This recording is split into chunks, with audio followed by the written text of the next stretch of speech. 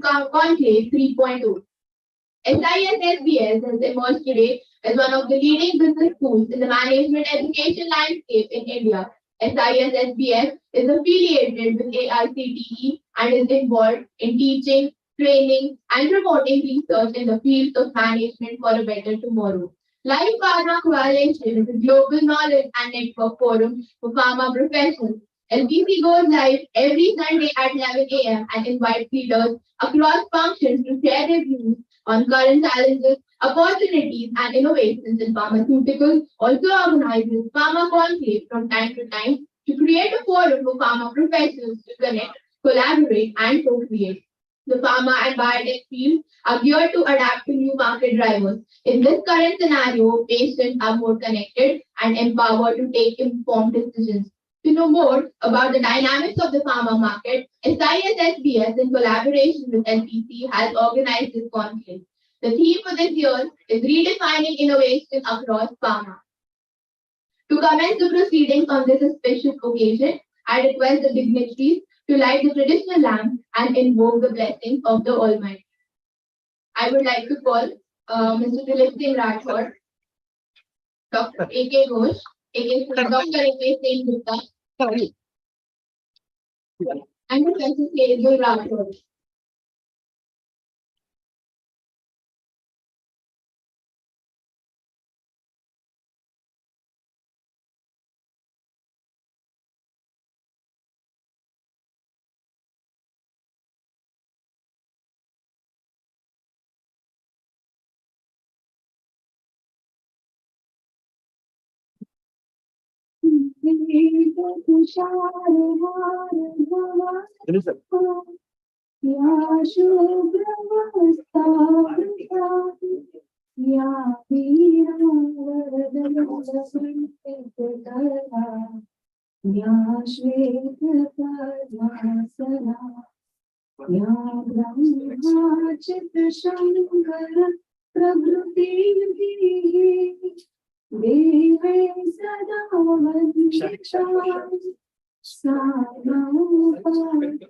Saraswati Bhagavati Nishesh Jaya Paha Nishesh Jaya Paha Nishesh Jaya Paha.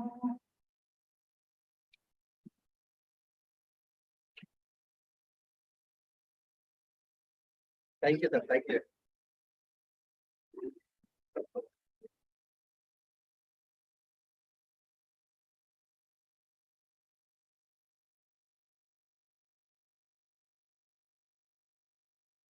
I would also like to thank our partners without whom this conclave wouldn't have been possible. Our knowledge partner, Insta MD, digital partners, CDO, central partners, Calibers, Christiana, and media partner, Express Pharma. Now I request Dr. A.K. Singh Gupta, our mentor, to give the welcome address.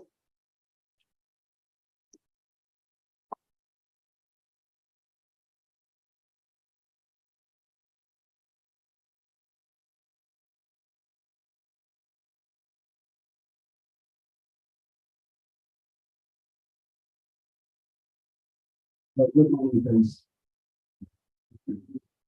On behalf of South Indian Educated Society, and particularly on behalf of SIS School of Business Studies, the extremely hearty welcome for this very exciting and interesting seminar, LPC seminar, Live Pharma Coalition.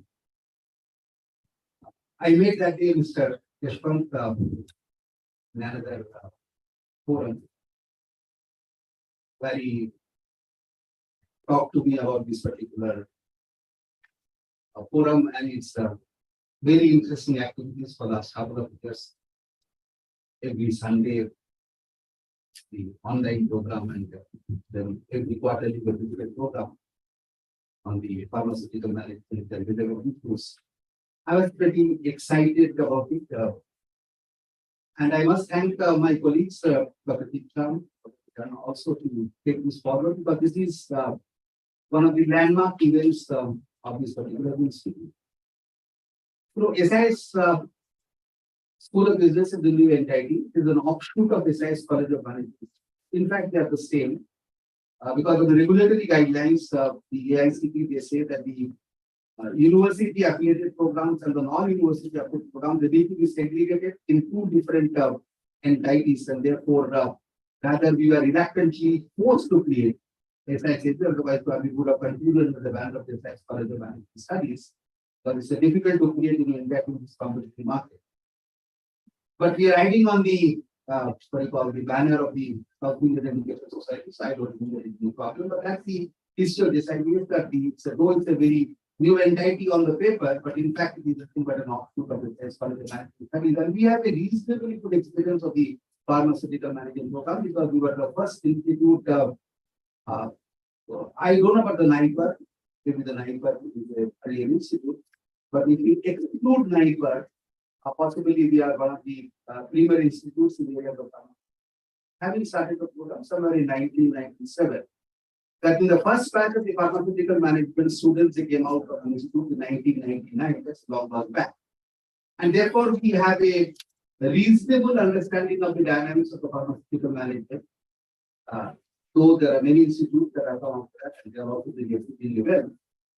But it's a proud privilege for us, and I told you that it's a landmark incident because it's a proud privilege for us to do a lot of coordination, a lot of collaboration, because it is the world of collaboration. To compete with each other, to collaborate with each other. And therefore, you will see that in these, for also we have an academic panel discussion, and there are a lot of competing, so-called competing institutions that we are, the heads are also coming because it's a world of, it's a world of collaboration. Yesterday, we launched a very interesting sales management program for one of the leading pharmaceutical companies. And there also we talk about the same thing, that how it's not only industry and academic coordination, but industry and industry. I'm talking about how the intra-industry collaboration are also very, very important under the given situation. And therefore, this is a landmark event in the history of the SIS group and more particularly the SIS School of Business. Now, the last one is that the key is quite important innovation because I always quote that if you look at anything today, whatever we do, the way we dress, the breathing, when we do the work, when we do the schooling, everybody is talking about innovation. Say, without innovation, probably we can't survive. Because the traditional way of looking at the things, the conventional way of looking at things probably is no more in existence today. Many people have talked about VUCA world, and those are technical things, not those technicalities. But the fact of the matter is that it's a world where change is imperative. That's the point I'm trying to say. Not that the change is happening, but I'm talking about change is happening because the change is imperative. And there are two areas, in my opinion, there are two domains, in my opinion, where the innovation is a must if any society or nation has to progress. The one is education and skills. Because these are the two basic things a society or a nation needs to live. And therefore, if you look at the history of any of the great countries, they may not be great in somebody else's perspective, but if you look at in terms of prosperity, when I'm talking about a great, I'm not talking about a value-based great, I'm talking about economic prosperity. If you look at any of the economically prosperous countries today, on the one side, you can look at the West, the USA, etc., Germany. If you look at the other side of it, probably you can look at China. If you look at both these type of the countries, you will see that these are the two sectors. We have been given tremendous amount of focus on. One is education, and the second is essentially the healthcare. And there is a radical transformation and innovation is taking place. And therefore, I thought that this particular theme of innovation in the pharma is a very, very important thing because the healthcare does not innovate, human beings are opposed. Human beings, whether we are talking about accessibility, whether we are talking about affordability, whether we are talking about the customization, whether we are talking about customer centricity, whatever we talk about, whether we are talking about the digital distance, whether we are talking about the precision manufacturing, whatever. I'm letting you know about technology because I'm not an expert on pharmaceutical management, but the fact of the matter remains that the innovation is the need of the day, and therefore, and particularly healthcare innovation is the need of the day. And it's a good thing that we such an interesting development. The second and the last point is that's probably the more important thing according to me. I was in USA very recently, and I was talking to the top management because I went to New York, just like that I went to New York, somebody to New York, and I met the Bristol mayor, BMS, which is one of the leading pharmaceutical companies, but we doesn't exclusively there. We used to have an exclusive. I had a discussion with a very top management person of the BMS. And what he told me was very surprising. He told me that, if you look at the innovations which are taking place in the healthcare sector in the USA, is driven not by larger companies, it is driven by the smaller.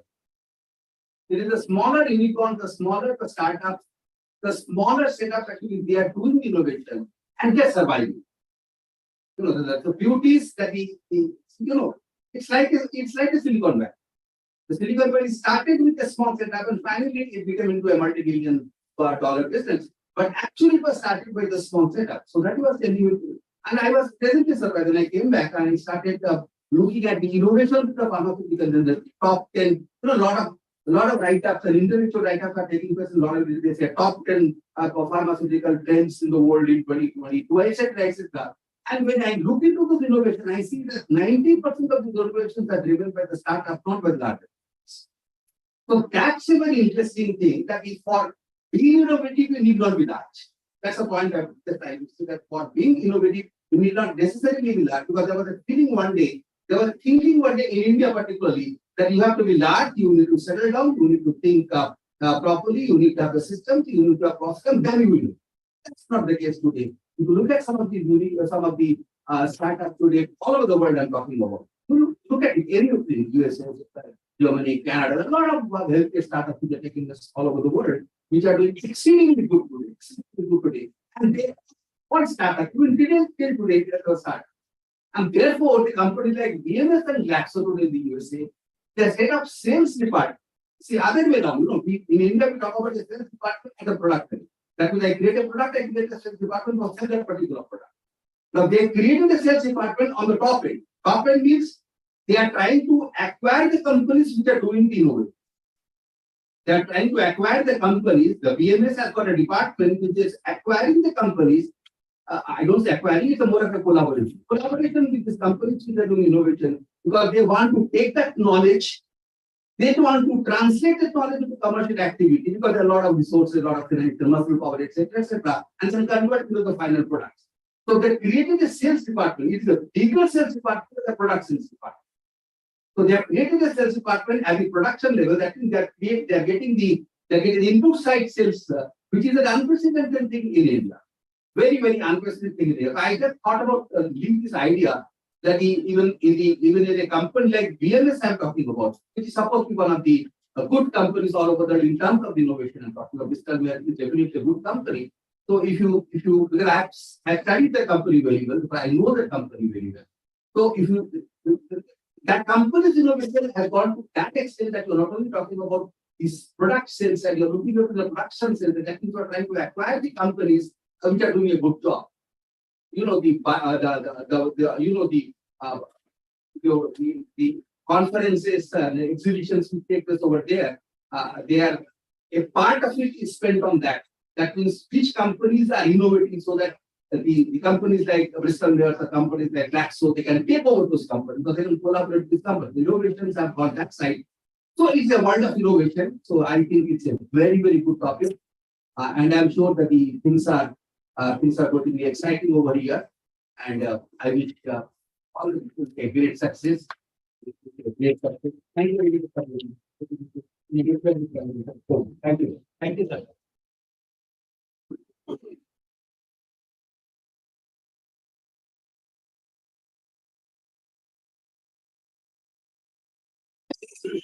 Thank you, sir. It is always such a pleasure to hear from you.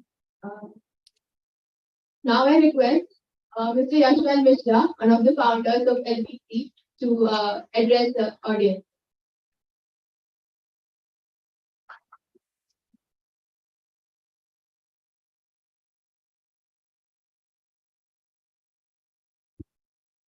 Good morning, friends. And on behalf of Life Pharma Coalition, I welcome you all to LPC Pharma Conclave 3.0. As you all know, Life Pharma Coalition is a global knowledge and networking platform. Here, we invite industry experts to share their knowledge, share their experience in current challenges and opportunities across pharmaceuticals. Every week, Sunday, 11 a.m., we go live on Facebook and YouTube. And this week's also we have segregated week 1. Sunday 1 is dedicated to leadership. Week 2 is dedicated to global pharma. Week 3 is dedicated to marketing leadership. Week 4 is dedicated to academic. And week 5 is dedicated to young leadership. The purpose of creating Life Pharma Coalition, a global knowledge and networking platform, is to collaborate with industry leaders and bring out the best and address the current challenges. You all will be agreeing with me that market dynamics are changing very rapidly. Post-pandemic, multinational companies are closing operations in India. Merger and acquisitions are happening. Digital transformation, Pharma 4.0 is a big talk, and uncertainty is there. So in this juncture, it is very important for all of us to come together and find out the solution to take Indian pharma industry to the world level. That is the purpose. And of late, we have started this physical event called Conclave, and this is the third conclave. The LPC conclave first was held at Mumbai in March. LPC conclave 2 was held at Ahmedabad in September, and this is LPC conclave 3. Very shortly, we are going to have LPC conclave 4, which will be 150 episode of Life Pharma Coalition. And then, with all your support and well wishes, we want to do LPC conclave 200 in Dubai. So, we welcome you all for all your support. And before handing over to Harshada for the remaining event, I would like to thank all our dignitaries, particularly our guest of honor, Dilip Singh Rathore sir, Dr. P.K. Rajput sir, Sheikh Bartullah sir, Shalik sir, Dilip Singh Rajavat sir, to come here. Thank you very much, sir. Thank you very much for gracing the occasion, and especially thanks to A.K. Singh Gupta sir for his kind presence and addressing the group. And last but not least, we are thankful to Chitra Ramanan ma'am, Chairperson Pharma Biotech SIS College, for giving us this opportunity to conduct our LPC conclave in the educational institute in auditorium, so that students can also benefit. Thank you. Thank you very much.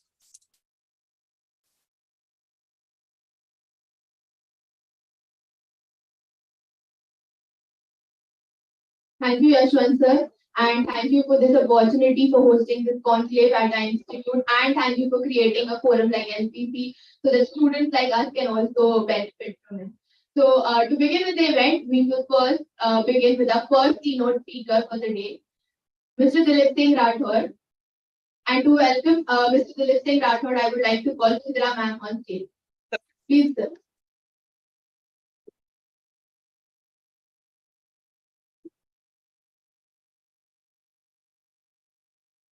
Mr. Dilip Singh Rathore, President Operations at JB Chemicals and Pharmaceuticals Limited. Mr. Dilip Singh Rathore has led the domestic formulation business for JB Pharma. He is responsible for over 2,000 crore sales and 3,000 professionals across multiple therapies for India and region, responsible for multiple top 300 brands like Rantac, Nicardia, Silicar, Metrogold, Sporlac, etc. As part of JB's strategic leadership team, Sir has strategized the blueprint for transformation of JB Pharmaceuticals from a 33rd rank company to a 22nd rank company, executing multiple acquisitions and improving sales while simultaneously transforming internal processes, team capability, and portfolio. Earlier, Sir was a part of the leadership team of SBT, which contributed to 50% of Cipla's Asia Pacific business. Sir has proven expertise in the launch of divisions across therapies and has led them successfully to achieve market-leading positions in their therapy as per ORG-IM. We welcome you, sir, and the same.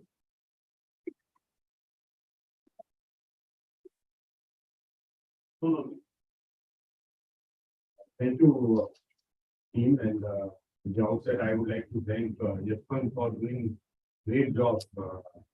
Right now, when we are talking about innovation, one of the innovation, if you ask me, is this conclave and this platform itself is the innovation.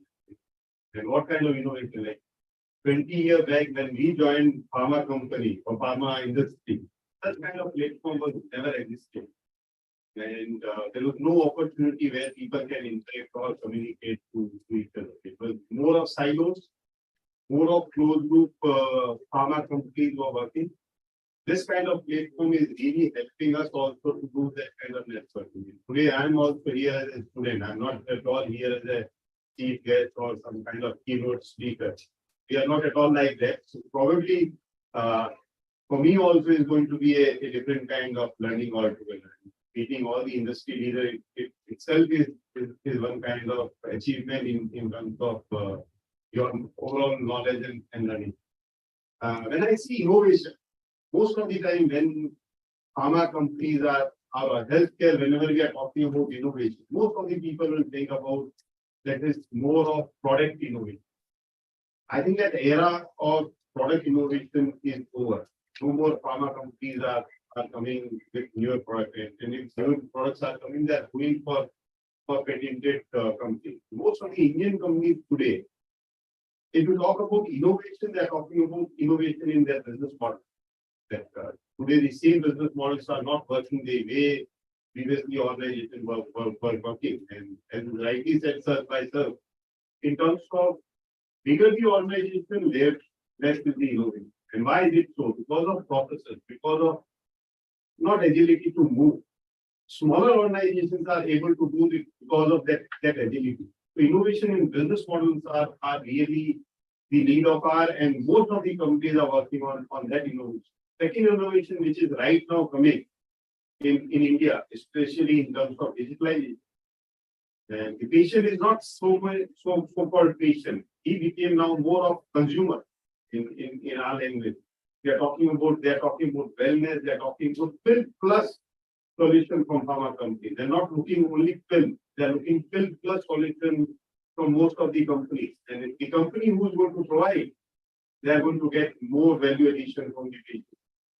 The third innovation which is happening right now in our workforce, the same workforce, if you ask like 20 years back, the workforce which were coming, they were not getting that kind of option. Today, workforce are having different kind of option. In that, getting the talent from such kind of colleges also is very, very difficult.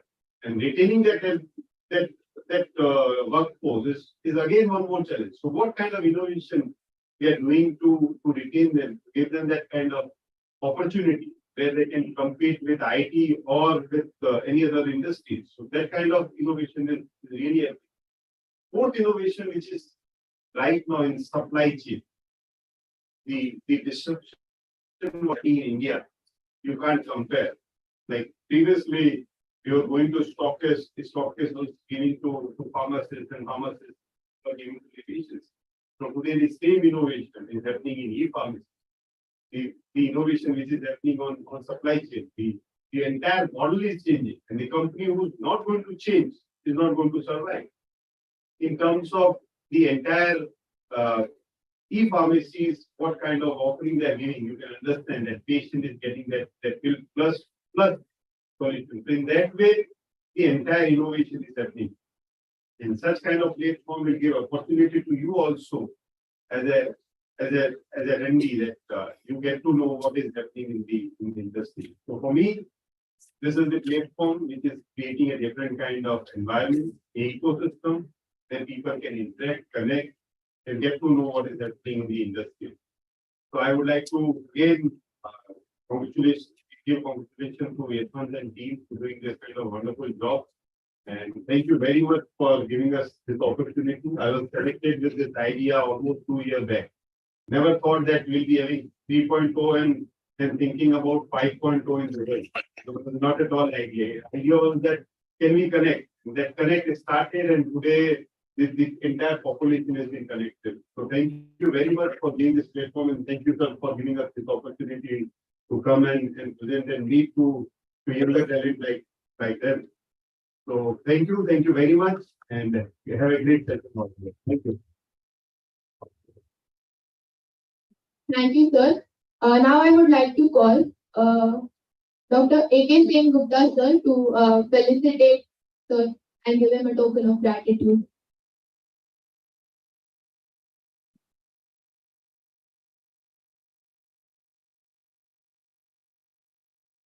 Thank you. Sir, can you come here? All right. Sir, can you come here?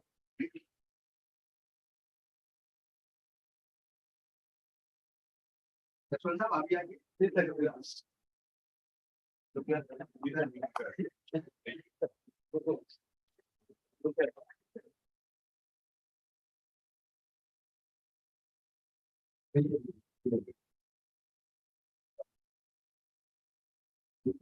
ये बहुत एक और photo इसलिए मैं वापस लेके जाऊंगा इस वक्त को ताकि वो किसी और को भी दे पाए। उसके बाद बहुत है thank you. Thank you thanks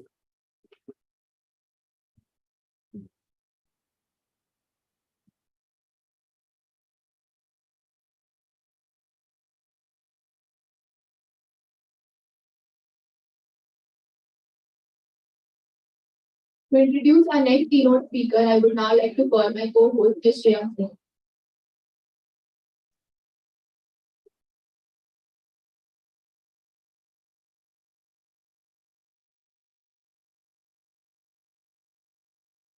Good morning to one and all present over here.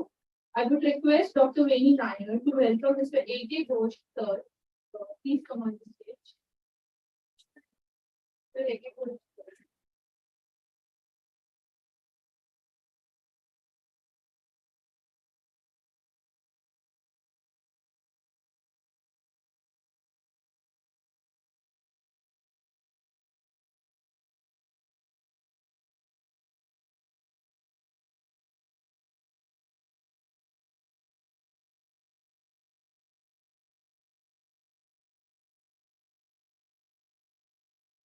We extend our heartiest welcome to Mr. A.K. Ghosh, sir. Currently, Mr. Ghosh is Vice President at Supreme Industries and Mentor at Cisco. Sir,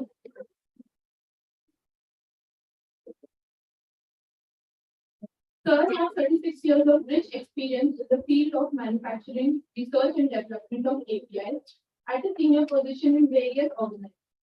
He has served various roles in the position of production manager, deputy general manager, and general manager. Mr. A.K. Ghosh has been associated with large pharmaceutical companies for more than 27 years, which include Ranbaxy Laboratories, Infra Limited, Cochrane Limited, and Elder Pharmaceuticals Limited. His roles included heading the manufacturing operations of API, specialty chemicals, ensuring quality product delivery. He started the venture in 2016 in research and development of API pharmaceutical industry and continues the scaling up of the developed product. In the commercial stage, Mr. A.K. Ghosh has been successfully awarded for the process patent of one of the generic antibiotics, uric acid association with one of the leading pharmaceutical companies. He is strongly associated with Rotary Club, in which he held the position of president in the year 2010 and 11, and as assistant governor of Rotary International in the year 2013 and 14. Mr. Ghosh is extremely passionate about teaching and currently associated with prominent institutions in Mumbai and Navi Mumbai as a visiting faculty and motivational speaker. Now, I request Mr. A.K. Ghosh to address the audience.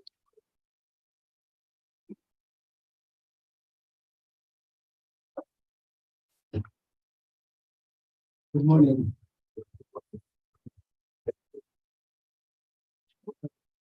The first time we are meeting. So express my sympathies to Dr. Chitramana. He called me. I used to teach here in the university. But due to my own professional engagement, started my company. So I could not devote that much of time. I'm very happy today to see Sangeeta sir here. So he is a mentor and we should learn from him. Talking in front of people that at this age, how much is energetic and interested to take up objective forward for the institution. He is a dedicated person for the institution, completely devoted his life. You can give it a time. The opportunity to talk to you. So I'm very happy. Next, I was going through this CPC, so thank you very much. And Japanji, introduction and strategy. So you took initiative to form this platform for the purpose of integrations of knowledge across pharma, different sectors and all, particularly innovation. This is really a good platform to come across the eminent people, experienced people where we can learn. We cannot say that we have done everything, we know everything, because in a specific field we know. But to know about the subject, all this thing, this type of platform plays a very significant role in terms of understanding your experience, how you have solved your problems and all this thing. Plays a very important role for taking the business forward. Now, I was talking to Dr. Chitra about that what kind of things I should discuss. Because pharma is a very long subject. And Mr. has worked, Ratwakar has worked at UJD. So I met Mr. Pramod Modi once. I was talking about what is happening in pharma and all these things. So he has given the insight. So it is a ever changing, ever evolving field. Everything is changing globally because the disease, their classification changes accordingly. We have to innovate. And this is the only one field where the innovation is the only way to survive and take the business forward. No problems. I will take 10 minutes time to share my experience.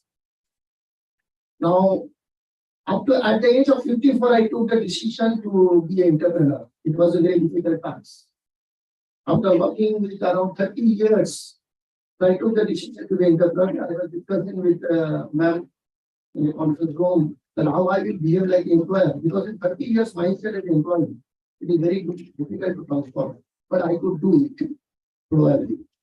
Now it is a good company. Now we are running, and we hope that within 5 years we will take a shape in Indian pharma man. Basically, I am a man of API, so I worked a little bit formulations. Basically, what I know about the API, which I can tell you, the facts of the story today, that I visited China, I visited European countries and first world countries. Now, if you see that when you are trying to do the international business, particularly for API, the formulator, so the regulatory aspects of that area plays a very, very significant role, and therefore we have included the regulatory subject in college as well today. Because if you will not understand the regulatory aspect of this particular field, it is very difficult to market, even if you have a good quality product available. So therefore, now since last decades, I have been witnessing the pharma industry, which I visited a number of pharma industry. There is a lack of concept of hitting the regulatory norms. But if you study well, if you study in depth, it is very easy to comply. First of all, infrastructure development. Now, every entrepreneur with a definitely a problem of finance and all these things, they put a shade and the clean room, all these things, show all these things. It is not the way. You have to go according to the norms. If it is a smaller one, it's acceptable. But you have to go as per the norms of infrastructure and then your practices. Now, if you go as per the norms of infrastructure and practices, read the quality product and you apply the norms of regulatory. Now, recently we got accreditation from Marketing Authorization of European Union, where we came across first time. Now, everything done. We have filed drug master file open part, we have filed drug master file closed part, we have a number of queries we have solved, and then MLT, BLT validation, everything we have incorporated everything. Finally, we got the questions came up. So, what is a mutagenicity? The DNA reactives of the molecules. So now the latest part of this regulatory that you need to also incorporate the mutagenicity of the DNA reactives, not only for your finished product which you are selling here, the related and the impurities. You are starting about material, what are the reagents you are using, the impurity formation which is taking place in the course of the reactions, all need to be incorporated against the identification and the confirmation of the mutagenicity, that is DNA reactives. So therefore, we have studied, and there are two validated software around for the world. Direct and Sarah, some. There are two software. Which you have to direct is identifications of the mutagenicity of the molecules with impurities, and second is the confirmation, which we did and all these things we filed, and now quite solved. We have written a regulatory authority from Spain. So we got accreditation. Now the national office are going for all molecules. So presently we are doing the full manufacturing. From there we got the accreditation. At present my plant is under construction at Mahad. So once this is completed, then I will again apply for a UGM. So it's talking to ma'am that the student should know that even in domestic market, please try to understand.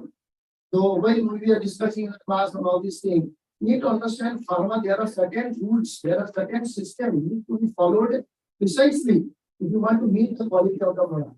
Correct? Not only to just satisfy the regulatory authority. Correct?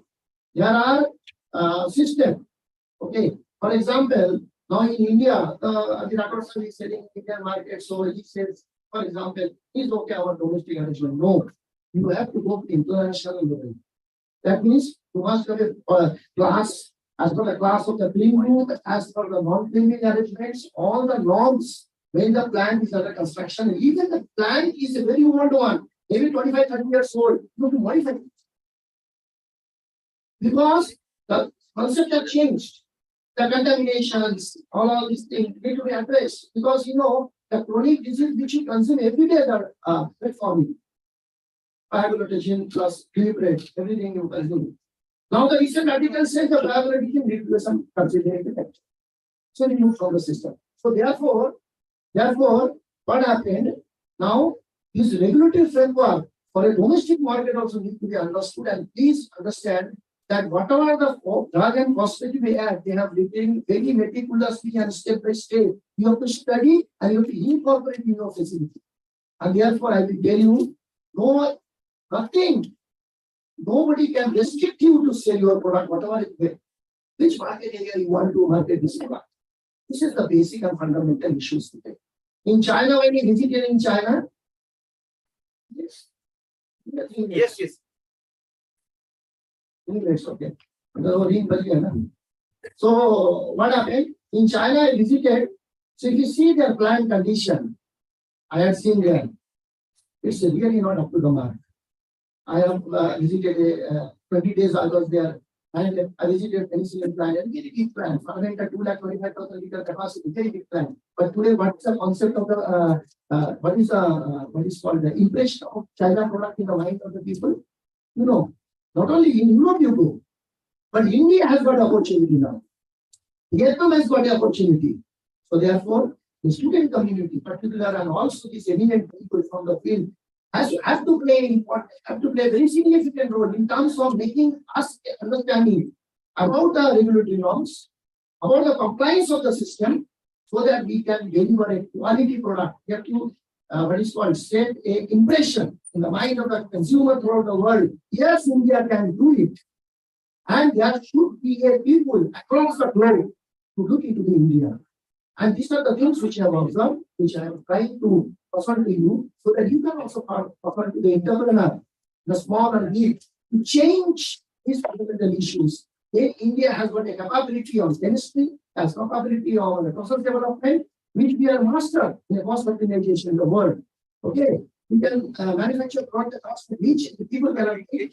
China could do it due to their high scale production, their cost optimization. Here we do our effective and efficiency to process optimization on the chemistry side.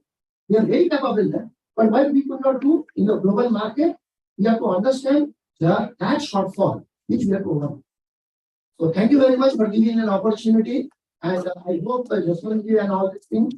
So we come again and again. We try to learn as much as possible, because as an entrepreneur, I should learn as much as, because I have taken a responsibility of so many people, which I have to survive. So thank you very much.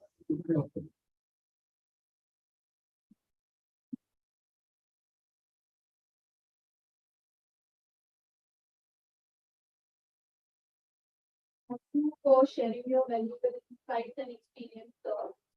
Now I would like to request Mr. Dilip Singh Rathore to felicitate Mr. Ikribu.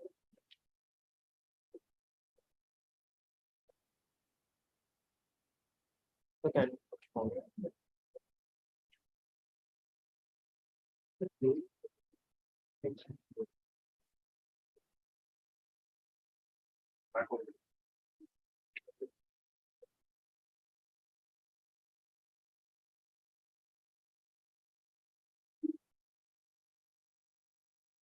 I may call upon my colleague, Mr. Shankar Ishake, to continue further. Thank you.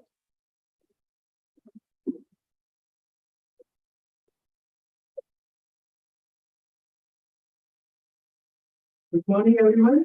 Now I would like to request to introduce our next keynote speaker, Sheikh Baratullah sir. May I request Mr. Ithnik Mohammed sir to welcome Sheikh sir.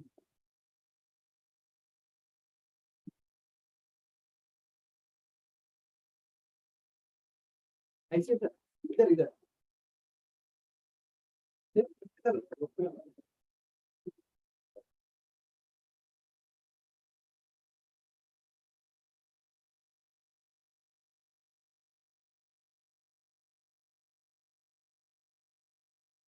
Sir has got over 23 years of experience in marketing and sales, business development, channel management in pharmaceutical industry. He is now working with India's leading pharmaceutical company, Cipla. Out of 23 years of experience, he has more than 60 years managing pan-India at senior management role with experience in handling cluster P&Ls, multiple division units, mergers, downsizing, new division launch, rural business models, and legacy businesses. Currently, he is placed as head of acute cluster, one of the 4 clusters of Cipla India businesses. He is known for his maximizer tag for driving big businesses units using divergent thinking and resonant model. Now I request sir to address audience.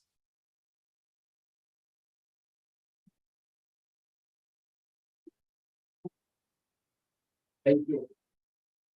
Thank you, Asman, and the LPC team for inviting me. I'm privileged to be here and share my thoughts. And it's a great platform, I must say. About 2 years, I've been connected virtually and address issue and get to know many insights from our colleagues. There's a famous saying: if you need a rainbow, you need to have rains. If you need a rainbow, you need to have rains. So we are seeing the great achievement today. Due to a lot of efforts, I think the team who are creating this platform, right? And the topic for today, innovation, itself is quite big and accepted by all. If you ask me what is world's growth, world economy used to be 4%. It has come down to 2%. And the key economics, when they suggest what can help it to grow again by 4%, it is technological innovations. That's the key buzzword. And rightly so for pharma, which is again a very strong economy, and we know it has traveled through this journey of last years. Innovation is a must to make it more strong. I've been told to talk a bit about the acute piece, and Dilip already has talked about a larger piece. And we'll talk something about the acute, where I am working a bit more closely last 2-3 years. What innovational things, initiatives happening in this particular area? If you ask me, 4 or 5 areas I can say where we have seen very closely some maybe not big innovations, but that is happening, and innovation needs a bit more fast track process because everybody is doing innovations. There is a famous saying: give your drinks and drink your food. You need to understand that, you need to have patience on that. Innovation needs some patience. But in this fast track COVID era, or post-COVID era, you need to fast track every process to see some innovational output. I have seen 3 or 4 areas where we have applied and we have seen some benefit. One is this supply chain, which is a key area, and it's the acute has gone through many different challenges during COVID. First, you see the drugs like Vipiravir, which is the number 1 selling drug in those days, or drugs like Azithromycin, simple antibiotic. You need some definitive forecast. Means the availability of drug. We have seen each month drug been out from the market. The company which are available, they were selling it. If you need how to do the right forecast and planning, then you can get to be there in the market, you can grow. It's not about having the product or innovation, having the right forecasting is going to serve you. So favorable, I can say, maybe people has done big, but many companies lost that. The people who are not at the right time or the available right time, they have the winner. So forecast, as pharma used to do 5-year forecast, 3-year forecast, 1-year forecast. I think in Brazil we have seen 1 day daily forecast. Number of patients is lakhs. And during Malnutrition, we all know has come down to 10,000 per day. So forecasting of 1 year journey is not going to help. We need to have some definitive monthly forecast or quarterly or even daily due to this kind of thing. That's the change we have seen. And we have done quite good, maybe not in favipiravir or molnupiravir, which is definitive COVID products, but extended COVID portfolio, like ithromycin, NSL system, some GI portfolio, but some antibiotic linked to this kind of thing, where you have definitive right forecast, you are there. So I think like you, we have sold IG maybe 8 times per a month, so we are available. We have managed to get 3 vendors supply right time. We managed to approve vendors quickly, which is there to supply us inside, internally produce the product, externally also. So that's the key innovation, I must say. We cannot go by our era of having one supplier only and give that and only have producing internally. We have LL partner, we have internal partner who are going to support you. The supply chain played a big role. And innovational things are happening. It's going to be much more innovating time. Second, I feel it is portfolio, which is very, very strongly supported, and people are innovating. Innovation is not only innovation, but thinking rightly. We have seen which brands are going to sell more in this kind of situation, right? Which may be big brands, bigger, the philosophy of the industry today. So used to be earlier one brand divisions and all, and that was successful, and that is successful today. Now, earlier used to have a media-oriented division. We know how media has suffered in the last whatever 3 years. The whole practice has gone downward. The ENT practice has gone downward. Nothing was available. So having one dedicated team, specifically divisions for therapy, not going to help. So immediately, I think like we have maybe many companies must have done, and put make specialty. You can put specialty 3 products to NI and have a very solid innovational products NI will launch in that particular division is going to help. The portfolio is going to help and is helping in that perspective. If portfolio is there also business models being changed. Like the same example of media EAP type of team. So people now expanded here bigger teams of this particular therapies, mixing media or ENT or dentist or GP. So we have to have a right specialty mix. Ortho-gynae, so surgeon ortho, to think which specialty is going to give you good insight and give good business. So that is helping, that is going to help business models. And more so we have seen the tier 3, tier 4 markets, which is helping big in this current year. So like I think many companies must have launched the rural oriented division. We got our RID, we got our Horizon, Jan, here some are focused, east focused market where some companies are strong, some are very weak. Some are not focused divisions, some are AP Telangana, Karnataka, tier 3, tier 4 market, some are UP, Bihar, tier 3, tier 4 market. It's not again verticals 12 or 13 or high or 26. We got in India business units. Not going to help. Has to be focused geography models, which is going to help. We have done that, we have seen good results for us. So this is the innovational, maybe incremental sales we have seen in this particular business model. Like the last 3 or 4, I can say technology has helped in pharma. It is helping. And we are the party to it, maybe the virtual programs, virtual seminars, virtual talks. Many have done. But how it is now helping today, if you ask me, we have done some concept called it is known again, telemart. In my activity, we have done one, maybe 3 4 geography where we look at some people who are like the way brands are known, like IG is known, I mean, property is known today. Is a number 6 brand in the market. So the brands are known. If I just reach or maybe talk, the thing is done. We've got a virtual MR concept where we ask some people who are just calling doctors, reaching them. See, the doctor numbers has exponentially grown. 51,000 in 1950 is 13 lakh today. And if you are the Ayurveda and all those, different 5 lakh plus, so it is 70 lakh customer. And I'm not saying 70 lakhs would know, but at least 8 lakh doctors must be knowing properly. So if I reach by some means, either through virtual, maybe emailer or SMS or WhatsApp, you know, that we've got a system to develop, which is through that it can be sent. But this technology innovation, very small again, incremental innovations, it helping people to reach customer and brands are, which brand is going to sell for that day.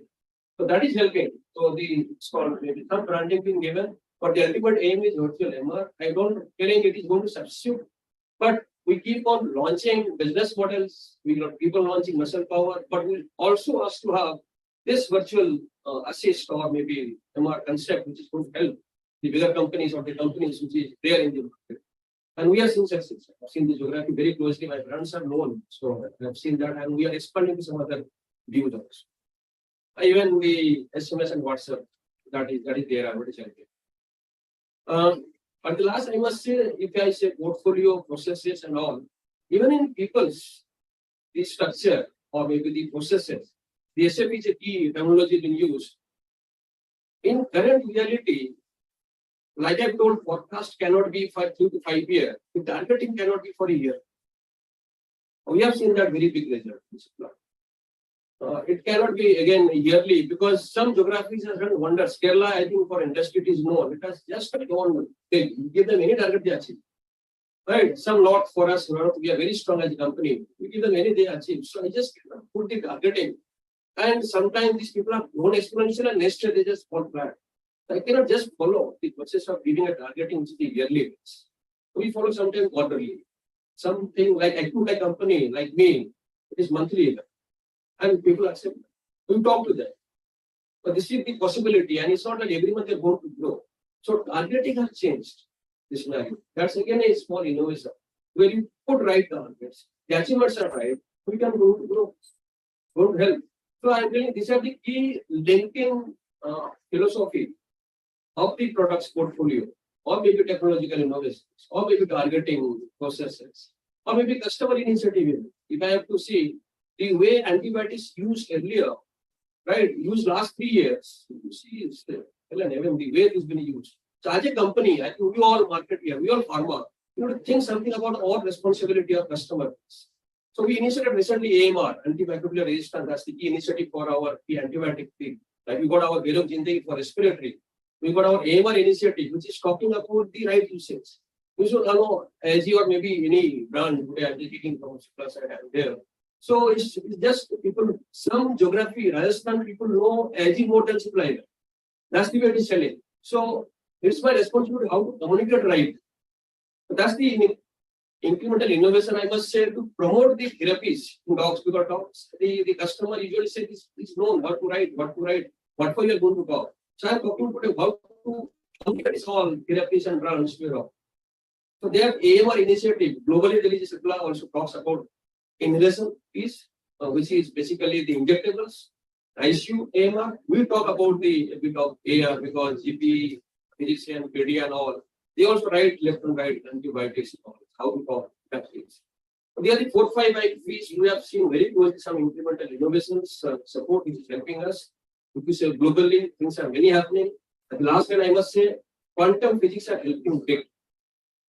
They are helping a big in the our pharmaceutical innovations. If they projected India 2047, which is going to help in pharma, the first they told you have to start investing more. We need more investment. I think we are pharma bodies are meeting the minister also to talk about how to put some more investment. Then we can think about innovations. Second, they talk about a lot of biotech products. We have to develop this. Is going to be feature the individual DNA-oriented drugs.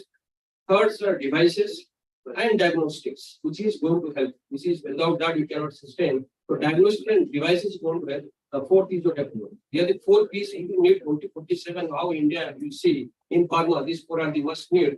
In that technology, this is quantum physics is going to help. Why? Because quantum physics, quantum computing, it has been called. They use physician data, the physics data, not physician, sorry, physics data to project and future, to predict the future. In today manufacturing line, you got various fronts at the moment. You don't know where the difficulty is coming of products. You got one product failed, and like you all big pharma, you have to call all the batches. It's very, very difficult to today continue like that. So the quantum computing helps which part of your manufacturing process is difficult or defective, then you can take the measure. Same is cancer. If you don't know how the cancer is going to behave, with quantum computing, we can today know what is the cancer stage, how it's going to reflect in after 5 years, 3 years, 1 year, what is the, so today we don't know how it is going to be. So this is the way quantum computing, even the climate change also quantum computing can predict. So these are the innovations happening across globally, and more so for the pharma we have to orient it. Now with this, I will just say thank you for inviting me and privileged over here to give my some thoughts, some insight about the journey in the field in pharma innovation. Thank you. Thank you, sir, for your valuable insights. Now I request Dr. A.K. Sen Gupta, sir, to felicitate Sheikh.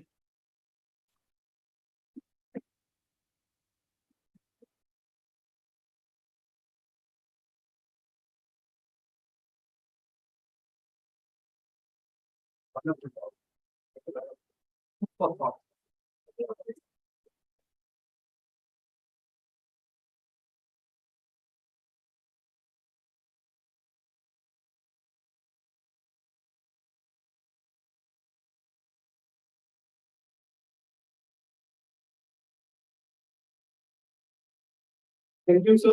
Now I call upon my colleague Harshada Bandar to take over.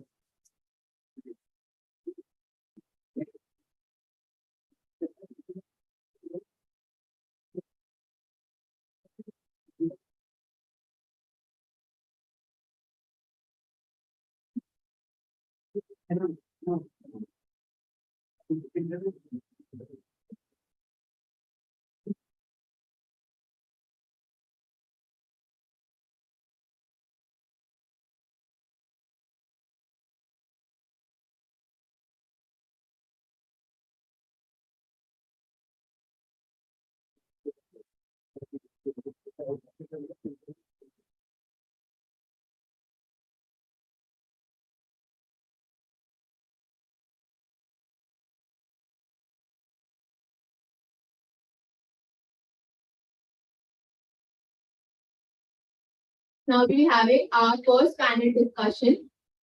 For the first panel discussion, I would like to call upon stage Mr. IPS Verma, who will also be the moderator for this panel discussion. And I would like to call Mr. Kuldeep Singh Manhas to felicitate Mr. IPS Verma.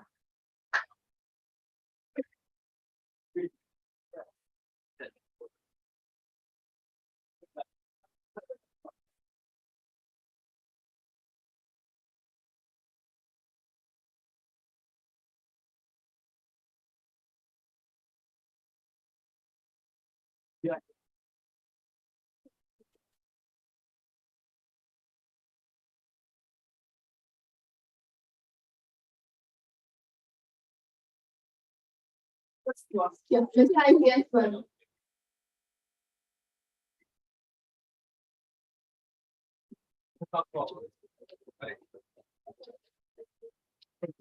Mr. IPS Verma is the founder of Farm Ally. Sir is an experienced business leader with a demonstrated history of working in the pharmaceuticals and the service industry. He is skilled in sales and marketing management, digital marketing, pharmaceutical, and business operations.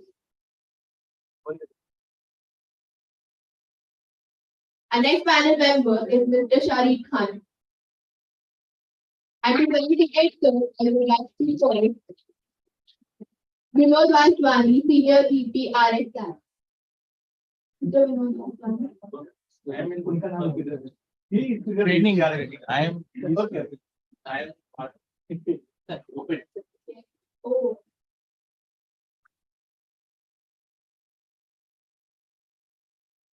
Yeah, okay. Mr. Khan has more than 21 years of experience in the pharmaceutical industry, where he began his journey as medical representative and moved to all different levels of sales, followed by marketing and then into chemical marketing in the agriculture.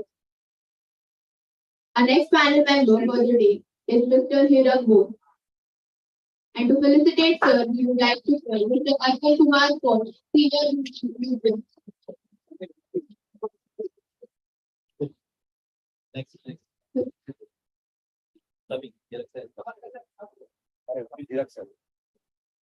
Our next panel member is Mr. Kaustubh Deshpande, VP Cipla.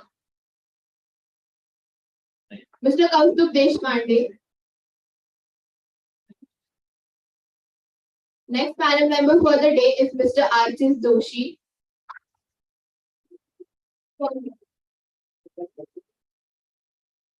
And to felicitate sir, I would like to call Omkar Gupta.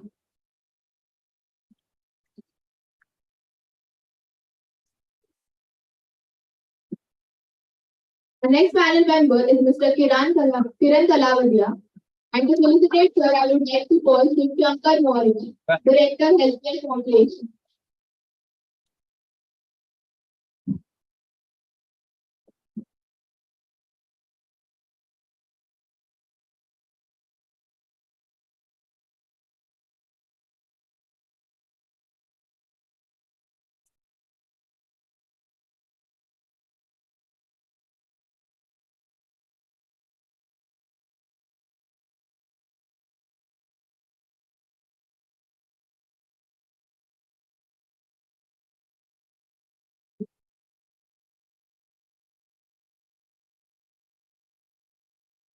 I would like to hand over the stage to Mr. Director.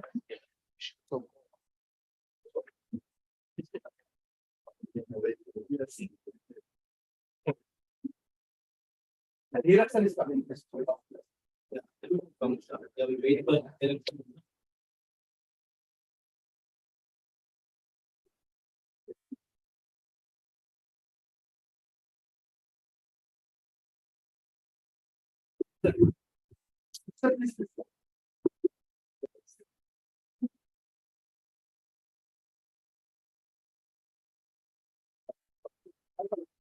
yeah, happen to yeah.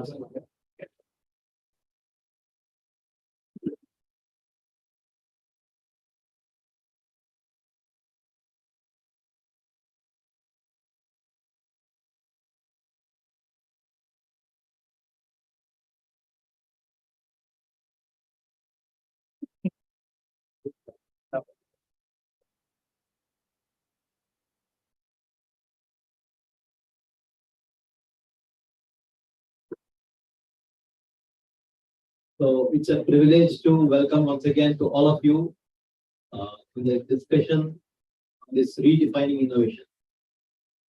When you talk about the pharma as a whole, we have already our leaders have given their views how the innovation has taken place, especially in the last 2 years. Okay, so today we'll have a discussion on the innovation in the front of digital as well as on the leadership, because it is most challenging when it comes to leadership when there is a huge changes happening in the industry. It's a challenging task for the leader to retain the talent and to develop the talent. So to take this ahead, we have great leaders from the industry who have been into sales, marketing, and entrepreneur journey. So welcome you all. Welcome, Kiran sir, Archis, Kiranji, and Harry. Yeah, thank you.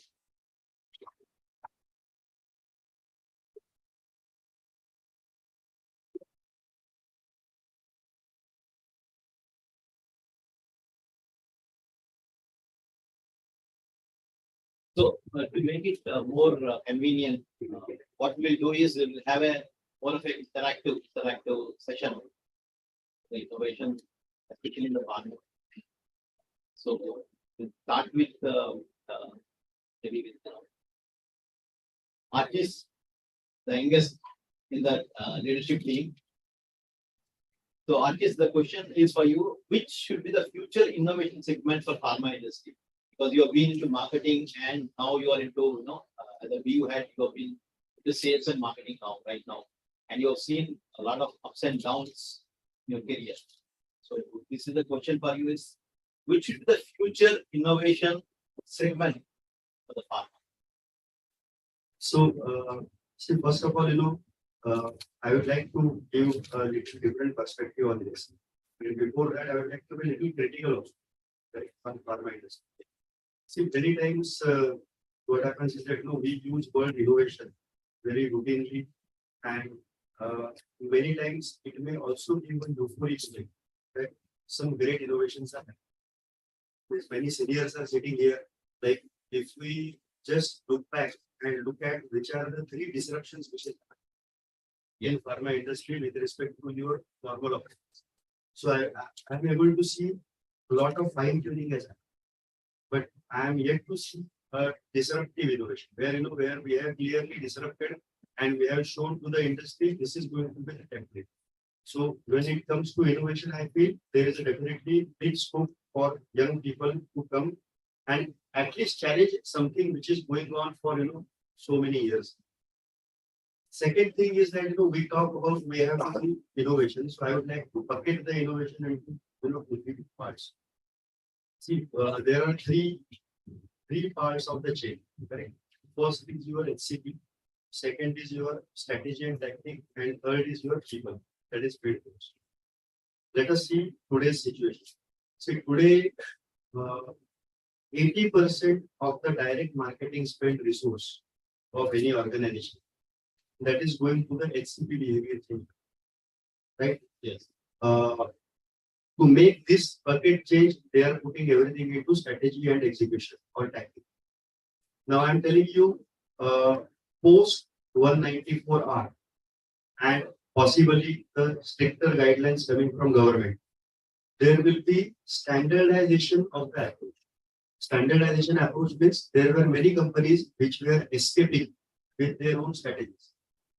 With the current government and its very clear stand on making things uniform, it has started now, maybe in a year or two. The standardization of approach will not allow many companies to experiment, which they were used to do earlier. So the first part is doctor, second part is strategy tactic, third part is your people. So middle part, which was changing the behavior, is getting standardized, which was the identity for every company. So once that is getting standardized, the limited scope will be there for changing the behavior of the company. So 2 years down the line, up till now, people were focusing on middle bucket and the cost bucket to make their innovations. If people, unless they don't shift to the people's bucket, correct? Then future will happen like that. If company X is having a better, capable, trained, educated, stable, and enjoying happy field force, correct? That will create a better ranking compared to the other one, rather than their differential strategies or all this. So up till now, this was in discussions, but now with the middle part becoming uniform, standardized, this people will be compared to. So I feel coming back to the topic of innovation, can you innovate there? See, innovation here is required like that. See, people who control their PNL, they should change the components of PNL. They should put that in that PNL because this direct marketing spend and people, miscellaneous and distribution. Inside this, I would like to add one more column. Unless I add a people development column and I allocate a money into PNL, we should be in position to telling that 2% of my PNL is going to go for the people development if I have to prepare my field force for next 2 years or about that. So I feel there has to be a conscious movement of leaders towards making this people component and bring a lot of innovations. Because the innovations in the middle part of the strategies and tactics, it is going to get highly regularized. Correct? Once it is regularized, you cannot have Today, work. there are people from most of the different companies are sitting, but their activities are same. Yeah. Correct. If you go to the doctor, he is not able to find out after 4 10 years which company has done which activity. Yeah. Correct? Means to be very honest, he will ask you the honorarium is from which company. I am not able to recall. So many activities are. Why? Because now people will have limited thing and they will have further limited. Yeah. But people input, I think that is largely ignored. Yeah, you have got a big chunk where you can actually spend a lot of money to develop the people. Excellent. Yes. Thank you very much. So now it's sir, like you've been to marketing and sales. You're part of one of the large organization in India. So how do you see, post-COVID, what are the changes coming and what do you see? What is happening? Especially with the digital organization? Thanks a lot, Mr. Verma. First of all, I'd like to thank the LPC organizers for having this wonderful program. And it's also a great moment because today we are all speaking in front of the future leaders of tomorrow of the pharma industry. I think all of you will be the future leaders. So coming back till 2019, I think who digital was talked about, I think we never saw digital taking that. But come COVID, 3 months, nobody was able to physically meet the students, most of the people, and we had to connect digitally. The COVID-1 experience as well as COVID-2, we saw that digital is going to be.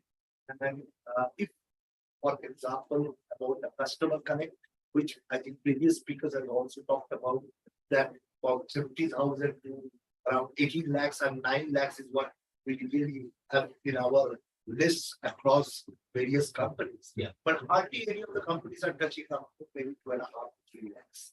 So digital is a way forward where we can connect to more number of customers. And even the number of customers we are connecting right now is physical. We connect either 2 visits or 3 visits. And virtual always gives us an opportunity to have a next connect the second week or the 4th week or first week or the 3rd, depending upon the visit. Before COVID again, you see all the conferences were physical. There were nothing called digital, and we saw that during that period everything went into digital. But now we have digital conferences as well as physical conferences going ahead, and hybrid has become the rule of the even conference like ERS, European Respiratory Society, American College of Chest Physicians. They are doing a physical as well as a virtual conference. So these are the changes which has happened in the post-COVID scenario. It's going to stay because we can connect much more with this digital technology. Of course, physical will be the way forward. Yeah, thank you very much. Yeah. To have a change, we have Kiran sir with us, who is kind of more practical and he always speaks his heart. Sir, what do you see, because you've been to sales and marketing and now you're an entrepreneur. So what changes you have seen in the industry, especially the artists talk about the people development and investment in people which need innovation. So what do you see as an entrepreneur? What is your experience where the pharma is going to or pharma is going to embrace the future? Good morning, all of you, and thank you very much for inviting me as a speaker. See, almost 25 years journey of or in pharma industry. Over a period of time, what we have seen is many innovations that have happened in the industry. What Jake was speaking on different innovation which is happening in the industry, digital during COVID, right? People's approach inside the clinic. The thing what has not changed is a person going with a bag inside doctor's clinic and promoting his product over there. That has not changed from last, I don't know, from where the pharma industry started. He visiting a chemist, it has not changed. Still that is continuing, but maybe through different modes or a few more changes what they made, and visiting a district. Right? Yes. So these 3 basic fundamentals of a person who is promoting a pharma product has not changed. And probably what we see is it is not going to change. Few innovations like digitally inviting them, digitally meeting them would happen, but that is the 3 fundamentals which has not changed. The rest all have changed. All have changed in the senses. The innovation has kicked in, right? Digitally. Meetings have started happening digitally. Earlier, it was always in person. From last 10 years, what we have seen is digital meeting was started. Yes. You take what you talk about supply chain, lot many innovations happened in supply chain. You know what you was talking about forecasting, it was yearly, and it became half yearly, and 3 months and days. Right, during COVID, we have specifically seen supplies of for bigger companies like drugs. What we have seen from our side was of sanitizer. Right, every day whatever sanitizer you use to manufacture. In the evening, you never had a stock line with you, everything you put. Yeah. So that is how Unpredictable. forecasting happens.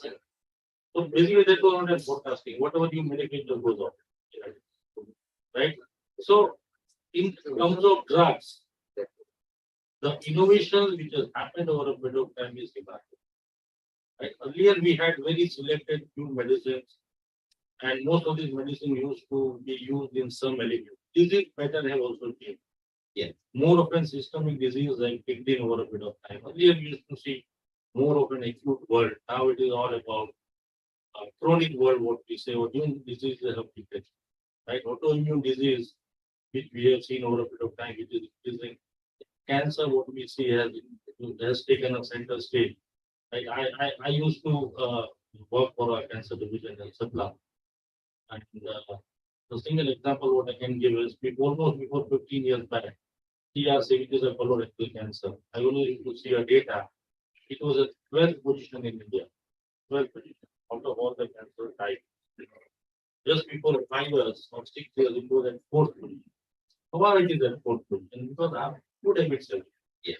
Right. So all these things, many more changes are happening.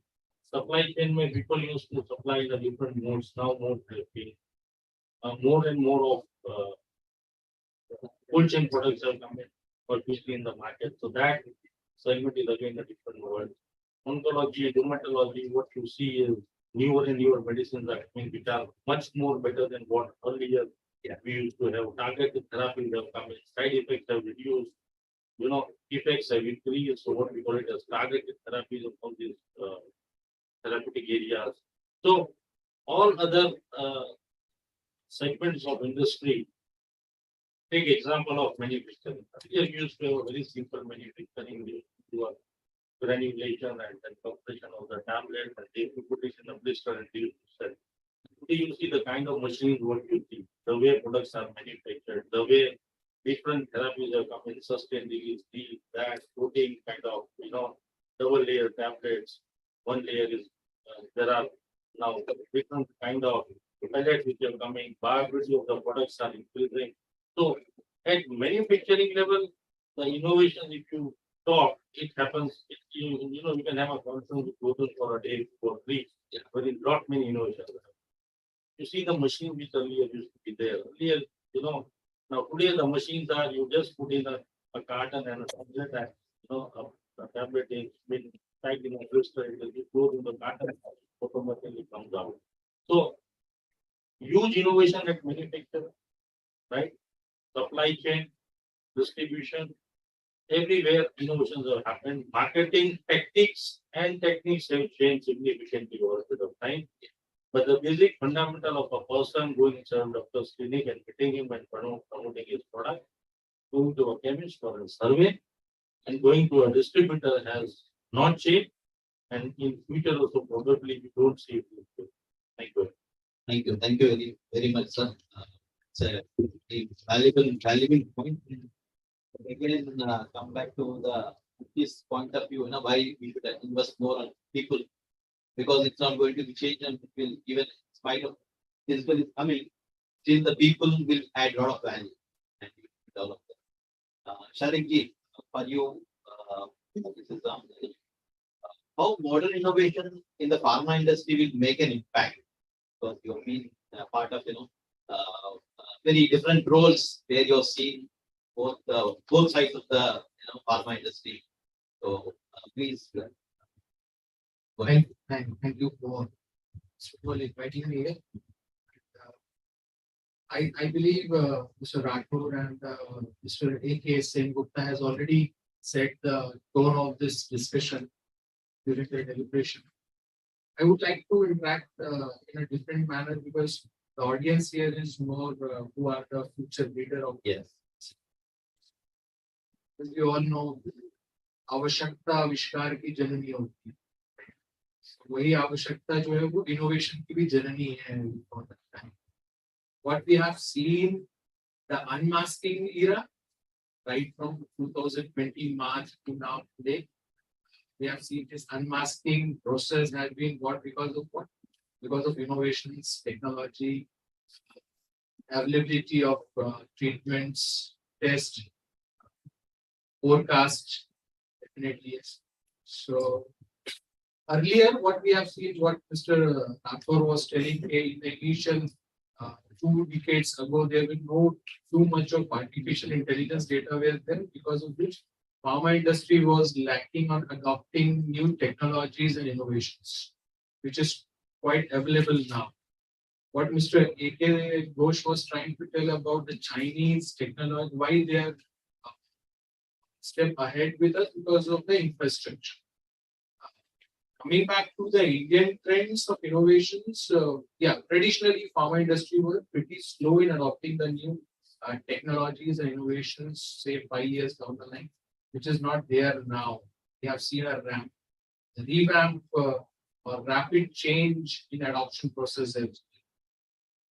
In this entire new course, I would like to just share with the students that there are 2 top innovations which are going across the globe, which is very well accepted in the Indian market, right? Starting from your artificial intelligence, from your big data analytics, from your blockchain management, from your forecast. Definitely the few things which is coming up very well is in form of therapeutics, genetics, along with what we call as a live data, or what we can say real data, real time evidence and real time data. These are the things which is helping pharma industry, Indian pharma industry a lot, which is also known as RDW, which have been seen that the technology is being enabled through IoT, that is information, internet on things, or sensors, or the wearables. These are the newer trends which are bringing innovation in the pharma industry. Now, coming how it is helping us for the guys who are heading the business is definitely we are getting so many things. If we see what Mr. Bhakat was trying to elaborate here during his experience of during COVID period regarding whether the availability of APIs, converting them to the finished product and reaching to the customers within a week, how this helped them. So I just want to throw a light on your question is that this was very much available because of the data which was there on real time. We were having the patient's history with us. We were having the patient's reports with us, and then the habit of how the treatment. And this was available because of the real-time data, what we were having, the real-time evidence which what we are carrying.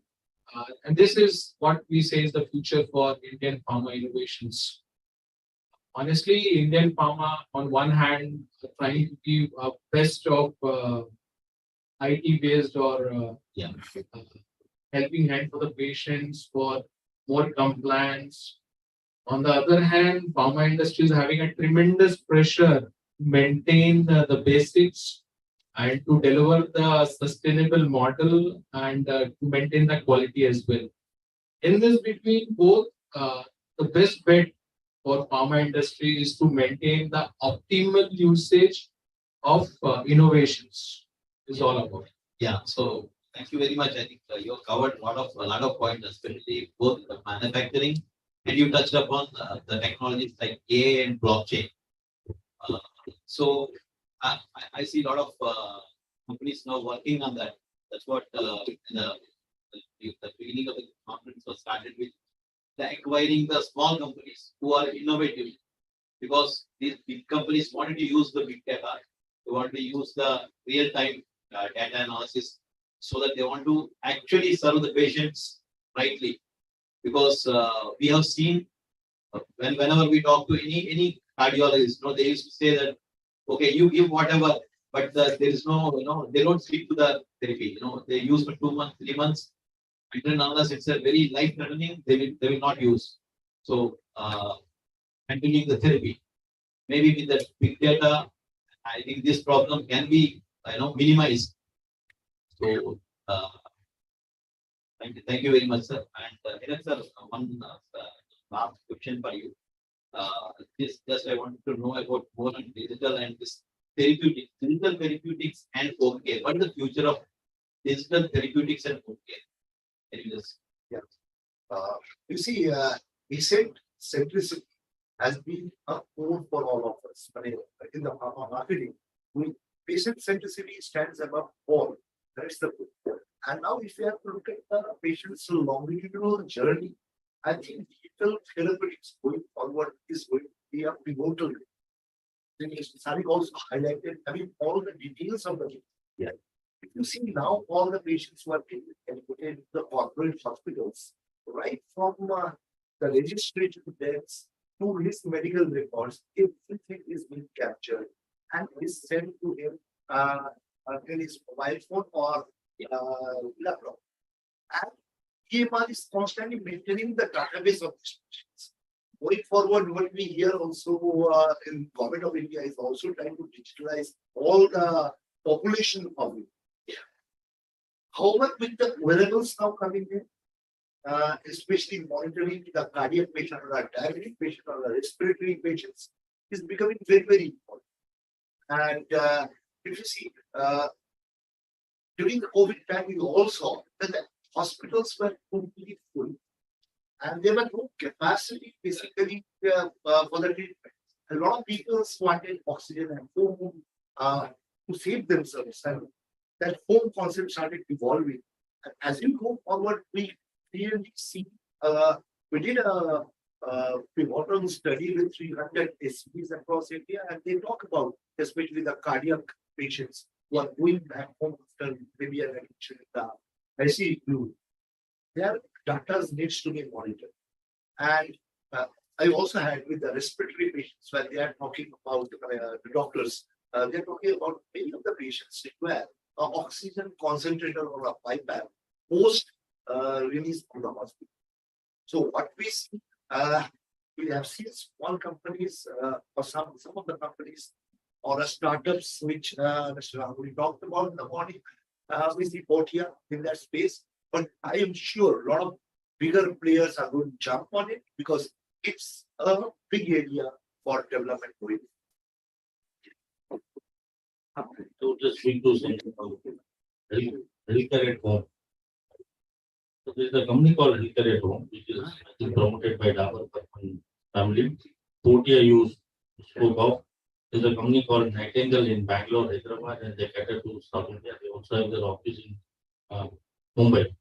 So healthcare at home is going to be a big piece of business in future. What I see is because people don't want to visit hospitals frequently.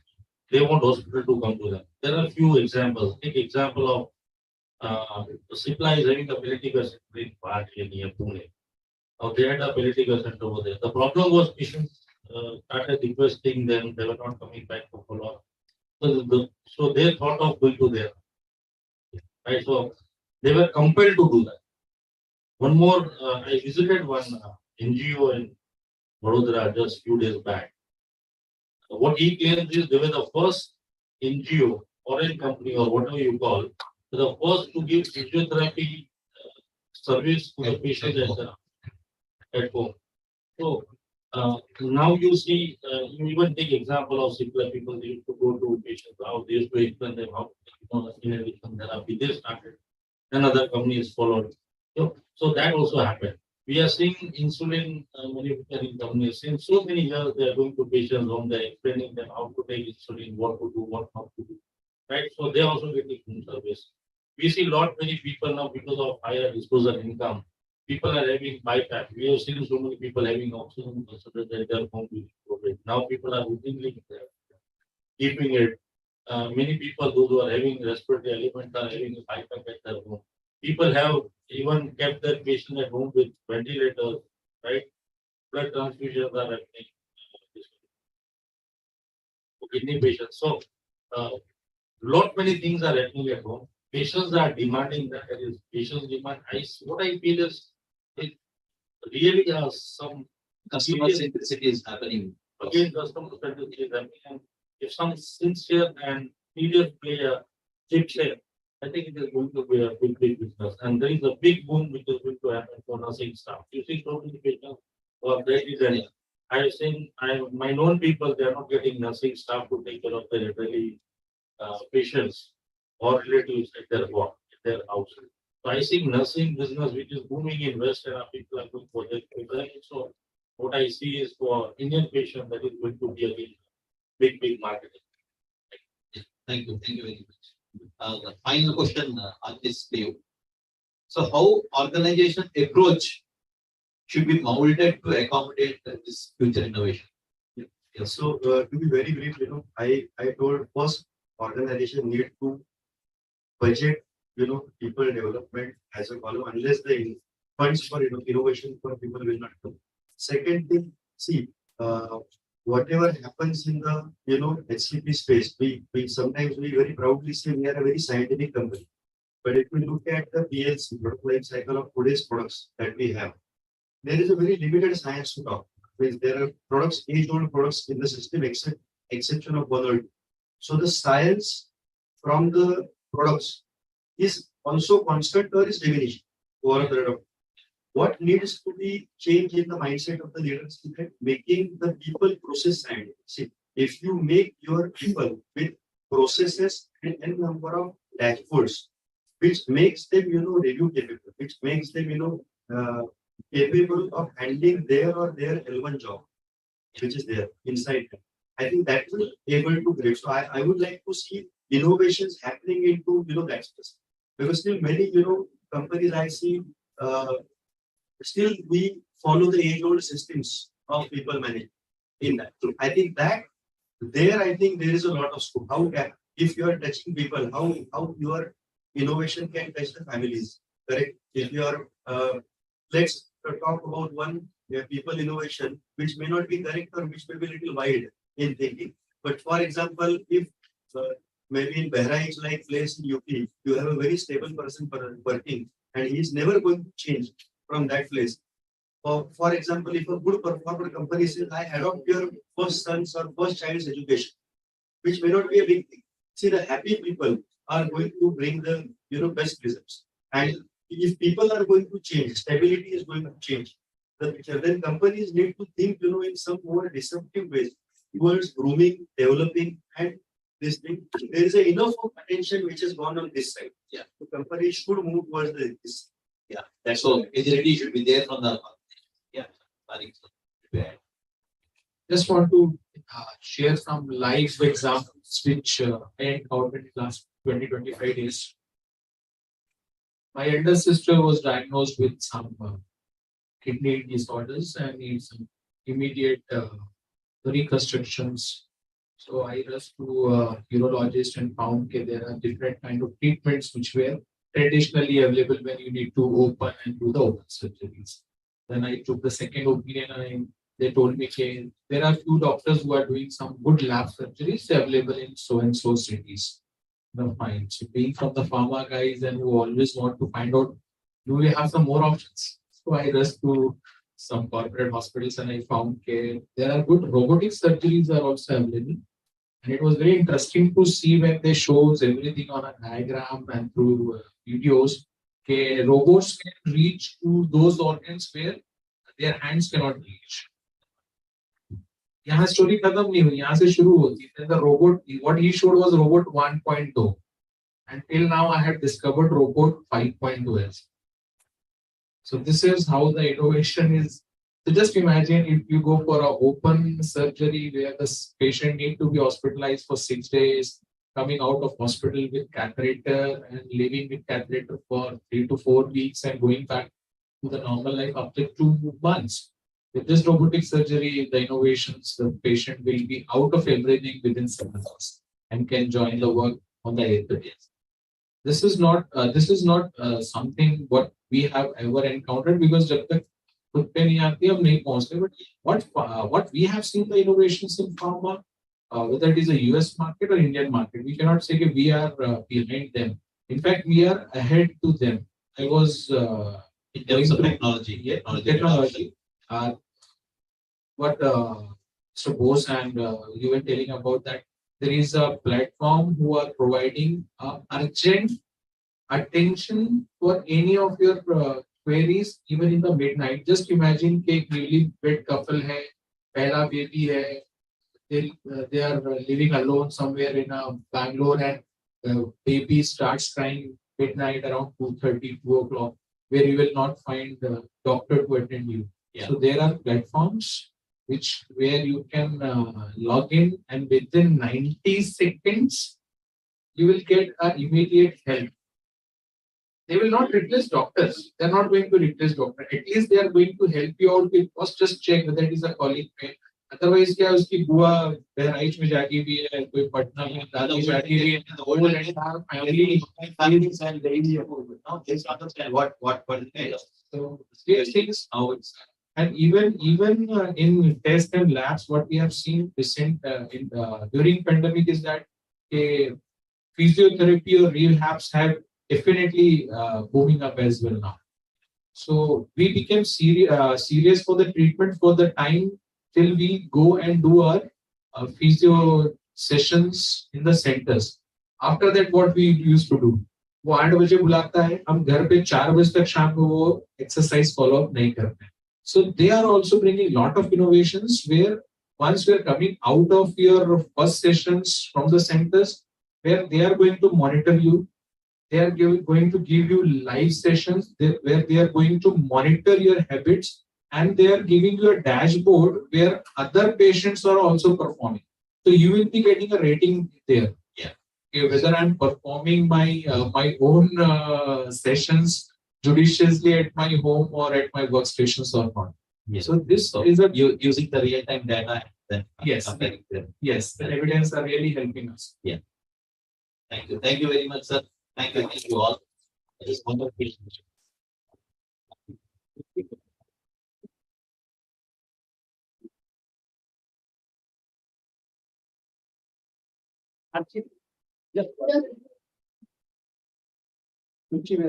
Thank you, sir. And to felicitate the panel members, I would now like to call Dr. Suchi Milha.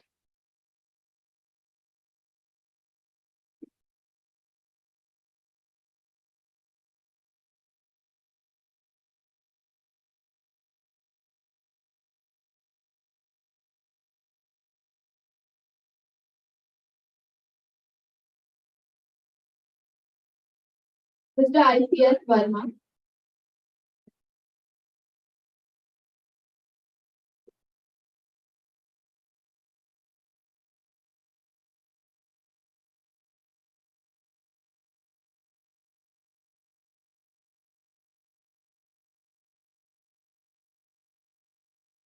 Mr. Sharik Khan.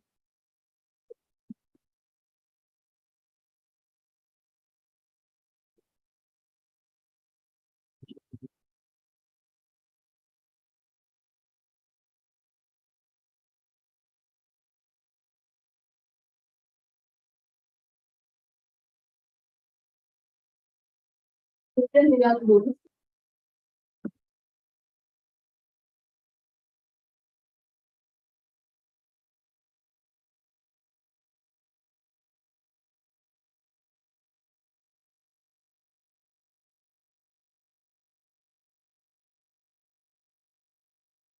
Mr. Arjun Joshi.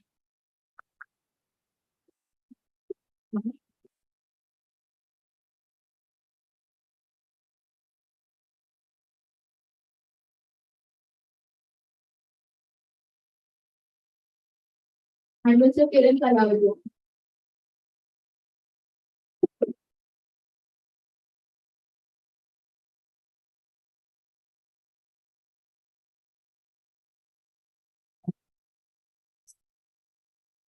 Come forward.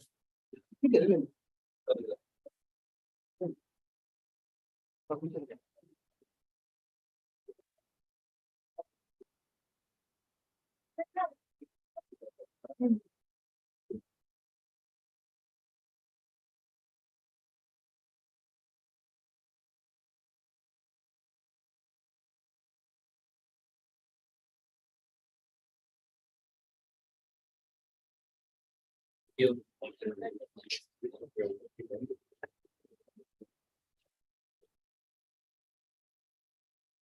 you, everyone.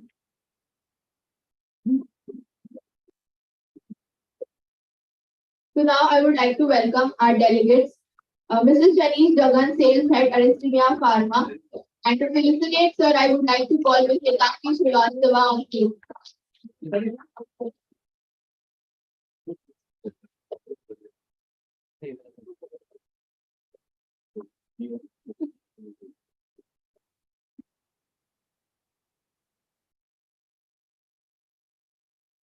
Next name you announce.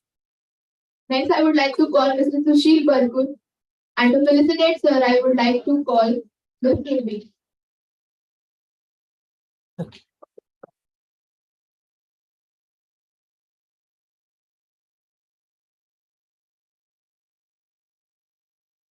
Our next delegate is Mr. Kuldeep Solanki. And to felicitate, sir, I would like to call Mr. Omkar Gupta. Mr. Kuldeep Solanki. He's outside. Next, we have Mr. Ratnesh Srivastava, founder, Arlit. And to felicitate, sir, I would like to call Mr. Orindam.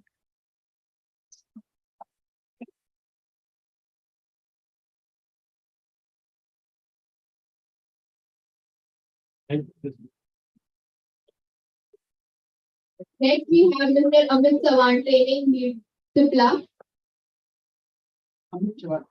And to felicitate, sir, I would like to call Mr. Ganesh Sirvi.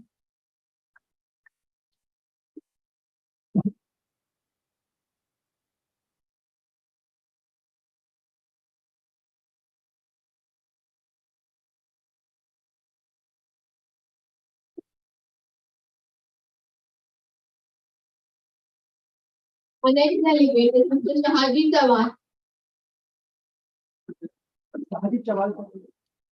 Okay, you come. I'll just announcement. 15 minutes. Now we'll have a short tea break and we'll be back by 11:15 sharp. Tea will be served in the corridor, the delegate.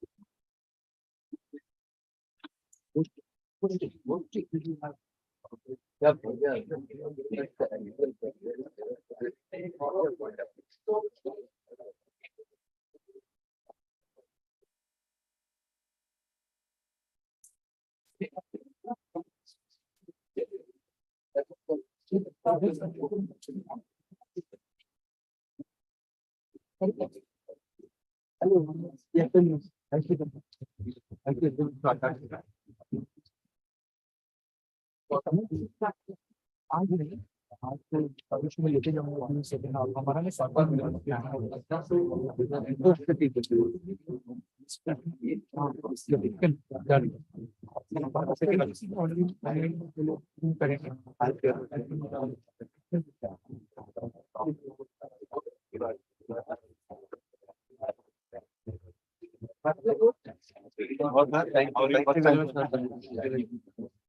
नहीं अच्छा है आपका आपका serial से ना हाँ उनको PPT दे दी आपने हाँ जो पेंडेंट है फ्री लंच तो ये दो है उस बार आपका करें आपका 10 मिनट तक या स्लाइड है कुछ स्लाइड्स हैं बस 10 minute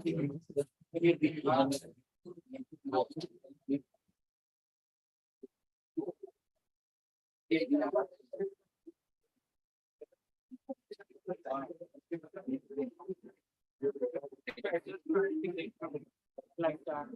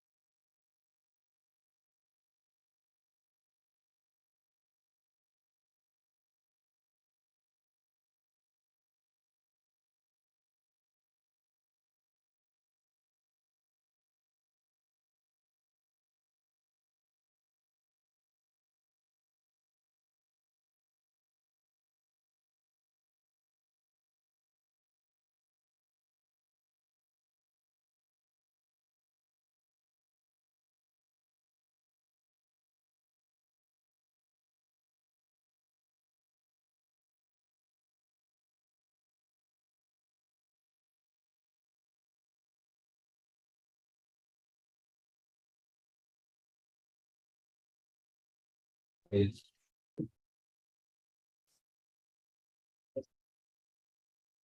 Thank you so much.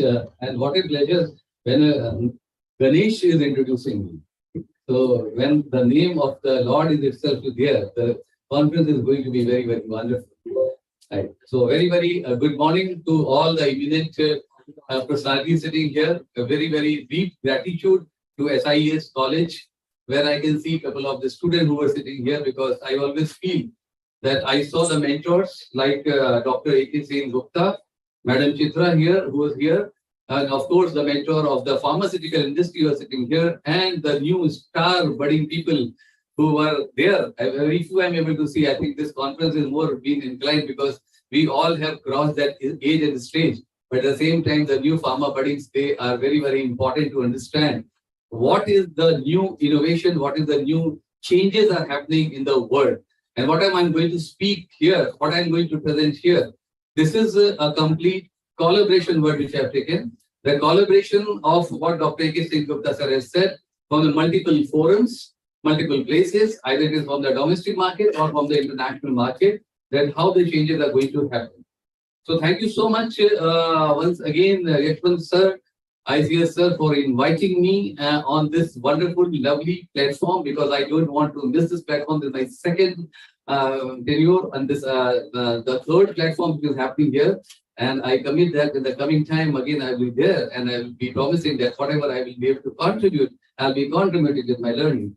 Of course, I must thank Dilip Singh Saab, A.K. Ghosh Saab, that you have said about it, that we all are a learner. Even what Mr. A.K. Ghosh has said, that we are a learner. We all are a learner. And we always believe till the life is there, till the breath is there, we have to keep on learning, because learning never ends. And life always keep on teaching us.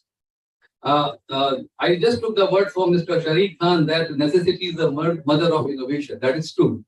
And COVID has taught us that yes, the things were visible there, but it was invisible, right? And we made the things now visible from invisible to visible. And now we are able to see the picture in a bigger and a better canvas, which we are going to paint in the coming time. When I saw about the picture to be painted in the coming time, let us talk about our respected Prime Minister, what he's talking about, the Soaring Bharat, right? On the 2047, in 100 years of the time, how India is going to lead and how India is going to be the biggest country in terms of all different domains in the entire world. As such, we are known as the pharmaceuticals of India. We are known as the pharmacy of the world, right? And everybody respect about it. I took a couple of the points from our esteemed panel member from Archie's. He spoke about the disruption, innovation for the people, which is very important. Hirak Saab has told about the digital therapeutic to home. Sharik Bhai has all about the change is there. So I remember one beautiful movie. I'm sure you all have remembered the movie, which is the Iron Man movie, right? I'm sure you would have seen that Iron Man movie where this Iron Man is making his iron suit, right? And changing the world.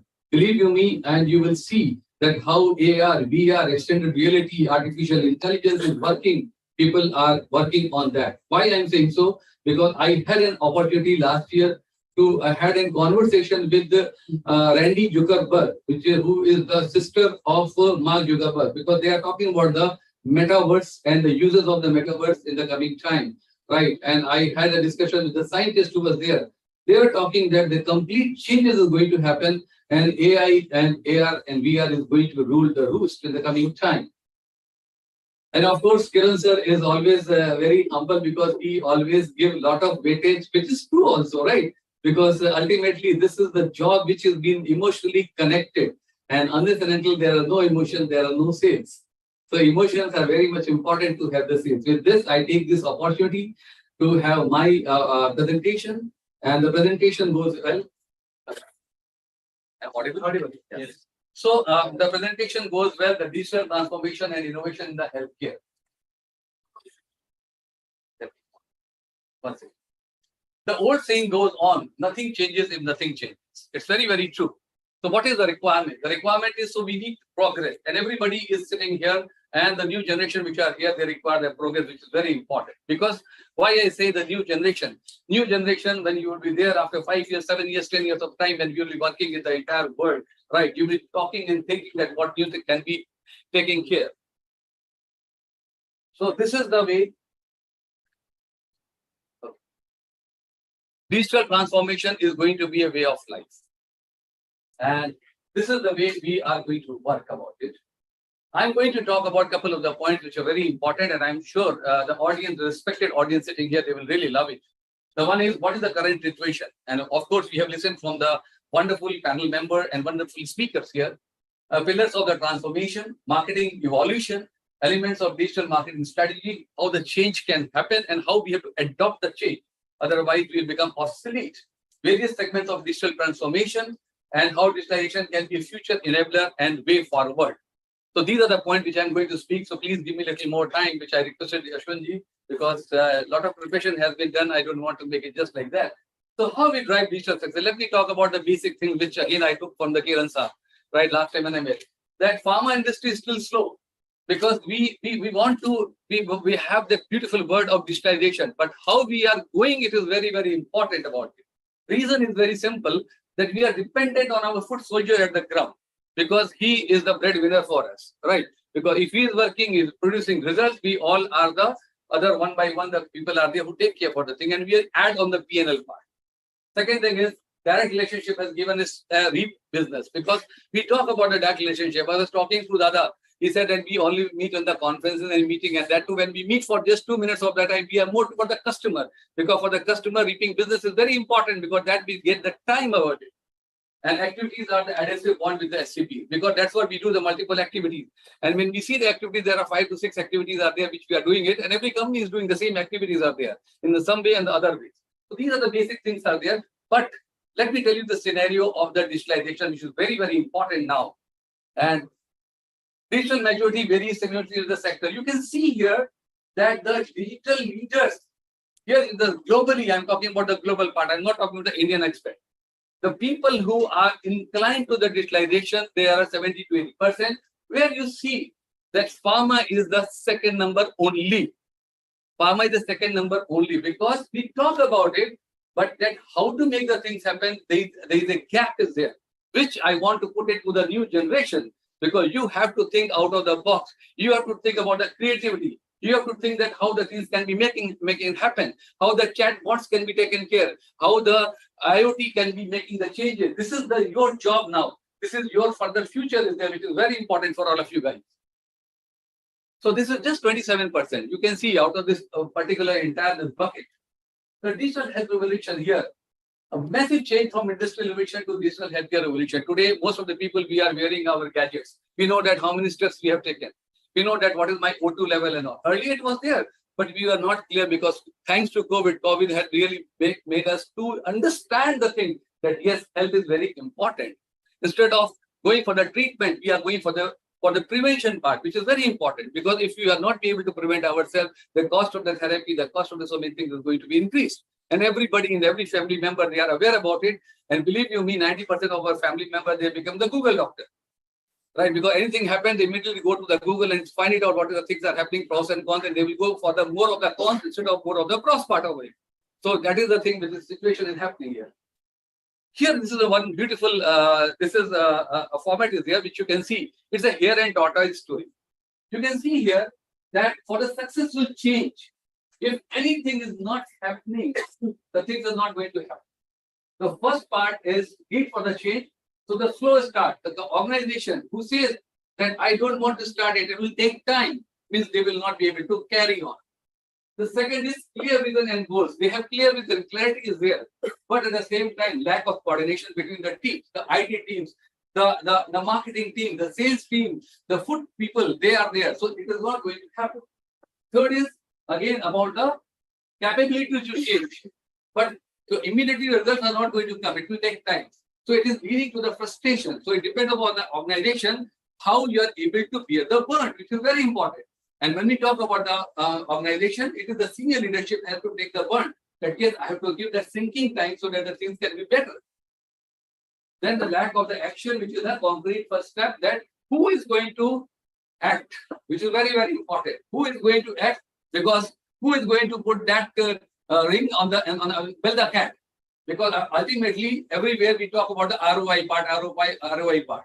So this is very, very important part we like to see that. This is another one, global data is there, where you can see that how the changes that happen here. And more than 5 years of that time, this 40% change digital transformation had happened, which was not there before the COVID time. So this is global data is there. It's not for the India per se. And why again I'm talking to you, the guys, right? Because you may not be here in India, you have to go outside the world to make your career, which is very, very important. Pharma commercial digitalization transformation. This has been in the 4th part. You can see this is the one bar, 2nd bar, 3rd bar, and 4th bar. So I think directly coming to the 4th bar, which is here. 2021 and onwards, the people vision and ambition has gone up. Right?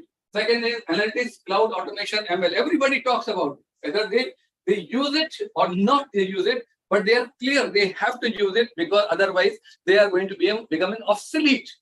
Then health tech digital therapeutic partnership, which is again happening, and the companies they are now getting tied up with such of the digital, you can say the people who are working on that, so that they can provide the latest thing to us.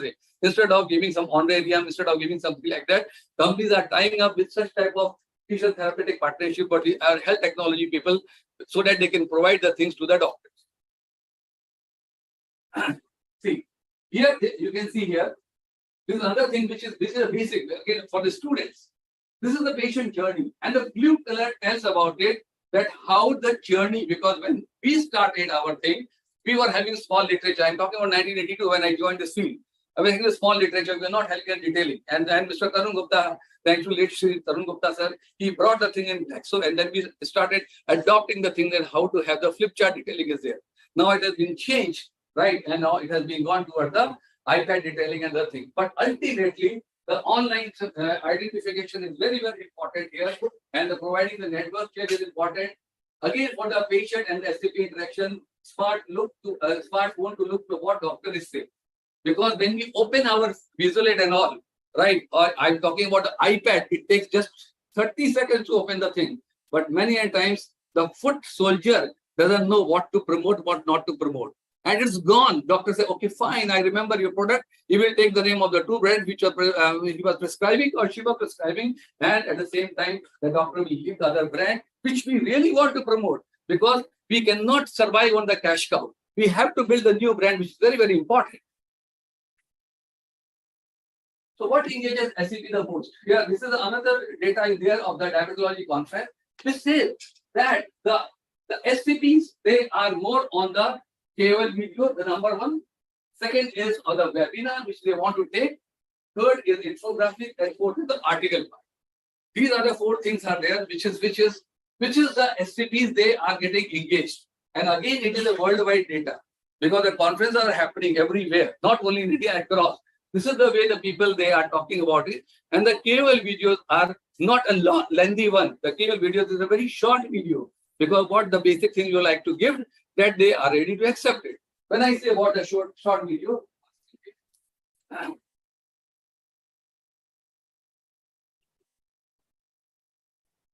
why I say about short video? Because when any videos comes to us, it takes only 10 seconds to open it, to have our thing. And if you don't like it, we scrub it.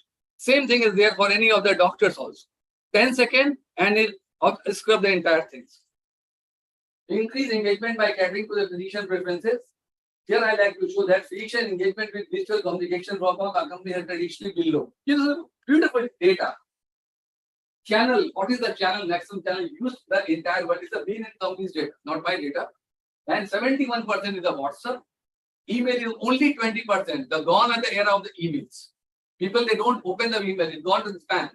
And again, customers forget about content is 29, but the highest part is 55% is the videos and 50% are the article and infographics. Because people want to learn, people want to adopt the knowledge. And today they want to have the content and the context. The right content with the right context is very, very important. Then only they'll be able to gain the knowledge. And then only they will accept, because anything and everything is available on Google. So now, this is the change. So we belong to this part, and the new generation sitting here, they belong to this part. So customer is becoming integrated. Omnichannel marketing is going to happen. And extensive use is going to happen. Specific audiences will be there. It's going to be a mass. And enterprises view will be there. Prescriptive instead of predictive. And of course, the cross-channel, the way the marketing is going to happen. This is the new way. So the youngsters who are sitting here, you have to develop that after 3 years of the time, 4 years of the time, when I go to the different colleges, when I speak to the management or especially the pharmaceutical institute, when I talk about the IHMR or NIPER and all, when I discuss with them, they are thinking in that way. That's what the feedback which I'm talking to you. It is basically on the institute which are working on the pharmaceutical sciences and what is their vision for the future. Now, again, this is the beautiful data which I'm sure you are going to really love it. Earlier, the vision was being created by the people. Now the vision has changed. The vision has been created by the analysis. See the change, paradigm shift, right? Market analysis was created with the process because we know the process. We are having 20 years of experience, 25, 30 years of experience. We are aware, no, gone are the days. It is completely on the, and again, market analysis is of the analysis part. Vision is on the roadmap. I'm so sorry. Vision is on the roadmap because when we prepare the roadmap, some other colleague was telling that we cannot give a 1 year forecasting, right? We have to change about it. So that is a roadmap. We have to see that how the things are working out. Self-assessment has gone to the process part. You cannot have the bias there. This guy is very good. He said, good morning, sir. Good morning, madam. He did my file. He said, when I go in the market, he goes for the tea and all. No, it is completely on the process base that are you a achiever or are you a pillar or you are a puller? So digital health goes the patient journey. They are not top details because every of the point which I have highlighted, everything has been taken care of the patient. Because now, today, as the way we used to say, customer is the king. Now today, patient has become the king. In the pharmaceutical industry, you have to serve the patient. Either the e-pharmacy people or the pharmaceutical people, you have to serve the patient. Then only the patient will stick to you because the patient doesn't stick to the doctor. How come they can stick to your product? So there are 3 ways are there. Innovative pharmaceutical strategy for companies to expand marketing through influencers, which is very important. I showed you about the videos part. It is happening in the entire world. Messaging as for the pharma. That's why I told the young guys that you have to have some chatbots, some beautiful apps which you have to ensure it. So that for the different segment, there has to be an app and a doctor can talk about it. Somebody was talking about that his sister was having something and he's giving example. There are chatbots are there. So on the AI, everything has been fed. You put the things and it will come automatically because that is the way AI is working on this. Now, somebody was talking about the health initiative. See, government of India, why Mr. Modi Sahab, Prime Minister, is talking about it. It's a new thing which I like to show it to you. Ayushman Bharat Digital has been changed to Aadhaar. I'm sure that many of you guys have been knowing. We have to put ourselves in Aadhaar. 25 crore part has been added in the Aadhaar. Aadhaar IDs has been generated out of 140 crore population. This is the way that by 2047, everybody will be a part of Aadhaar, like the Aadhaar. So we have to ensure that good names. And I know that Yashwantji is having a good reputation with the HOD. So he will put my paper and something will have no, nothing. Everything is digitalized. You can see what the things are happening process. And that's what the government is working. So when the government is having the vision, then why not we as a pharmaceutical company can have a better vision for it. Digital solution and virtual care. Here you can see that live video telemedicine, which I spoke to you, and wearable ownership. These are the 2 things are there, which is basically from Stanford University, right? Which they talk about in the entire world. And overall, 7% of all Google searches are related to the healthcare. This is entire world data. So when I talk about the Google healthcare, our horoscope is with the Google. And I show you here how Google is working, how this meta people they are working, how the Facebook is working, and all I know that time to happen. Right. So then AI. So I've not come to the point. I've been just 15 minutes away. Okay. So this is very, very important data. Because see, this is very important data. And it took an effort to prepare the right content in the context. This is the AI part, which is very important. And here you can see that artificial intelligence in robotics, somebody was talking about, the robots, they are doing the surgery. Yes, it is happening. They are going to be a part and parcel of the industry. And it is 57% in the healthcare industry, which is very important. So again, the guys, you are there. You have to work at what more can be added to the robotics way of putting the things. when we talk about the Pharma 4.0, it is more towards the system of production, and people, they are adhering to Pharma 4.0. This is about the personalized and machine learning, understanding the need during the healthcare journey for a doctor is required, and of course, personalization is the vital part, and that offers a personalized experience. So what it means now? This was the you can say the prelude for the digitalization. This is the entire world which is happening in the digitalization, and digitalization transformation is the future. We have to adopt it. We have to learn it. We have to utilize it. And I would request all the youngsters that please start learning more and please start sharing it more, collaborating it more. The more you will learn, the more you will be there focused. Because again, I'm talking about NIPER student. I'm talking about the student from the different part, right? They are learning in a very Chitkara. I was in Chitkara. They were talking about something great about it. So you have to make the things very, very clear that what is your vision and what is how you are going to share about it. So digital world has changed now. Virtual reality, augmented reality, mixed reality. So role of AR in pharmaceutical. Now it comes our stakeholder engagement, pharma products demonstration. Second is SCP education. This is the way digitalization is going to help us.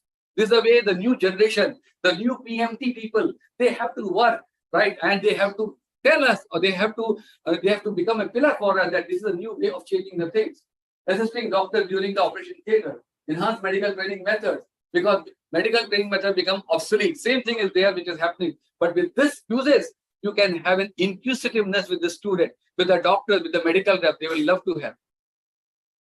Manufacturing, I already told you, so I'll not go into that part. And research for drug discovery and for the production research.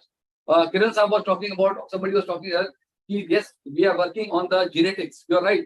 And you all know that today we are able to treat the cancer on up to the third stage in a couple of the cancers. The genetical engineering and the nanotechnology is getting worked there. By 2047, cancer is not to be a dreaded disease, it will be a very chronic disease which can be taken care. That's what the biosimilars are getting worked in the future. So utilization of SCP Connect, you can see here, SCP Connect, educate, add confidence SCP for more appropriate data-based drugs promotion. So you can see the entire structure. You can talk to the SCP that yes, this is the way my drug is working. This I would like to show you. This is a change. And with this way, we can have a change. In dry powder inhalers, such as the HandyHaler, inspiratory effort is required to generate sufficient energy, which is necessary to deliver medication to the lungs. Respimat soft mist inhaler effectively delivers medication independent of inspiratory effort, making it easy for your COPD patients to inhale. So with this small demonstration of almost 1 minute, right, do you feel the patient will not accept whatever the price of the drug will be? Do you feel that the doctor will not accept? This is the change through the digitalization we have to inculcate. And the new generation sitting here, you have to think that how the product, the same product has to be changed and how to be produced so that the doctor's acceptance should be there. And Amar, helping brand promotion as per the efficacy, safety, mode of action. I've just now shown you about it. So when you go to a doctor, you say some new technology has come, just doctor, you please see it. Or you can put there in front of the TV that the patient will really enjoy. They will ask what is the new things has come when they are suffering with a respiratory disease. Increase customer connect. Now patient connect, patient will be able to understand now. Patient will be able to understand when you are talking about the disease part, patient doesn't know about it because the patient doesn't know where is the esophagus, where is the small intestine, where is the whether the four function of the heart is there, where is the different part of the things are there. So here they will be able to understand it very well when the doctor is going to tell and training through gamification. Here again I like to show 1 minute video, which is very important nowadays in the pharmaceutical industry to have the gamification part.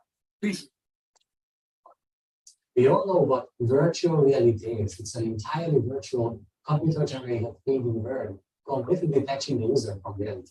But augmented reality or AR is an interactive experience. When we look at the virtual world, phones, headset, or digital contact lens that changes our perception. It places or augments objects into a real world environment. For example, even in recent IKEA catalogs, you could use an app to place the pieces of furniture in our apartment to see what they would look like in reality. Now, why is it important to us? Because in healthcare, AR could be a game changer. This will be able to assist surgeons in the operating rooms, help physicians look into the organs of patients, help patients describe their symptoms better, and educate students with more hands-on experience.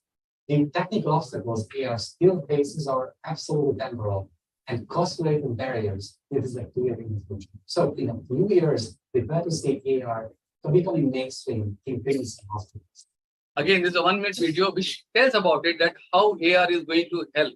Because normally during our time, we have all agreed that when the patient, in the mortuary, when the doctor, they used to go for the dissection, there were 30 interns were there. There were one single dead body was there. Suppose they are doing a dissection on the stomach or somewhere, the people they want to see, they are not able to see. But with this way, they are able to see. And this is not something new. It is happening even in the high schools also. They are teaching about this thing. When you go to the Dubai, when I was talking, one of the schools of the Dubai, the best school, they're saying we are teaching to our students. So they know about the entire thing, which is very, very important. So role of VR in pharmaceutical industry is very clear for operational assistant and lab training, diagnostic and planning, medical training, treatment for some chronic diseases, which I told you about the cancer or some rare diseases, rehabs, right? And of course, extra for the pharma manufacturing, because why the pharma manufacturing is there, something is happening, not working. The person sitting at the home, he can direct to the person that, yes, you go to the third shift, go there, and this is not working. Please change the thing and it will start working. This is the way the things are happening. So, and this is another part, again for the youngest, NLP, natural language processing. It is very important. A person, Marathi person, cannot understand the Gujarati language, but he is or she is a patient. So with the NLP, you have to ensure that with how you are going to process it. These are the total parameters are there, which I am not going to detail. These are total parameters are there, which has been available there, which we can develop the NLP, natural language processing, for the particular disease and the action of the drug, which is the requirement. So how healthcare organizations leverage computers to process and analyze. Then again, NLP can change with the application of machine learning in the healthcare, better provisions of ability to improve the case requirement, and of course the right tools to treat patients with the chronic issues. This I was talking about. Google, Microsoft, right? Amazon, they have the data. Tomorrow they are going to work. They have already started supplying the medicine with the same discount what e-pharmacies are prescribing, giving. So they are going to in the diagnostic. Today, whatever the doctor is prescribing to us, 70% of our money goes for the diagnostic part. Then only they will come for the treatment. They will not touch the patient, right? They will not touch. So these guys, because I'm talking with Randy Jugarwar, she said that there is a low-hanging fruit. The low-hanging fruit is on the diagnostic, where they are able to provide the things and they can make the complete changes about it. So once leveraged its full potential, it can create wonders. And this is the last slide. So way forward, fear of unknown enemy. We should not have any fear. We should be very open to learn, unlearn, and relearn ourselves. And that is the requirement from the colleges, to give the leverage to the student that they should be going all out and they should come out with something new, which has to be appreciated across. Because if you will not do, some other colleges, they are doing it. Tech giants, like bargaining in pharma industry, I told you, breakthrough intervention in terminal illness like carcinoma, CVD, etc. Highly informed end user, internal external user, customer segmentation, investing in AR, VR, dedicated skill for AR, VR integration, upskilling in system, and alignment of the top management. This is the last line. But this line have the 90% of the weightage. Unless and until the top management will not align, unless until the top management will not align, we keep on blowing the trumpet, but the voice will not come. It's very, very important that we as a senior leader should be making the convincing thing that this is a requirement, not today, but tomorrow, or maybe day after tomorrow, but we have to be ruling the roost, otherwise we will be an obsolete person. That is all. Thank you so much for giving me your valuable time. Thank you so much.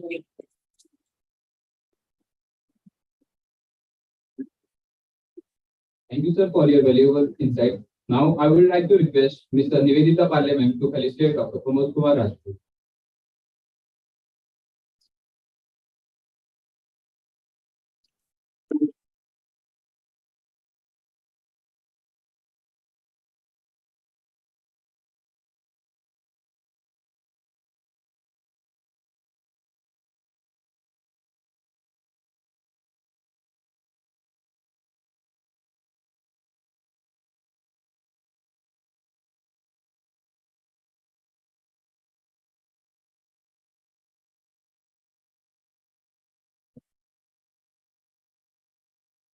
Now I would like to hand over my mic to my co-host, Arindam Mondal. 30 minutes. Yes. Thank you. When we do PhD, a lot of contents are there, and there has done PhD. So it is very difficult to deliver in 30 minutes. Any PhD? Yes, very PhD.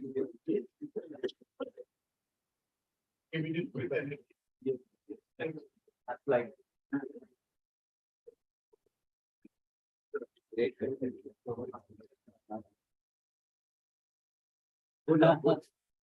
So good afternoon to one and all present here. I am Arindam Mondal, student of PGDM Pharma S2224.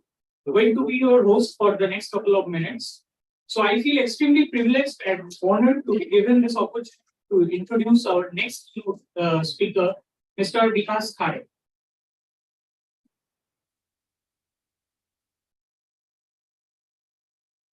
I would like to also call Dr. Chitra Ramanan ma'am, our chairperson Pharma Management, to welcome our speaker, Mr. Khare.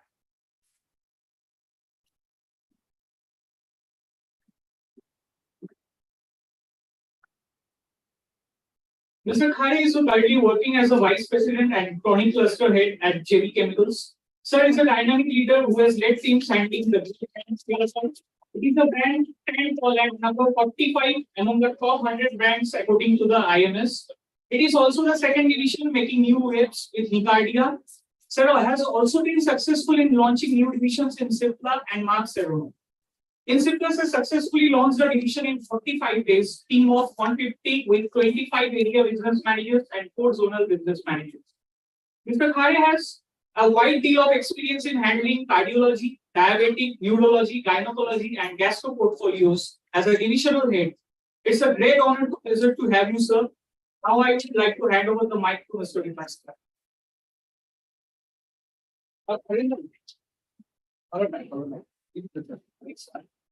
I take it. So, very good afternoon to everyone, and what a lovely session we had, Mr. Raj.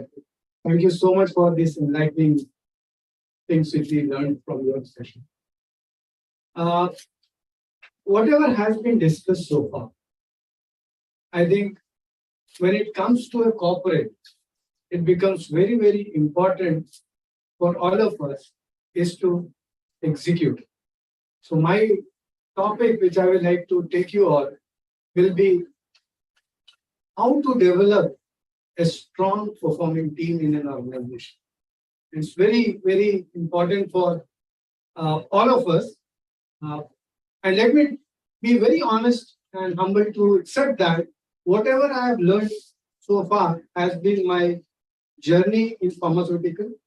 So whatever I will be speaking will be, I think you will be able to correlate in your day-to-day work. Basically, if we see that, if you see us as a manager, most of the time we inherit a team. Very occasional in our career, we get a chance, to form a team from the scratch. And this is the most important part of our journey as a manager, whatever level we are working in an organization, how to select and how to develop a strong team. One thing which I learned in my life after working for three different organizations is that when we go to an organization with a learning from the previous organization, we try to emulate the same kind of learning. And sometimes I say that that's a disaster. Why so? Whenever we go into an organization and we try to enforce our learning, the whole process adopts a strategy which is called as Nike model or a tick mark model. So you see this tick mark model, first it comes down. So what comes down is the business. And when you work for an Indian organization, most of the time, you are working in a family-owned or a professional management who will always agree to bring change in the organization, but cannot accept that decrease or downfall in that business. And the threshold of business coming down and then taking up is that crucial time. So it's very difficult to analyze how much patience the family or the owners have to see their business coming down, and then they give you time to correct it forward. So the best thing when you go to an organization as a manager, inherit the team which you have learned, which you got, and try to get into their DNAs. Don't try to emulate or create your own DNA. That is going to help you in building a good, strong team. It's very important for them to accept you as a leader. And once they accept, with your trust, compassionate, your confidence, I think they will do everything possible for them. The second stage, when you see that team is getting formed, the next stage is to give them some kind of mission. See, we work in pharmaceutical. I am very honest in submitting that we are all average people in this industry. And average people always works with the full capacity if their minds are blocked. Minds are blocked means they are diverted into some kind of positive energy. So give them a mission. That mission could be some kind of numbers, that could be some kind of goals, vision, but engage them. Engage their minds. Sell that mission to them. And the moment they are with you in that mission, the team is all set to achieve whatever you aim for that. The next part, once your mission is more or less sold to your team, the third and the most important part of this whole exercise of building a strong team is the communication. And let me honestly, once again, submit a fact that in our language, in our way of, we very generously point this word called as communication. And in pharma, when I see a lot of my product managers, when they go to their meetings to educate the frontliners, they make 60, 70 slides. And they deliberate it for 3 hours, 4 hours, sometimes full day. Expectation is 100% I have communicated. But let me tell you, friends, this is again my learning. When you communicate a sentence to an audience or anybody, 50% of them are only listening to you. So 50% are straight who have not just listened to it. Out of that 50%, again the 50% have understood what you wanted to tell them. And out of that 50% who have understood what you were trying to tell, only 50% will go and execute. But the expectation as an area manager or in any kind of manager or a PMT in an organization is that the mission is sold. We will achieve the 100% what we have communicated. So there is a huge gap. So what it actually means? Communication is not always one-sided. It is not always one time. It has to be broken into sub-topics, and regularly you need to re-communicate to your teams. Once you are able to communicate to the last person, I think then only you can understand or you can think of achieving your goals. The fourth part of this is the feedback or a governance. Most of the times we don't follow that governance. What we happen is we think that we have created a good strategy, we have communicated to the team, and then we just wait for the miracles to happen. But that doesn't happen. So periodically, I feel that we all need to do some kind of testing, some kind of evaluation, some kind of, strengthening that message of communication which we wanted to do. And we need to test that if this communication has gone to the level which we wanted, and the execution is actually happening or not. Where are the gaps? Where are the loops? The feedback which we want to give from this should always be work related to a team. Most of the time, what will happen is when we give feedbacks to our team members, usually we forget that whether the feedback is about the work or the task, or we slightly move and we start giving feedback to that person. And the moment we hit a person or is what you call is intellect, the person refuses to take it back. And rightly said by some of my team members, speakers earlier, today we are in the era of people. I think Archie spoke very rightly in the morning that people development is one of the most crucial things. So in a team where you want to build success as a routine, not by a default, I think people development is one of the most important aspects of a strong team. If we are not investing time, if we are not giving them the right kind of platforms to develop, the team is not going to stay with us. We all must admit that today, in this pharmaceutical industry where we all are working, people down the line have got huge opportunities. They have opportunities in every second call where they work. And it's very, very difficult to retain people and keep them motivated to work for you. So what I have seen and learned, if you follow these 5-6 parameters in your day-to-day work, and you give some time to your team, develop a personal connect with them, create a climate of communication, trust, empathy, I'm sure the team is bound to reciprocate with more than what they actually have the capability of developing.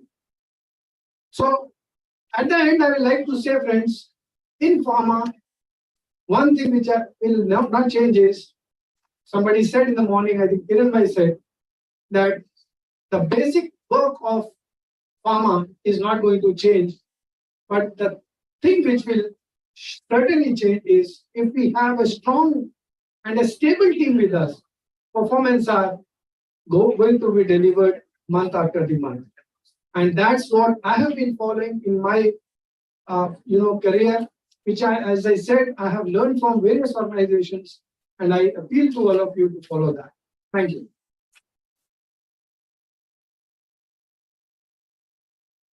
Thank you, sir, for your insightful words. It was absolutely captivating for us. Now I would like to call Mr. A.K. Ghosh, Vice President, Supreme Industry, to present a token of gratitude on behalf of LPC and LPC.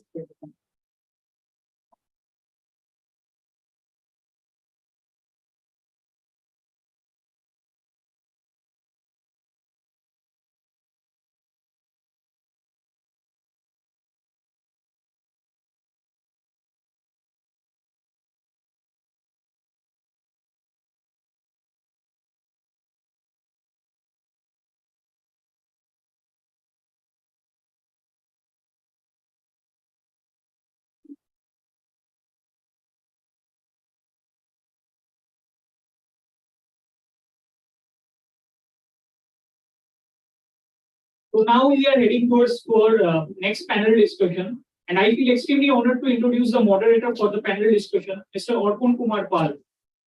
I would like to call him Mr. Paul.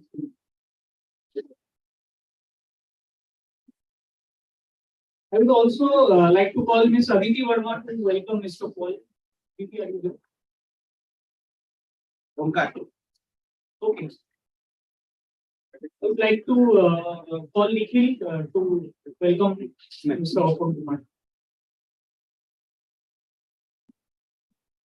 Mr. Arpon Kumar Pal is a storyteller, corporate coach, motivation speaker, influencer, and anchor. Sir has an industry experience of over 2 decades and an academic experience spanning over 6 years. Sir loves to ignite the minds of the audience to be best in their respective domain. And Sir worked more than 2 decades as a sales and marketing specialist of our Gyrus Group, also worked as a training consultant at Cipla. There are skilled licenses and certifications in different domains. Sir is also the certificate holder of National Cadet Corps, that is known as NCC. And all I can tell you, sir, is Mr. Versatile. And it is our immense pleasure to have such an eminent personality in this auspicious event. Now I would like to call the panel members up on stage for the discussion. Our first member is Mr. Shandeep Dey. He's coming next. Okay. Our next guest is Mr. Amarendu Kumar. He is currently working as an assistant vice president at JV Chemicals. Sir is a professional with diversified portfolio experience of distribution HR. Sir also has an expertise on stakeholder management, medical marketing. I would like to call Ganesh. Welcome, sir. Our next guest is Mr. Kopun Nundi. Sir is currently working as a business unit head at Benton Pharmaceuticals Limited. Sir has more than 2 decades of experience in pharmaceutical sales and marketing. And I would like to call Shrutika to welcome, sir.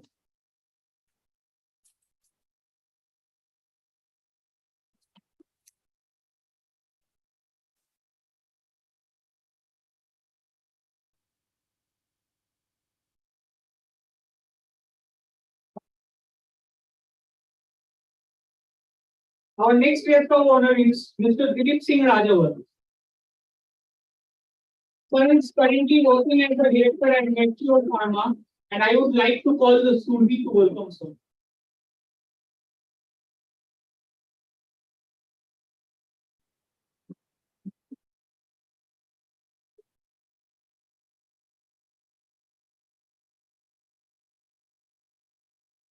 Now I would like to call our final member for the panel discussion, Mr. Kojit Mukherjee. Okay. So now I will lead the floor to the moderator, Mr. Orpon Kumar Pal from this. Thank you, sir. Well, thank you so much. And on behalf of Life Pharma Coalition and SIS School of Business Studies, I welcome all the delegates to this wonderful occasion. Learning is a journey, it's never a destination. And we are all learners, and that's why we are here. And in fact, I think learning is the only elixir that keeps us young, because only young people learn. Old people never learn. So as long as we are learning, we are keeping ourselves young. Well, coming to such a wonderful business school, if I don't tell a story regarding the students, it would be unfair on my part.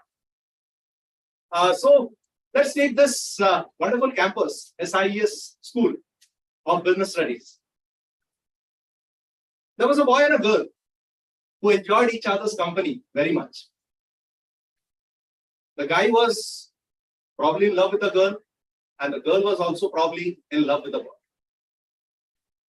One day, the boy gave the girl a book, and inside the book, he had placed a small check on which he had written that if you love me, please wear a red dress tomorrow. The boy had written that check inside and put it inside that book. Unfortunately, the next day, the girl came to SIS school wearing a yellow dress. What would happen? Kya ho sakta hai? The boy was disappointed. And he was so disappointed that he never spoke to the girl ever. And the girl returned the book back to the boy. Many years passed. The girl had got married, and so had the boy. So one day, the boy was cleaning his bookshelf, and that book fell down. And from that book, a small slip came out. And what was written on that slip? The girl had written, I love you very much, but unfortunately, I don't have a red dress. So I'm wearing a yellow. What to do? So always read your books. That's the most important thing. Never stay away from your books. Always open your books, because books not only engage us in learning, they also engage us in developing individuals And this is the biggest platform where we develop relations with people. Right? I'll tell you something about Henry Ford. I think all of you must have heard. Henry Ford, Ford icon. Right? One day, Henry Ford had gone to New York to meet a friend. As it's customary that whenever we are going somewhere to meet a friend, not here, of course, in US, we take a flower bouquet like this, a bigger one. Such a lot of flower bouquets are there. People even forget to take it back. So he decided that let me buy a flower bouquet to pay a visit to my friend. So he came down from the hotel where he was putting up and he headed to a florist. Just round the corner from his hotel, he found a florist, a middle-aged guy. He was just dozing around, absolutely unmindful of his flower shop. Now Henry said, "Hey man, you're having such a good flower shop. Give me a good bouquet." So you know what the florist said? "Hey, you pick it up yourself. I don't care." Now Henry Ford said, "Why don't you market your product? Why don't you promote your product?" Now the florist said, "So what? So what? What will happen by doing that?" Henry said, "Well, your product will sell more. आपको ज़्यादा पैसे मिलेंगे." बोले उससे मुझे क्या हो? He said, "Yeah, you will become a rich man." Well, so what? Henry said that when you become a rich man, you will have more number of shops to sell flowers instead of having this one flower shop. The man said, "So what?" Well, you'll become famous. The guy said, "So what?" Henry Ford said, "Then you'll be able to relax." This man said, "So what I'm doing right now, I'm relaxing." अरे यार मैं तो relaxing कर रहा हूं, तो आप मुझे इतना कुछ करने को बोल रहे हो ताकि मैं रिलैक्स कर सकूं. मैं तो अभी भी रिलैक्स कर ही रहा हूं. Don't disturb me, man. So the essence is that however much I try to inspire you, motivate you, if the thing doesn't come from you, because you fuel your inspiration, it's not me. I can just light a spark. ये जो दिया होता है ना, मैं सिर्फ दिया जला सकता हूं, पर तेल आपको डालना है. You have to put the oil to keep the flame burning, and that's what's the essence of inspiring people. You don't inspire people, you inspire generations of people, and that's exactly what Henry Ford did, because all his stories are so very inspiring that he could actually unravel generations by his inspiring talks. Anyway, so this was what I wanted to tell you, but more important is the panel discussion for which I have specifically come here. So we have a very, very interesting topic in our panel discussion, that is redefining innovation in HCP engagement and customer centricity. Now, the biggest thing that biggest problem that we are facing is the HCPs are crunched for the time and their access has become very limited. We are all facing that same problem and we are all fighting tooth and nail. Why? To get a slice of the customer engagement time. सब कोई मारपीट कर रहा है. We are all fighting just to get that small slice. It's not Katrina Kaif having that slice on drop falling, but we are fighting for that slice of time to face the customer. And in fact, digital is the new norm, and the rise of the digital solution and non-personal promotion is leading many HCPs to question the value they receive from in-person sale engagement.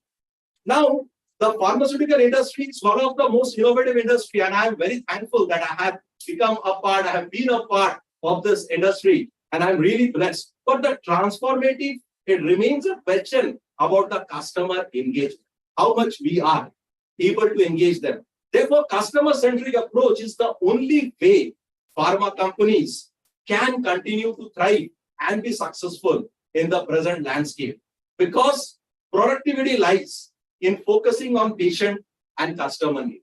So to take this journey forward, we have got some very eminent panelists who would, through their discussion, take this journey forward. So I will start with Amarendra sir. Sir, you have a mic. Amarendra sir, how can we actually increase the customer centricity? Because see, one thing I always believe that when I is replaced with V, I is replaced with B, illness becomes wellness. So जब भी हम बड़ा सोचते हैं, खुद को छोड़ के सबके लिए, I को V करते हैं, तो illness also becomes wellness. So sir, how do we increase the customer centricity in the pharmaceutical industry? So thank you very much. Thanks, team LPC for calling me for this panel discussion specifically on the customer piece. And I believe most of the discussion which has gone so far covered almost everything of it, right? Including even customers. So the last discussion of Rajput sir, which we were listening, I think it gave us everything that how to engage customers and all. But let me tell you, so I think for the younger generations, even those who are coming to the pharma industry, before going to the customer centricity or engagement, I'll quote one thing, that this one syndrome called imposter syndrome, which is there in this industry, that is always there with the youngsters, and that is the biggest difficulty. So first we have to come out of that, the imposter syndrome. That's one thing. For customer engagement or centricity, again, there's no change. Listen to the customers, map their journeys, take feedbacks. I think this is the one way it is going to remain. And this is something which will be there in every industry, not only the pharma industry. So I would like to give you one example here.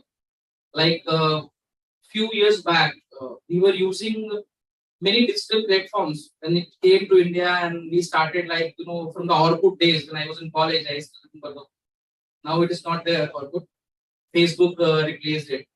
Now today, when I see those days, that I was using Facebook, I was using YouTube, and some more video applications.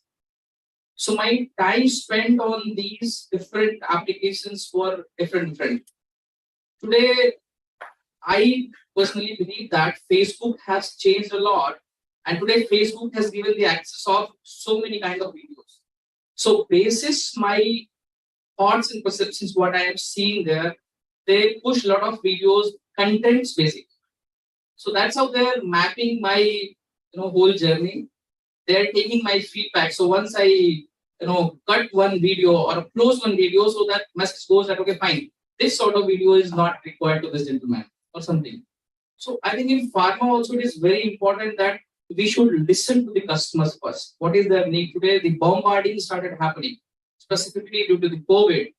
I think we're all talking about the digital. I think if you go and you talk to the healthcare professionals, it is like bombarded activities.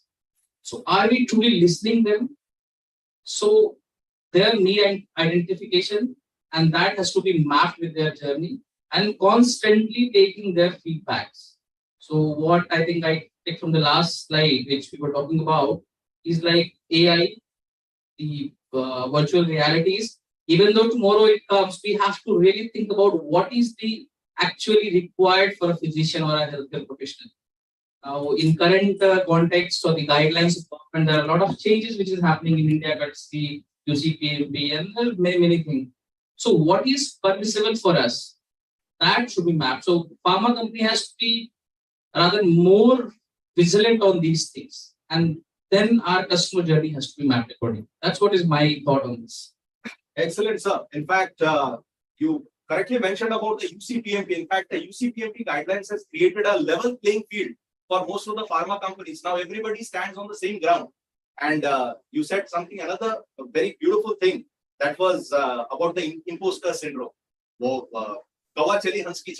So these things will last only, it's just like a bubble.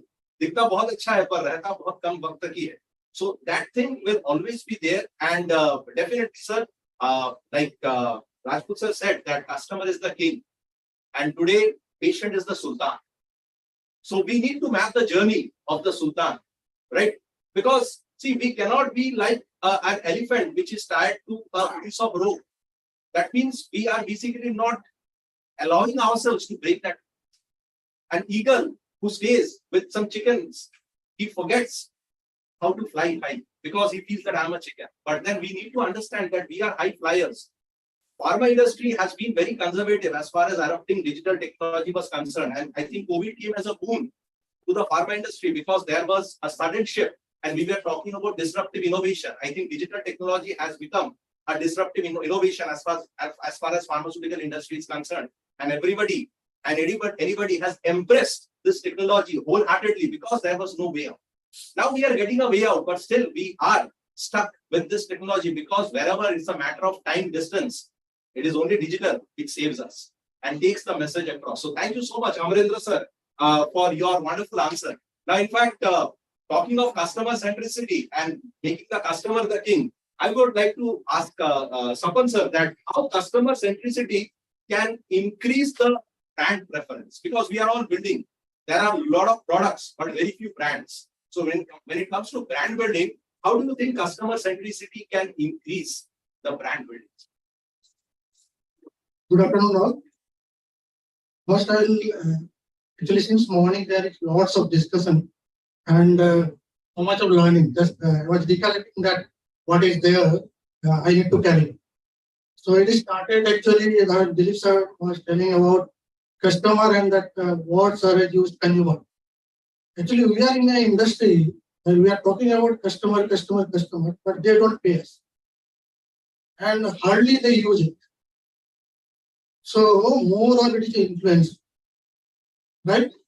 And the decision they take, others are going to pay. So there is the actually key. So we need to think about or segregate there.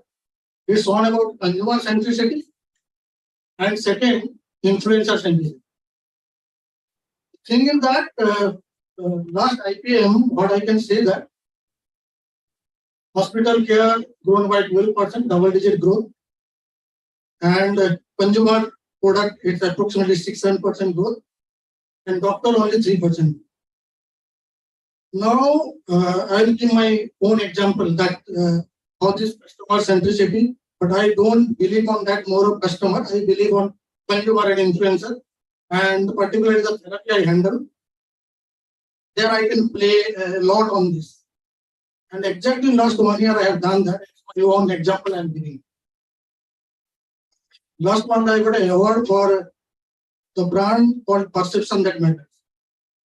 And it's for a sunscreen. The company I am operating with 100 crore and they are a big giants like thousands of crores, and we can cross that within 1 year. It's only basically the thing is that something, and also Ghosh sir rightly mentioned that only small player is talking about innovation and more of innovation happening there. The reason is that most of the places we talk innovation, but we are not doing actually innovation. Innovation happens with a Nobel. All we are trying with just to differentiate some identity to differentiate. But really we are thought of innovation. The brand has come to me, they are bad. I have refused to take this brand from the manufacturer. That we don't want this brand to launch. The reason is I want a sunscreen should not have any fragrance. Sunscreen should not have this thing, that thing, what I have learned from my interaction with the doctor and my staff. And most of the places in the big companies, what is happening, so many authorities, so they don't have that opportunity to reject. And they can decide it. But here in the small companies, it is possible. I am the decider, so I can decide what exactly I need. And it's only purely, it's a feedback of consumer. Actually, most of the time, early in the industry, they say that the decision maker, how much time they spend with the consumer. What is the consumer feedback? Which paying us. So here, and the influencer feedback, what sir has rightly mentioned, KOL, 125 video I got from KOL, just simply asking, sir, your feedback on this product. And we made our all doctor consumer. We have asked them first you use it and your feedback I want. and it's all testimonial without any expense. So it is possible when I think that I want to make my influencer consumer first, then only they will give that description. So that is the reason I want to say that in this particular forum, we need to think that in the industry or the portfolio you are operating, where we are actually. Is it a consumer centric? Is it a influencer centric? Where I need to play the role? When it is clear, actually, customer who pay us the topic. And how do we play to do anything? Yeah. So when we are clear on that, then this brand building possible. And it is, I have observed within 1 year, it has happened, and we are able to create that, got the award, that perception that matters. We are able to create that perception about them.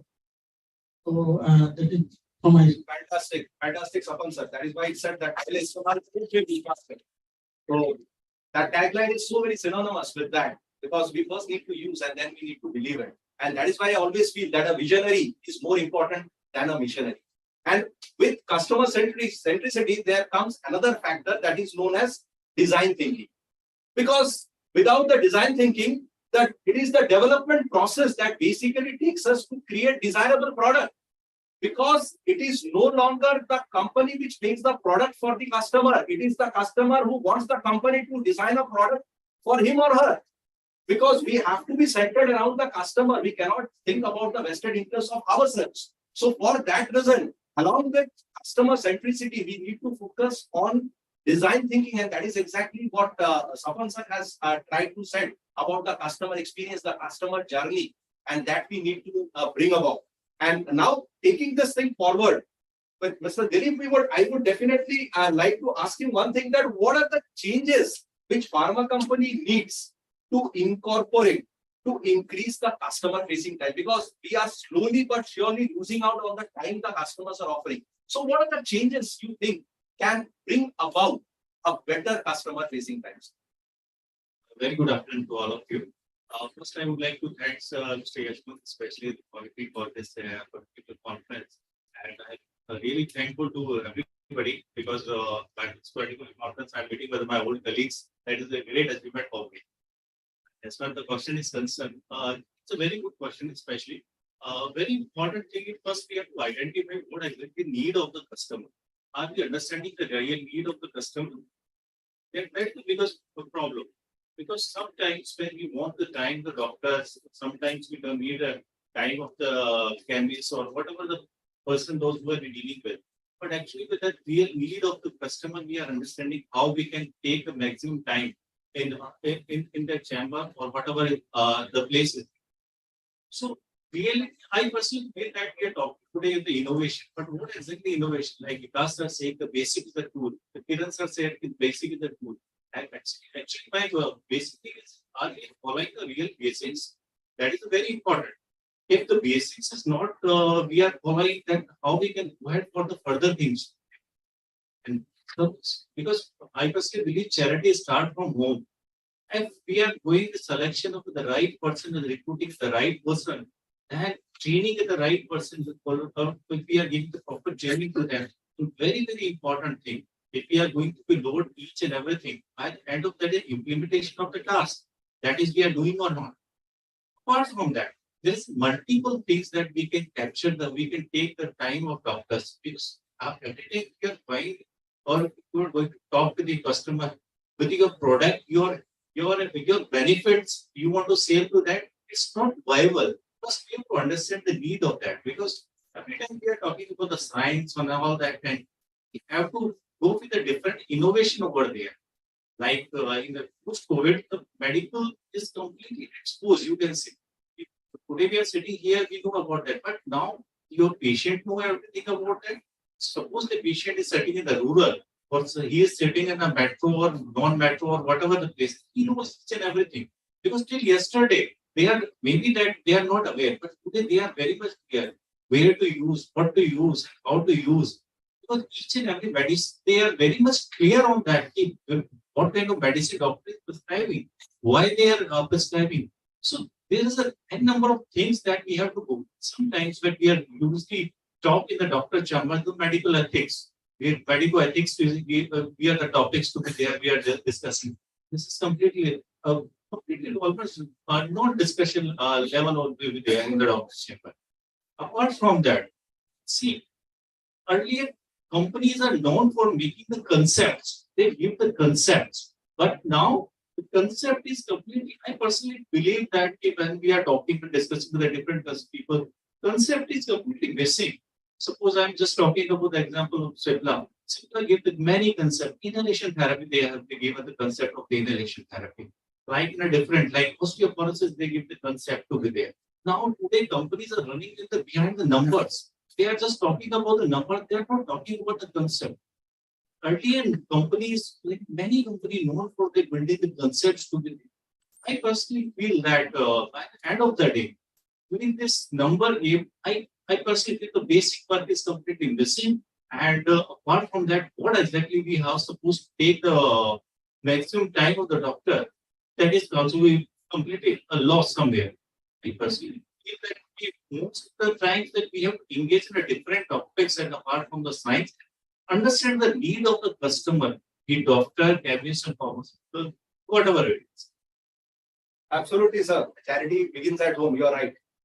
And absolutely correct about what you said, sir. And of course, nowadays we are seeing what you said about the number game. We are cutting the trees, but we are not having sufficient time to sharpen the axe. So we need to spend sufficient time to make the axe sharper, because that is something that will make us easier to cut the trees. Because in our quest for matching the numbers, we are constantly cutting trees, not spending time to sharpen the axe. So a lot of L&D people are here. So I salute to all of your resilience, because you are the fundamental part of sharpening the axe, so that people not only become agile physically, but to their minds, so that they can do their work not better, but in the best way possible. Yes. So coming back to Just one. yeah, sure, sir. It's all yours.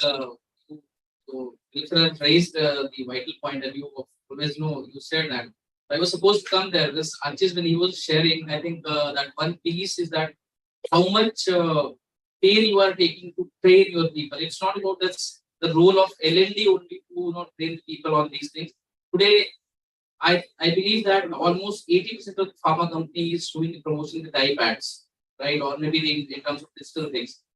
But you see, your time which you were taking with your folders, that has came down actually. So actually here the role of joining hands together with all these stakeholders are very, very important. How marketing is actually using those inputs in effective way, that maybe your time spent in chamber is less, but the communication is so sharp, like Coca-Cola. I always give the example of Coca-Cola. That I am sitting in my house and my son said that, look at, I need a chocolate. And suddenly there is a break on television and there is an ad came from Coca-Cola. So I took him out to buy chocolate, and actually I'm going to buy a chocolate, but there is a van going on the road which has Coca-Cola advertisement that Coca-Cola. I crossed the road and I went to the shop, and the shopkeeper has a fridge. There also it is mentioned that Coca-Cola. So the point here is that how effectively we are utilizing the footage, because we have that access to it. And of course, we really need to now make sure that how the people who works with us, how much skilled they are to take that time. That's very important. Yes, thank you. Absolutely. It is a situation where the brand becomes bigger than the product. How many of us go and say that I want a photocopy? We say I need a Xerox. Children, they say I want a Cadbury. So this is a situation where the brand becomes much bigger than the product. And that takes me to the next question, that, sir, is customer centricity a skill? Yes, because only one thing I have to add, whenever somebody says that we are talking about skilled manpower and all those things, and I got a little bit disturbed here. In this country, 2 Nobel laureate in economics and our RBI governor is history MA. So when we talk about skilled manpower, I feel that this is probably not right. Actually, it is not that side, it is this side. Are we able to find out or attract the skilled manpower? I think if 130 crore population, if we talk about that, there is a lack of skilled manpower. It's actually problem is ours, not that. Yeah, so I think you were asking about is it a skill? So Yeah, yes, yeah. I believe that it's a skill. Why I feel that customer engagement is a skill because it requires a lot of time, the action taking immediately. You have to decide what to do. So it is a skill, right? And fortunately or unfortunately, whatever, so what Mr. Nandi said is that unskilled people or skilled people, how you're attracting. So I have a different fundamental here that probably you will not find a ready-made people, those who have a skill, you need to build it. So exactly, I'm again quoting Archie's that quote. So because that actually hit very hard to me that is it in your P&L to really you want to build this skill of your people? So how effective your people inside the clinic to engage with respect to your brands. So that solves your most of the problems. So yes, this is the skill and you need to work on it. I'll quote one of the recent examples, like McKinsey published one report where they talk about that only 37% of the young leaders are in this pharma industry.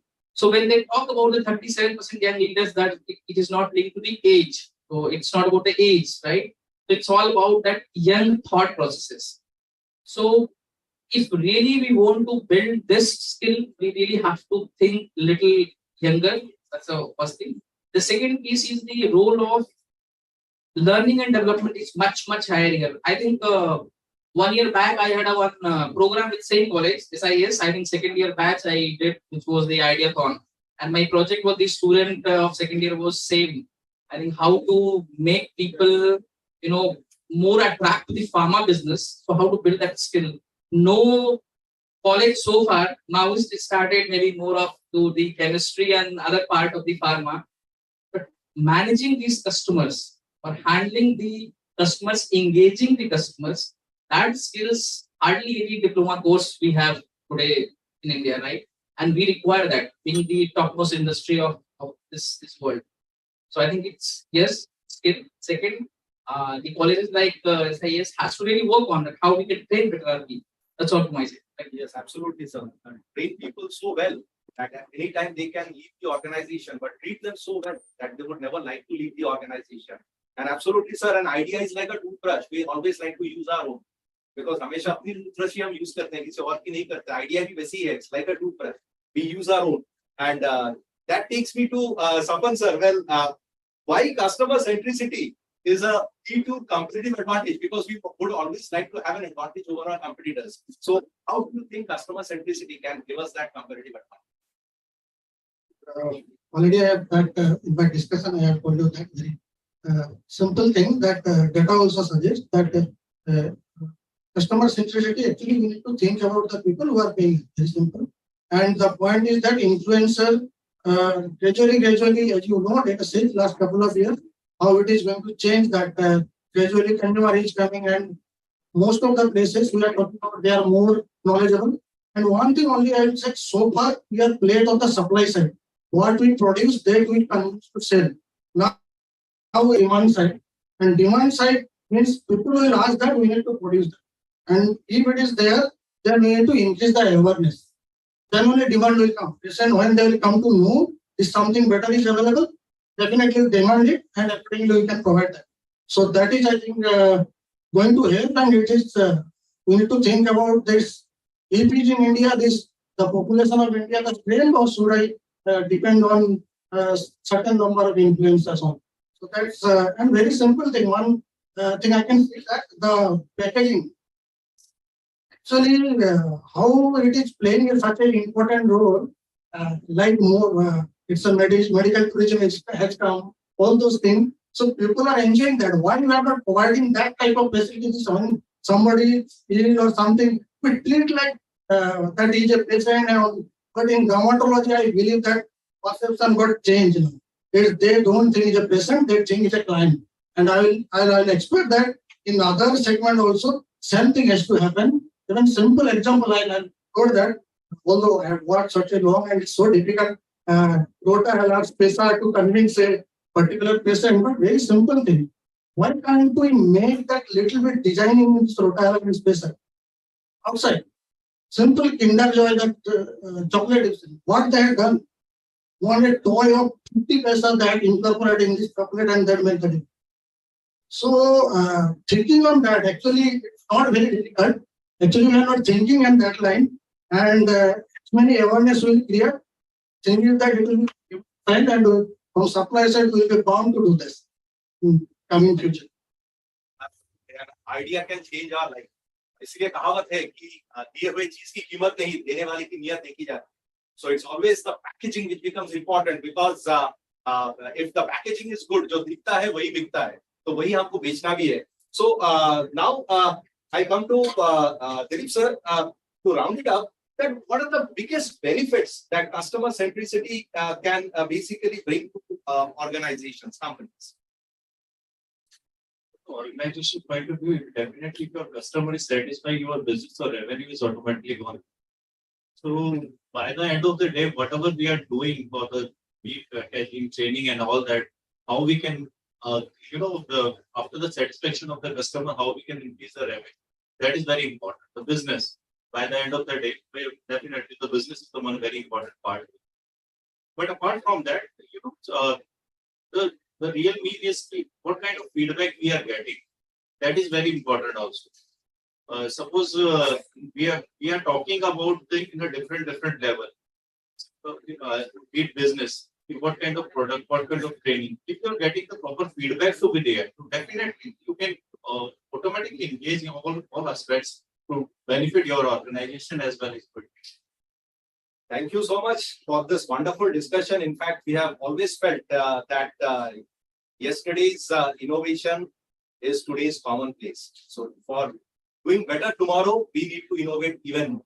So I would finish it with another story, if I can get that permission. Yashwan sir, one more story, 2 minutes. Anyway, so without permission, I start. Okay, so there was a king. Everything was so good about in his kingdom. People were happy, people were rich and everything. But the only thing that kept the king depressed was that he was childless. He did not have a successor. So the king basically sent a word out and down that if anyone can tell me how I can become a father, I would reward him suitably. He doesn't need to work anymore. I'll give him so much of wealth and riches that he is going to be a rich man overnight. So word spread everywhere, and in that kingdom there lived a poor couple with 4 children. And the youngest child was just 6 years old. And this child basically never did any work. And since the couple were very poor, they thought, what to do is this with this child, because this child doesn't do any work. All the time he's only busy praying to the Almighty. So for that reason, he doesn't bring any fund for the couple, for the family. He doesn't bring any money for the family. So they said that let us offer our youngest child to the king so that we become rich. And that was what the Tantric had said, that if you want to bear a child, you have to sacrifice one child from your kingdom and you will be good enough to become a father. So this couple, they took this small child to the king and said that, Your Highness, this is our offering so that you can become a father and our kingdom gets a success. So now, as customary, whenever a person is put to death sentence, a last wish is granted. So the king asked the child that tomorrow we are going to offer you as a sacrifice. Do you have any last wish? The child boldly said, I need 4 bags of sand. 4 bags of sand, nothing else. The king was astonished. People ask for so many things as their last wish. And the small child was asking for 4 bags of sand. So whatever the child said, the king agreed. And the king brought the 4 bags of sand. And this child put the 4 bags of sand on the 4 corners of a square. And he sat in between and started praying. After praying for some time, he got up and then he kicked the first bag of sand. A little later, he kicked the second bag of sand and then the third bag of sand. The king stopped him and said, "What are you doing, man? You asked for the sand and now you are kicking it all over." The child said, "The first bag of sand is for my king. He is supposed to protect me, but he is sacrificing me. So I have kicked him. The second is for my father, my mother. They were supposed to protect me, but they have offered me to you to sacrifice. So I have kicked it away. The third bag is for my friends and relatives. They were also supposed to protect me, but nobody came." Now the king asked, "What about the fourth bag? You have not kicked it." The boy said, "This is for my Almighty, and I know that my Almighty will save me." The king was so happy. He said that, "Well, I am planning to be a father and my child is in front of me. This is a child who has got everything in him to become the king." The king stopped all the sacrifices and adopted this child and made him the prince. So this is what the faith in the Almighty and belief in our capabilities can do for all of us. So friends, just believe in yourself that we can do something. We are all achievers. We all have talent. It just needs a mirror so that we can identify them and put the best use to them. And thank you so much for this wonderful session. Thank you so much for our wonderful panelists and fantastic discussion. Thank you, LPC. Thank you, HIEL College, for making this happen. Thank you so much.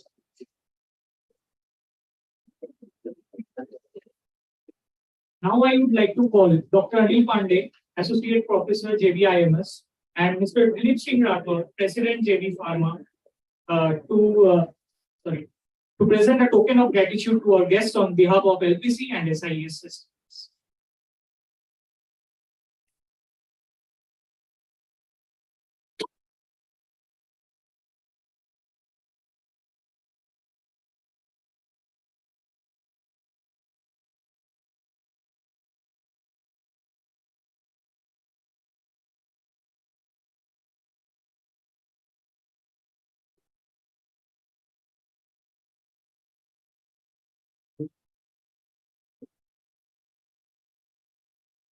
We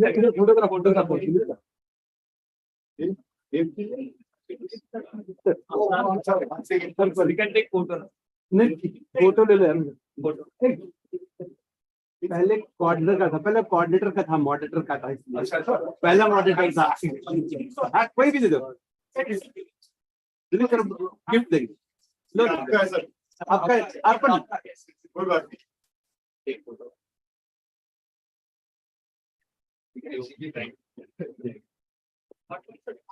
ठीक है कोई भी दिल से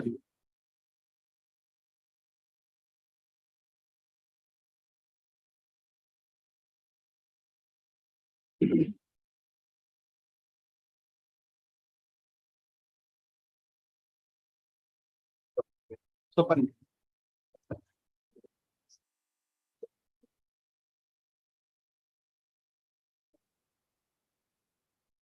अर्पण इधर देखिए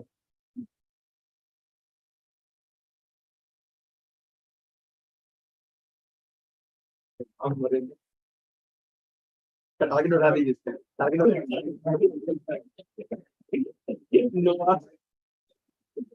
भी बोला टारगेट नहीं होने चाहिए एक ग्रुप फोटोग्राफ अनिल सर हाँ हाँ लो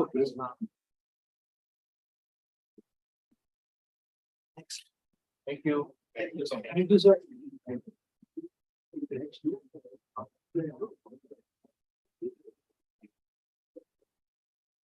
Now I would like to call my co-host, Ms. Ekanki Srivastava, to take over the stage from here. Thank you.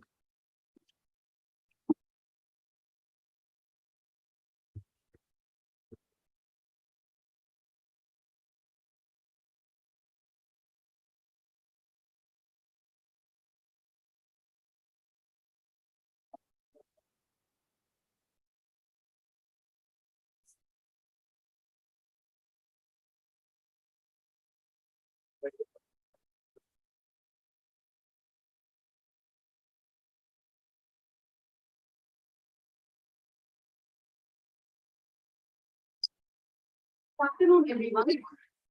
Now, we will move to our panel discussion number 3 on marketing. The topic for the day is redefining innovation in marketing and patient-centric campaign. For this discussion, our panel moderator will be Mr. Amin Roy.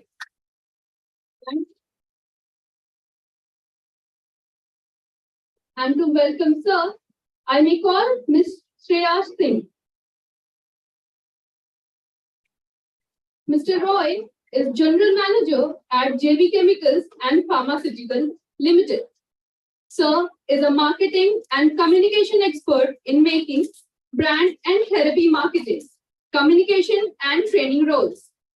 Mr. Amin Roy has been a part of pharma industry since last 18 years and have 14 years of experience in Cipla itself, starting from territory manager to senior marketing head. Now, our panel members, I would like to welcome our panel members, Mr. Girish Somwanshi,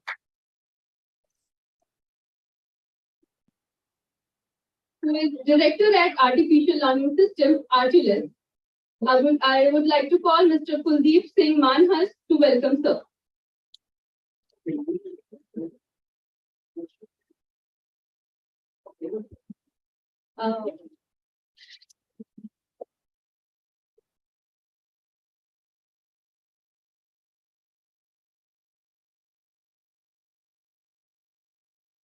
Our next panel member, Mr. Prashant Bohra.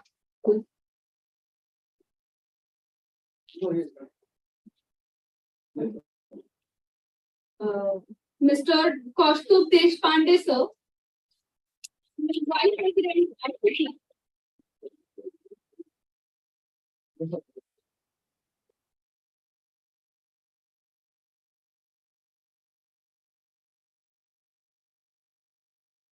I may call Mr. Nasiruddin Chisti to welcome sir.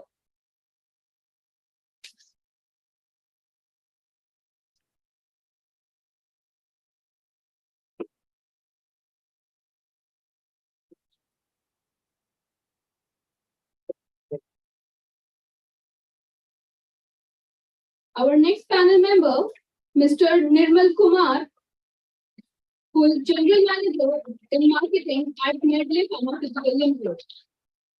I may call Mr. Prabhakar Jha to welcome sir. I may call Ganesh Sirvi to welcome sir.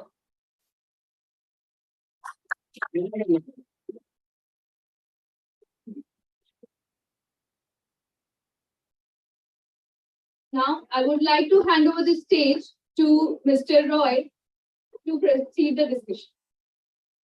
Thank you very much for this welcome and inviting all of us for the discussion. I just request all the panelists to come forward slightly a bit. Yes. I think Mr. Sharik started very interesting point that who is the mother of innovation, right? That is necessity. I would ask you, who is father of innovation? All the vice president and president sitting here, because they always tell marketing people, "Maza nahi aa raha hai. Do something new, do something different." Leads to some innovation and some work which I think the marketing happens.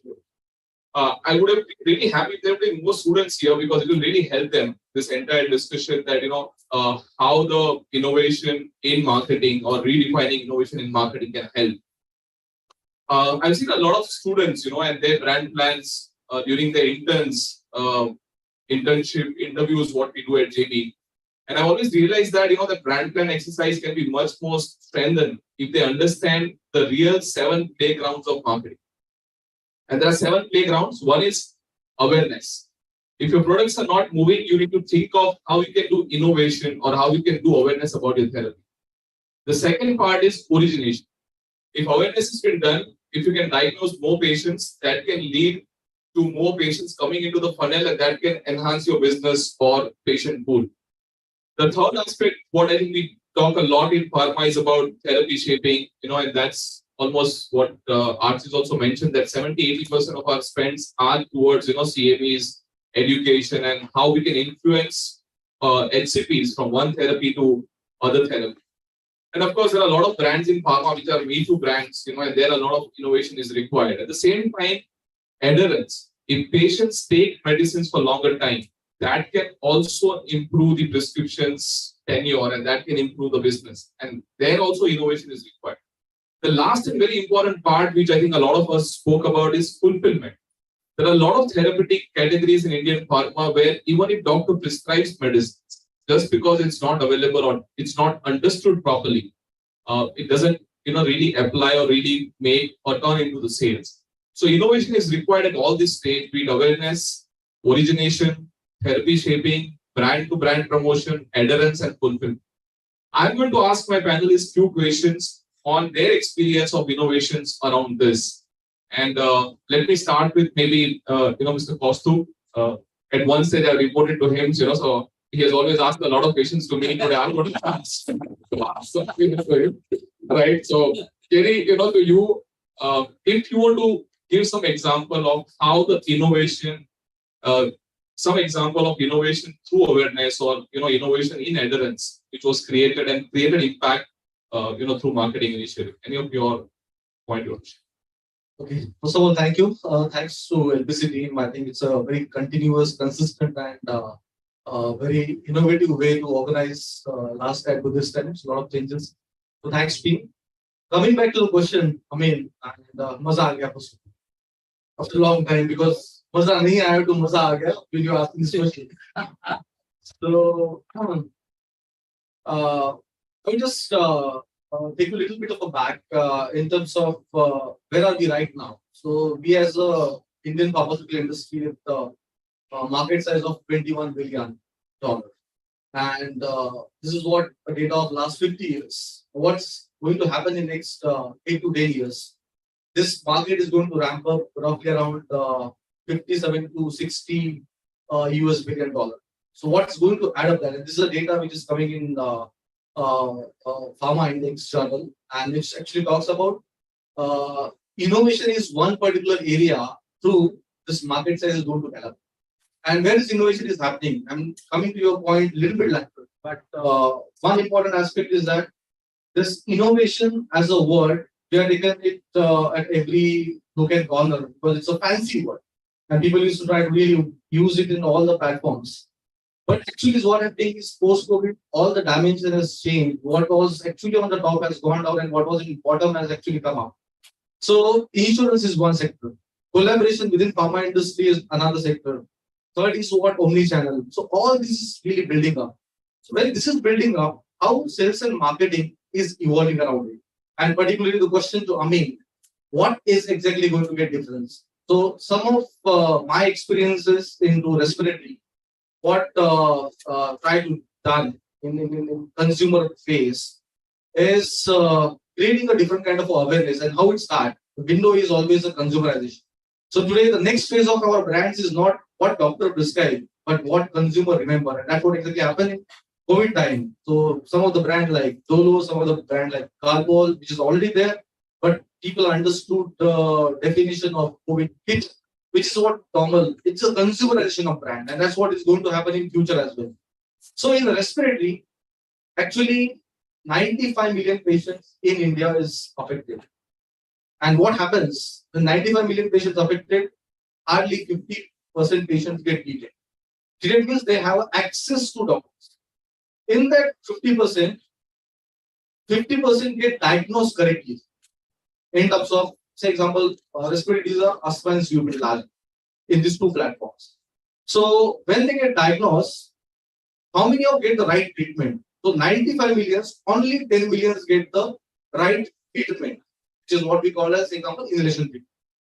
And out of that 10 million, only 5 million continues it. So that's what the adherence would. So all this 95 to 5 million, right, is a fulfillment. Everywhere there is a gap. And this gap cannot complete or cannot fulfill with traditional marketing. That's the point number one. So how we try to break that particular barrier? So way back, around 10 years ago, one of the initiatives what management has taken is to get into the patient access, and the Breathe Free as a one particular program has actually started. Which is the first program in India which has actually reached to the level. Right now, the intensity of that particular program is that around 1,000 people for the off-road people were only into patient centricity. They don't have a targets, they don't have budgets, they have a only patient connect. So every month they reach out to 2 lakh patients. And these 2 lakh patients are not all respiratory. They're having a problem, but they don't take the right treatment. So this entire funneling of 95 million, the first part started with the awareness. And that has started with this breathe free. Later on with all digital area, all television area. Cipla started with, I would call it out, Berok Zindagi's campaign. And I think many of you people have been aware about that. So that Berok Zindagi's campaign increased the awareness in common man. And how that increase of awareness has helped medical fraternity. So earlier doctors practice, in their practice, respiratory was 10%. Now that 10% has moved to 45%. Because 25% of population who is reaching to doctors are suffering from respiratory diseases, but they are not able to take that particular care.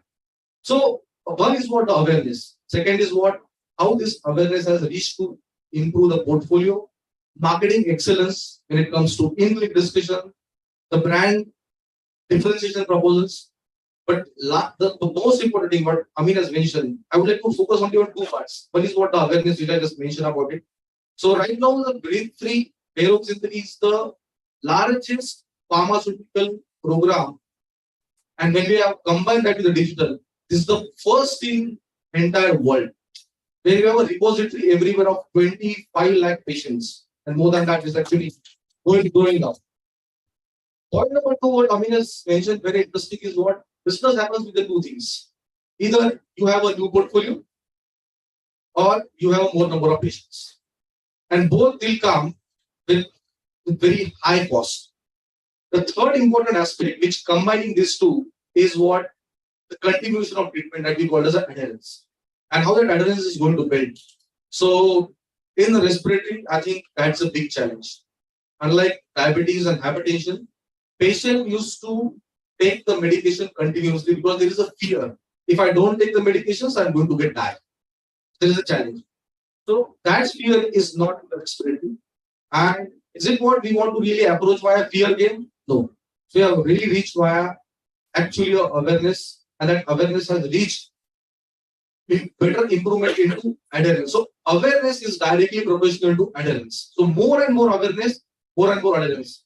10 years ago, doctor used to say that please take these medicines. Right now, patient go and ask to doctor, sir, what is this inhalation? So this particular change of consumer behavior, I think that has actually come in recent time, and which is giving a very important pushback to pharma industry to really rethink about the patient care content. We cannot have a yesterday's strategy to solve today's problem to get tomorrow's results. That's not going to work. And that's the reason adherence and awareness, these 2 A's are a basic principle of marketing, really to expand the horizon of business. And this is what something which is innovative. Anything which will build up is towards these 2 things. And we see that many therapies, many portfolios are really carrying out. I must appreciate the efforts of my competitor companies who are really coming out where it's talking about, example, lupin is coming into diagnostic. Nobody has thought of 5 years before lupin is coming into diagnostic. Or take an example of JB Chemicals, the kind of acquisitions they have done in last 2 to 3 years.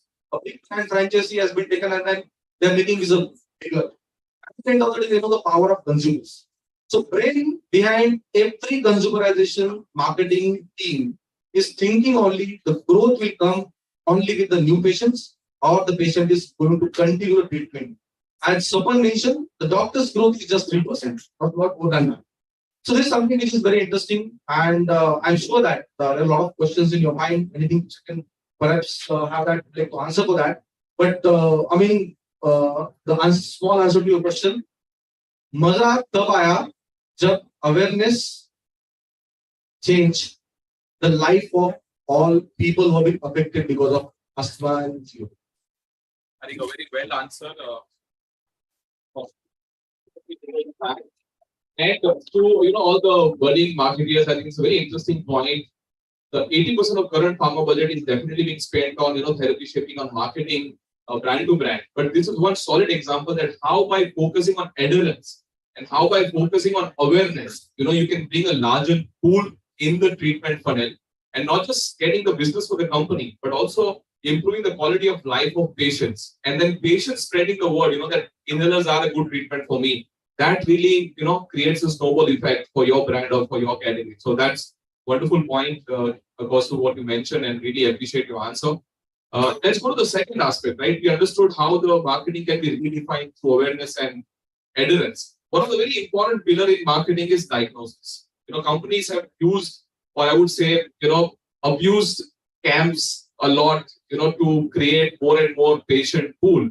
But in today's scenario, the camps or the diagnosis is also getting redefined completely. And for that, I would request Girish to, throw some light here that how the diagnosis is completely evolving in marketing. And if you can throw in some of your experience, he has been part of Friends in marketing, and currently he's part of one of the leading or pioneering company who works for AI. So I'm sure that he's the right place to tell us that how AI or other tools can really change the diagnosis paradigm of marketing. Thank you so much.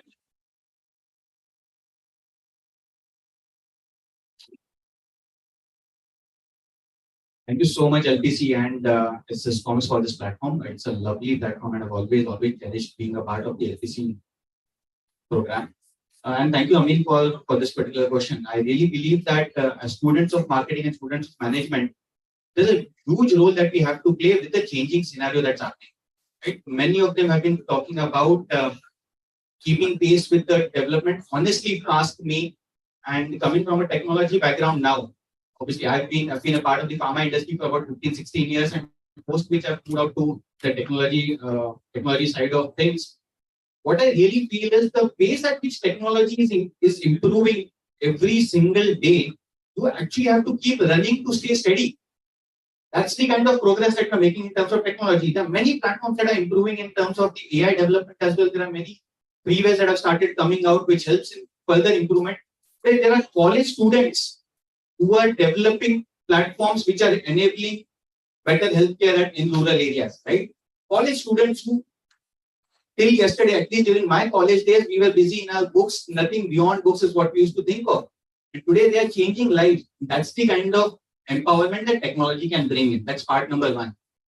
When I talk about, and I'll come to the answer of this particular question, and it's something very close to my heart. But before that, just a small point that I wanted to make.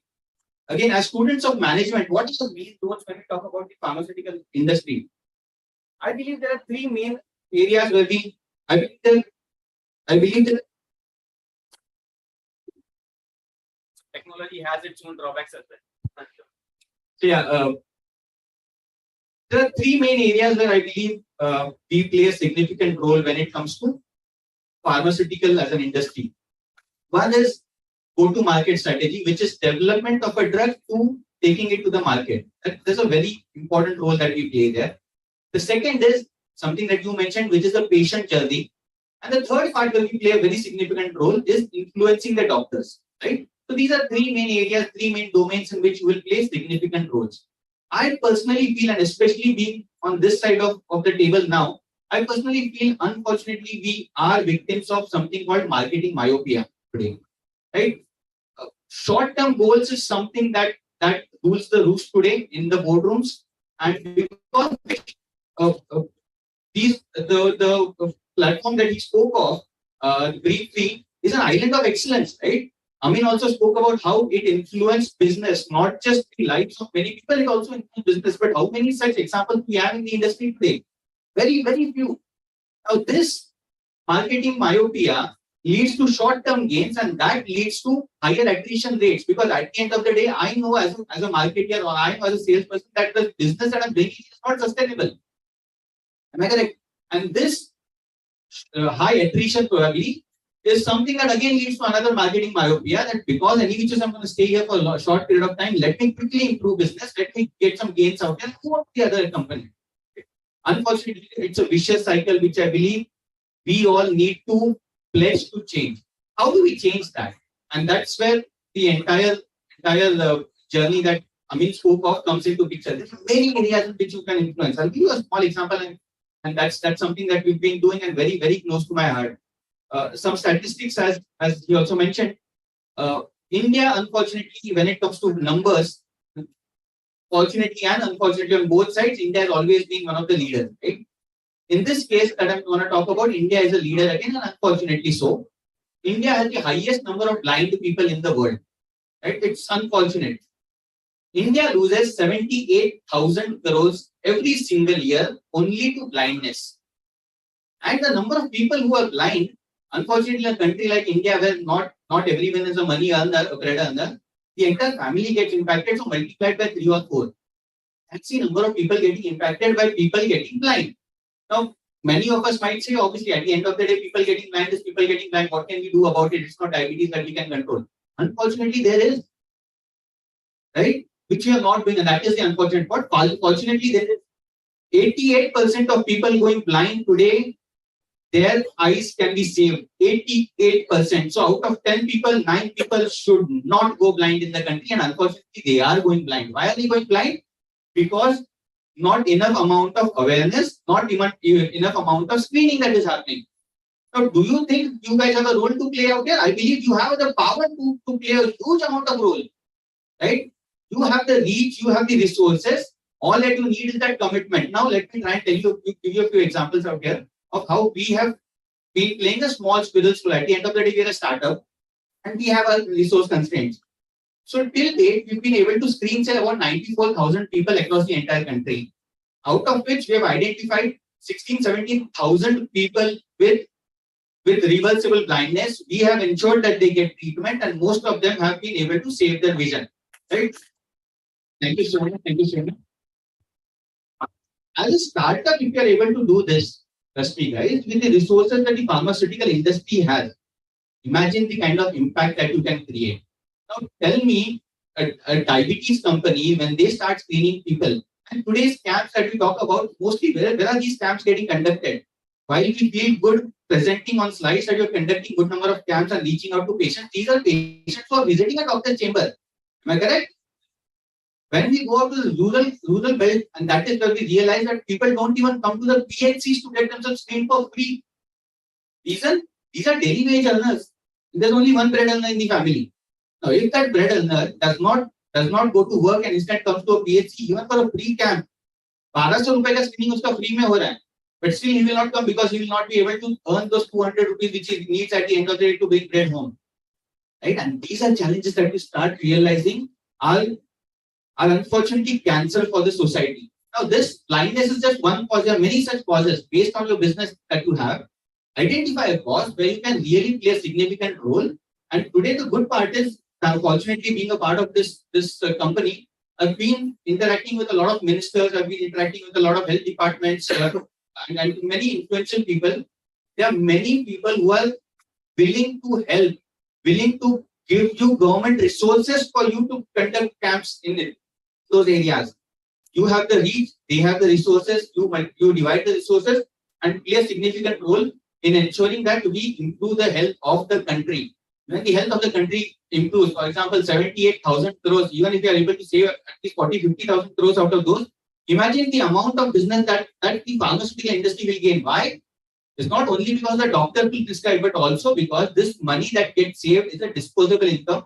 One of the first places where a person tends to spend their money is on improving self-health if the person has money to spend.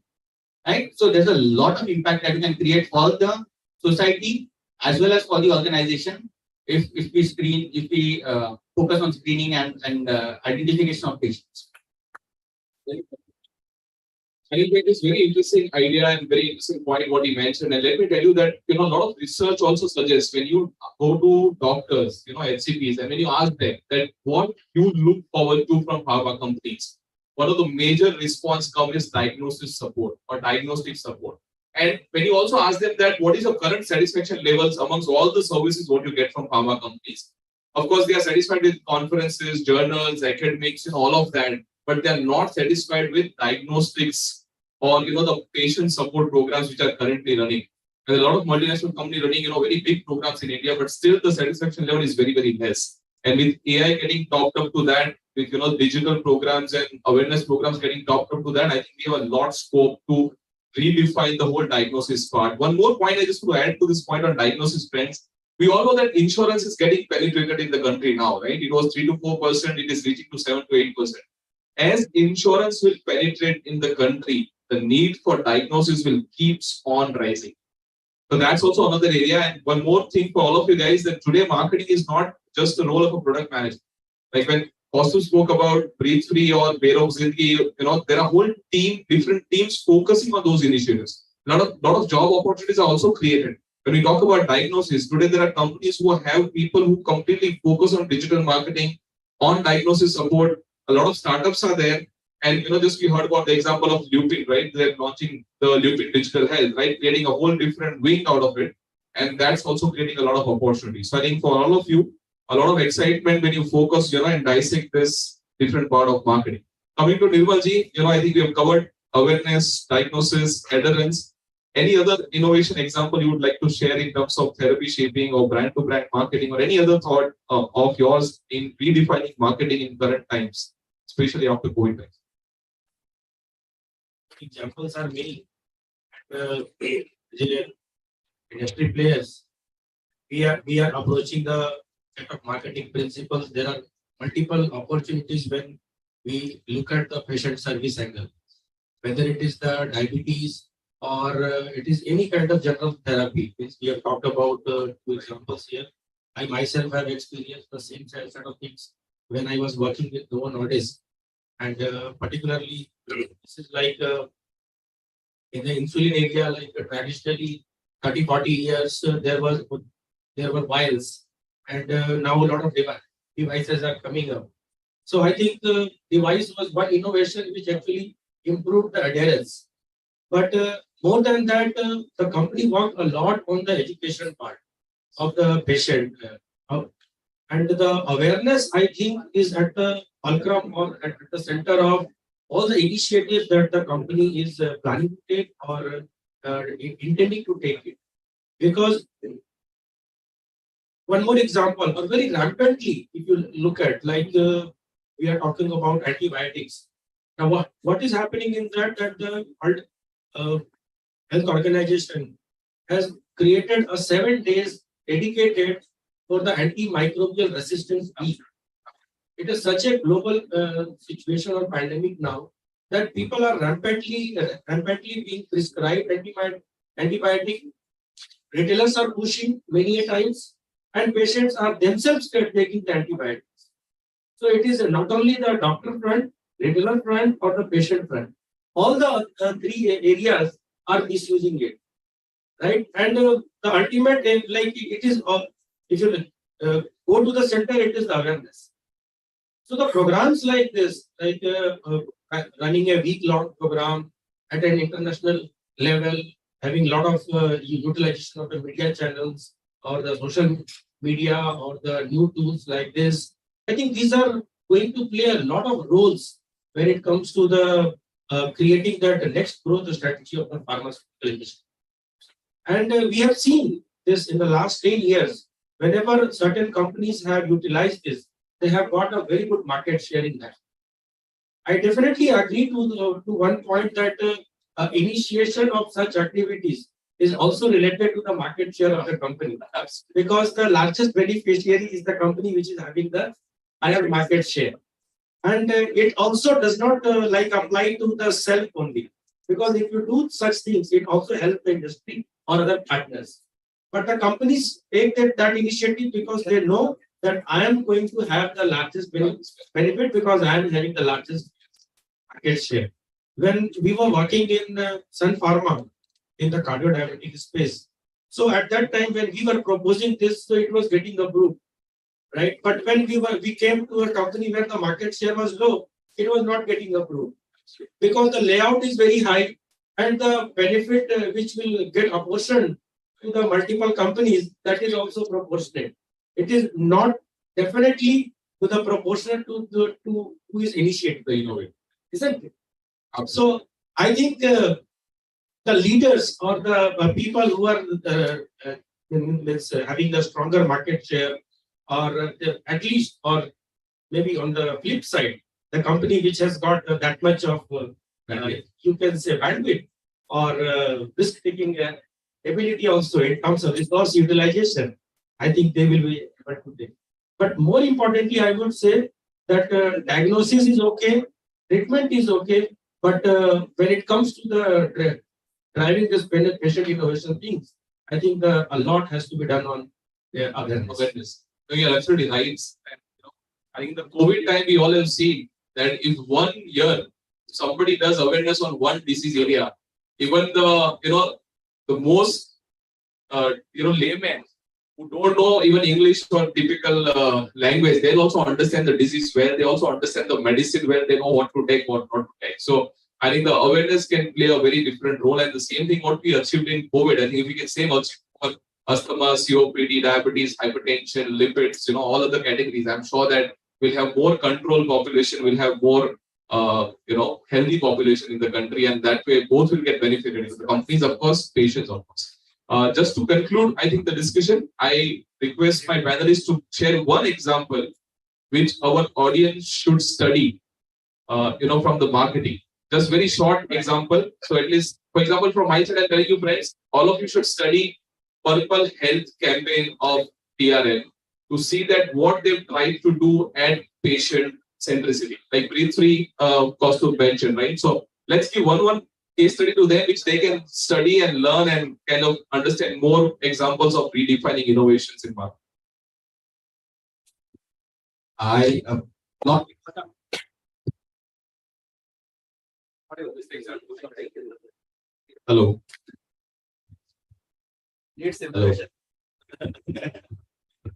So, not just because I'm a part of this company, but as a case study, I would encourage you to learn the role that AI has played in saving a lot of lives, saving a lot of livelihoods, if I may call it that way as well.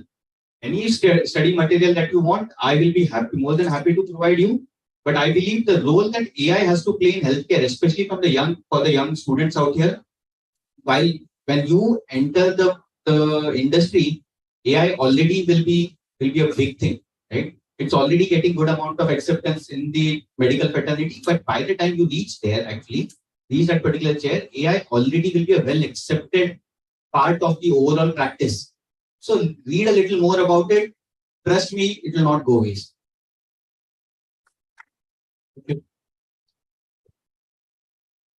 think what I'll suggest the students here that when you want to create something in this space, I think read a lot on the patient journey, because that is I think one part of your curriculum.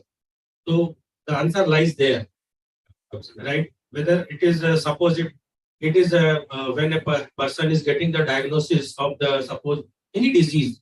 So what happens from his normal life to the life which he is getting into, from the reaching out to the nearby family physician or going to some specialist, or then getting prescribed multiple tests and then the medicine, and then look at people around you that of such disease that whether taking the medicine properly or not taking the medicine, where you will get the answer there. So theory in your book and your observation of your patient suffering from such diseases.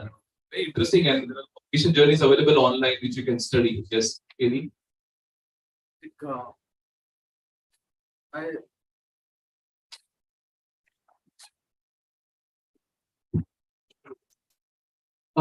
I think examples I would like to already have put it. What I want to say that because you are all young minds and you're going to start your career in very short span of time.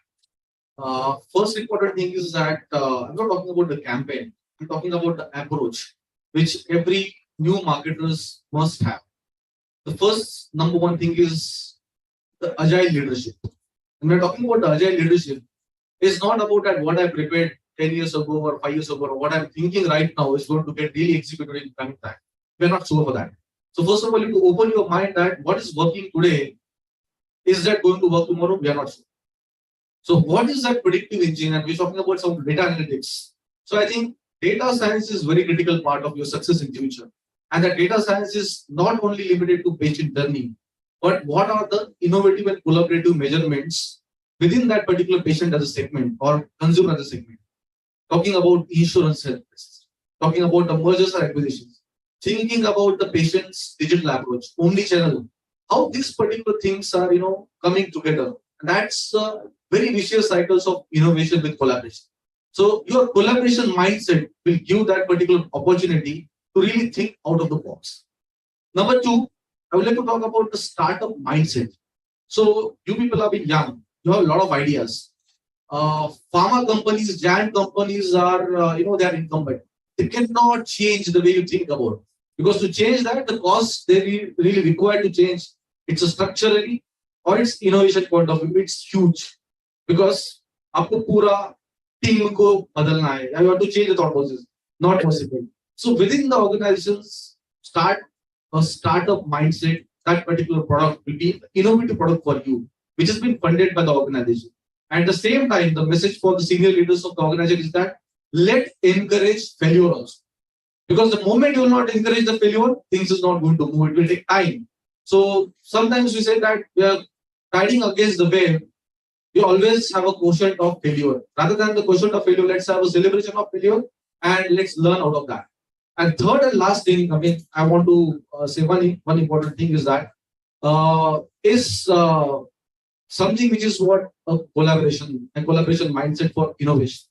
So for routine, and this is what we learned in past, and we are also trying to learn as well with my leaders, Dilip sir, Kiran sir, all the people, senior people who are sitting here. I think what comes in your mind as an idea, the first three things are very common. The first three things which comes in your mind are very common. Start thinking from 4th, 5th, and 6th. Innovation lies there, not in the common. So that's the last message. That's why whenever I showed anything to Kaustu, first, second, third option always rejected. Thank you, friends. All the very best, and see you next time.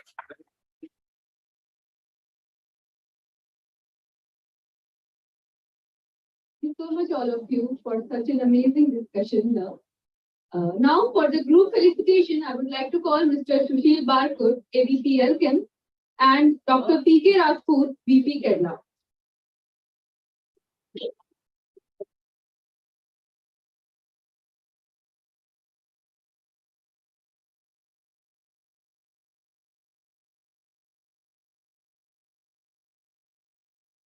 Fantastic question and fantastic capture. Fantastic.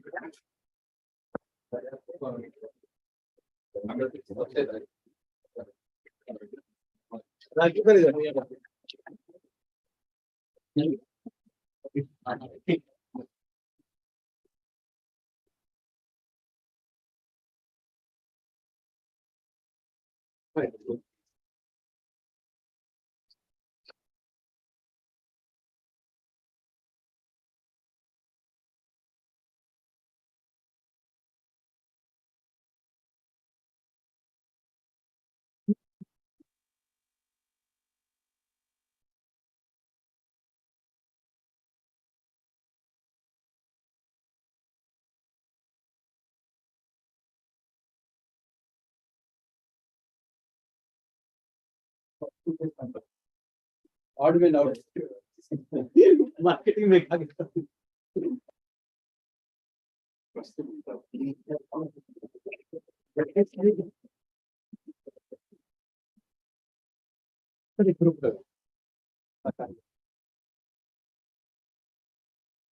चलो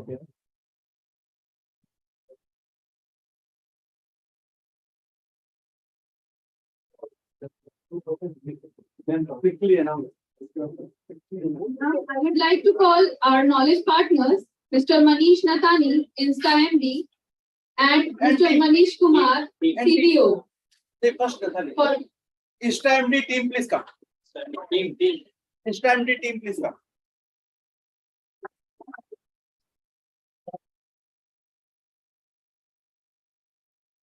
Ma'am, please come.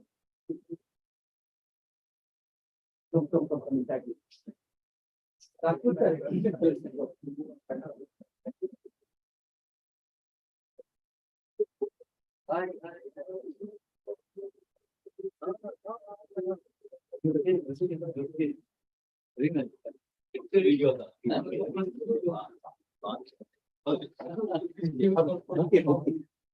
Yes. Okay. Yeah. Keep that, keep that. Look at it. उधर मैं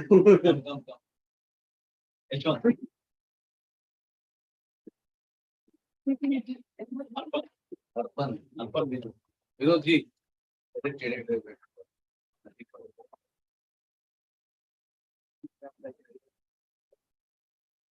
We would like to thank InstaMD team, Instant Market Data, for sponsoring entire event. They are the title sponsor. They are kind enough to bear the cost, and they are here to support us in future also.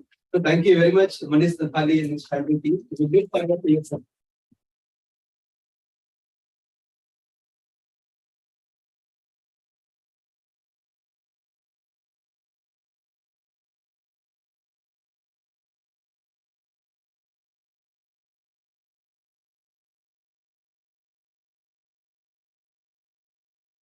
Mr. Manish Kumar, CBO.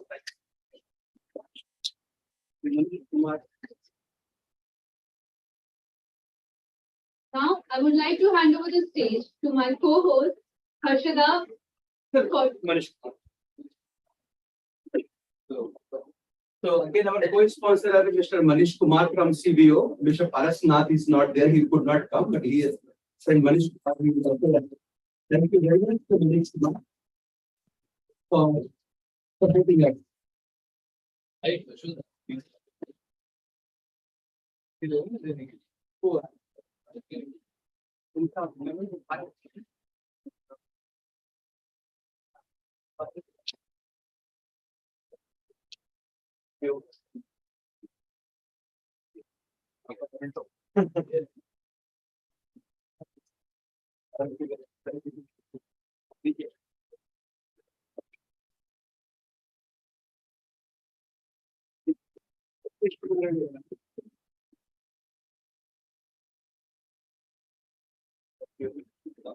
you. Thank you, everyone.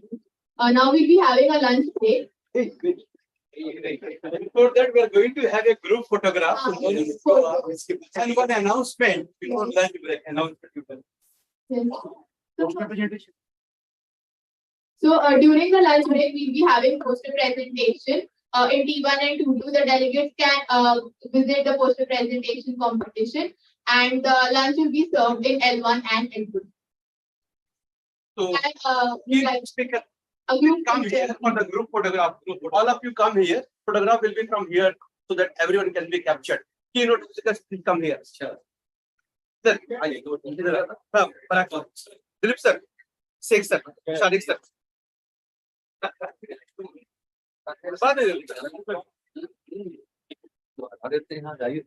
तो उसमें क्या जाइए आएंगे हम लोग यहाँ से साकार इधर और अंकर वहां पर लगा दो पोस्टर अपना LPC वाला all of you please come here all of you come here all of you students please come here students please come here but you have to students please come here photograph will go to Express Pharma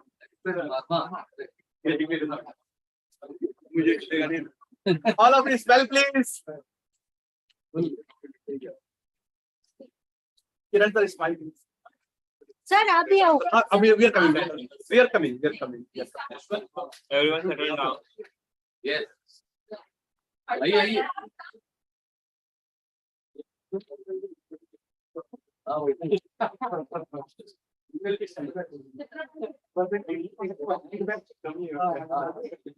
Settle down.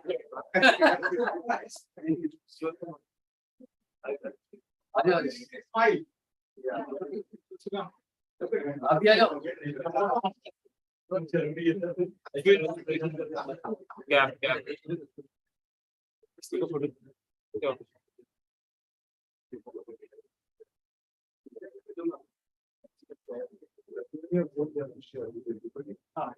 Go to Modi also. Have a seat, have a seat.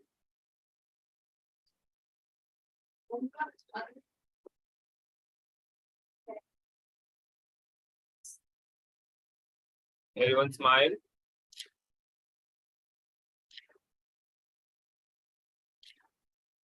Hold on.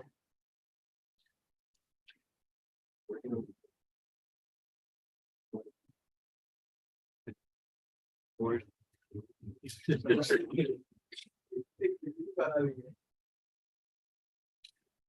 Okay, last.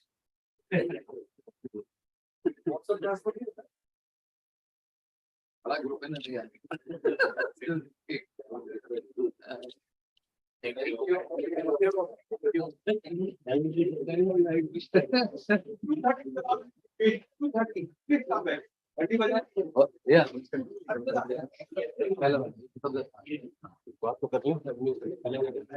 I request everybody to return to the auditorium by 2:30. T1 and T2 Tutorial Group 1 and 2 have photo presentation competition. The delegates can visit the photo presentation. Part 2. Served in lecture 1. Good, thank you very much. God bless you. Yeah. अभी इसको देखना पड़ेगा.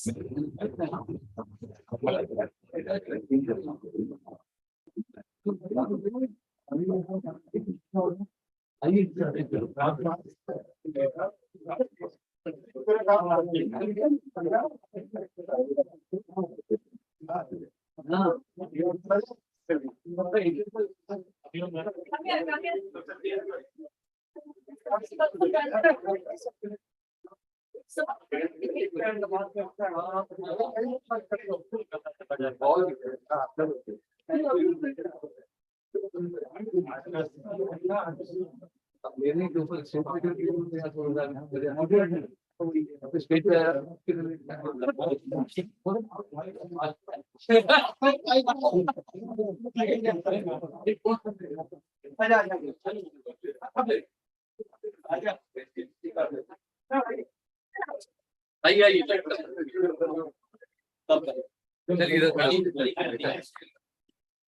मेरे phone में है मेरे phone में आइए सर यहाँ आएंगे ना तो आइए मनीष आइए कलर सर आइए please come Can I give you my phone?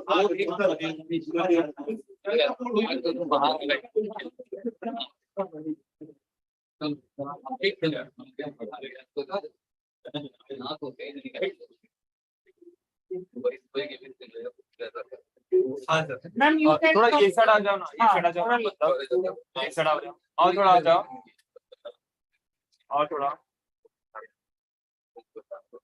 अरे क्या निकाल दे भाई. Hold. Smile. ये Hold. ये सर का फोन. आ जाओ एक मिनट रुकिए.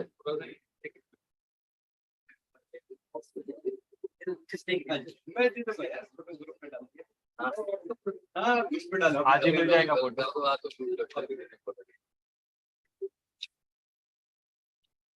Thank you. Just a minute, sir. One phone is still एक random जो कैसे करा.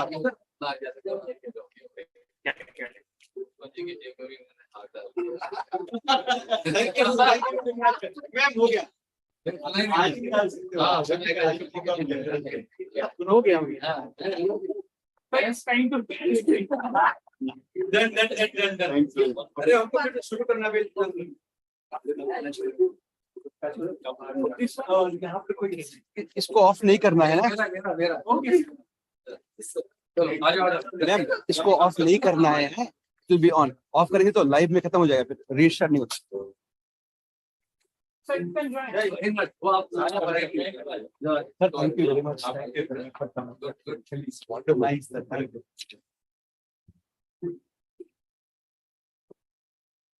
Great. Photo share. Sure.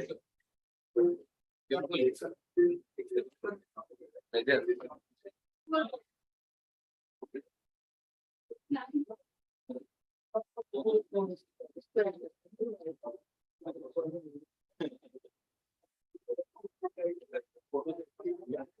you. Thank you, sir.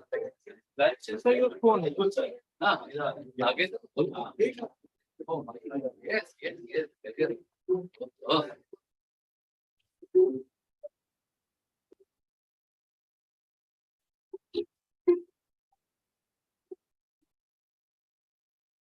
Thank you. Thank you so much. Thank you so much. Thank you.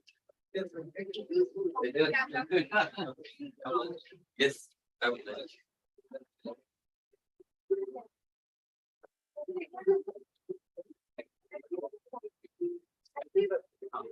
Thank you, Manara. Thank you, and you did so well. Thank you so much. And I was very happy when you are putting down some of the. Thank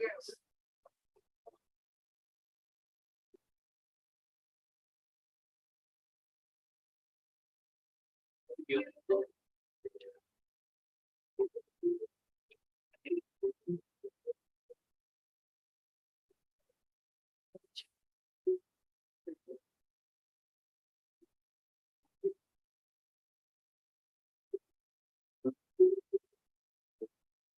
तुम सट्टा पीला ना और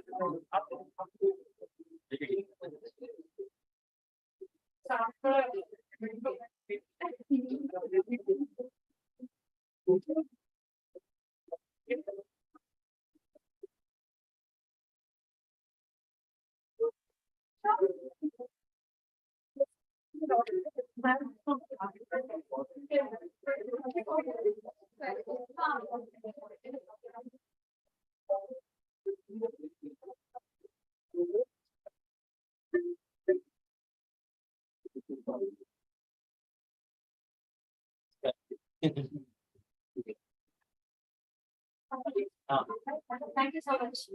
Thank you. Really, very good. The students.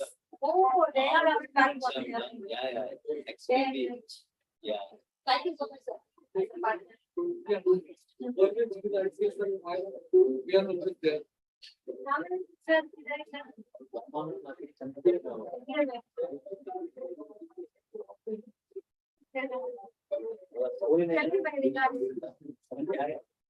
please, sir. Well done, well done. Abhi,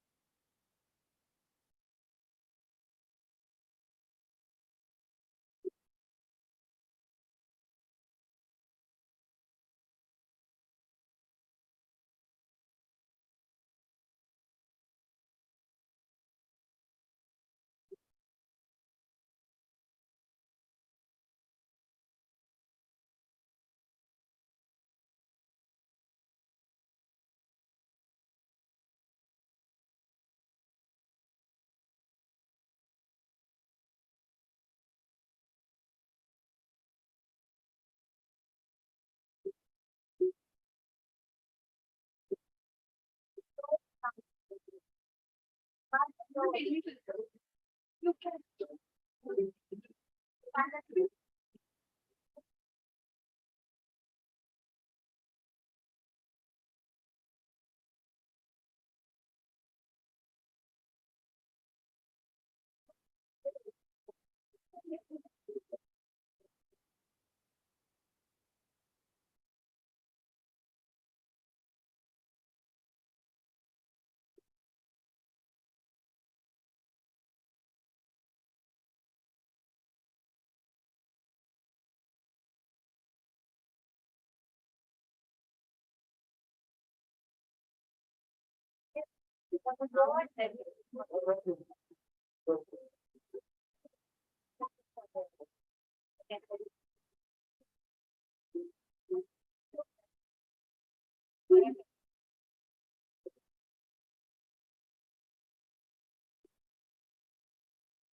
और वो कोई photo और colour definitely colour होना है क्या है ना आप कौन सा डिजाइन कर रहा है what is his name Mishra पण क्या रहेगा विदाउट ओनली कुछ करने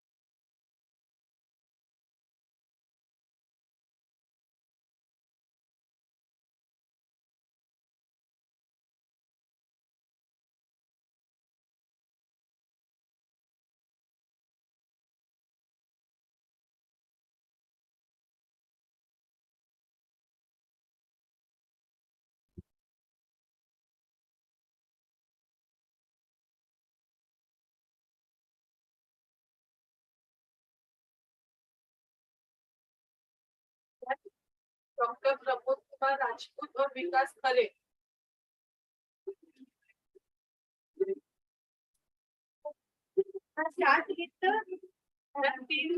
तीन हो गया हाँ 4 बोलो डिस्कशन हुआ विकास विकास खरे भी हो गया ओके डॉक्टर प्रमोद कुमार राजपूत हो गया 5 हो गया सुनो हाँ वो भी हो गया उनका नाम 2 बार लिखा है वो आ गया क्या हाँ हो गया वो 2 बार लिखा कितने 2 बार नाम लिखा है उसको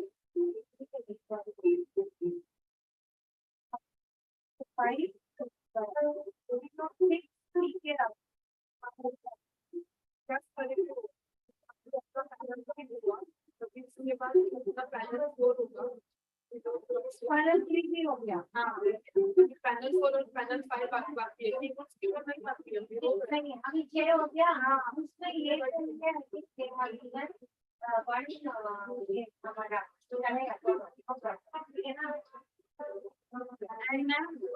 poster first prize 3000 second prize 2000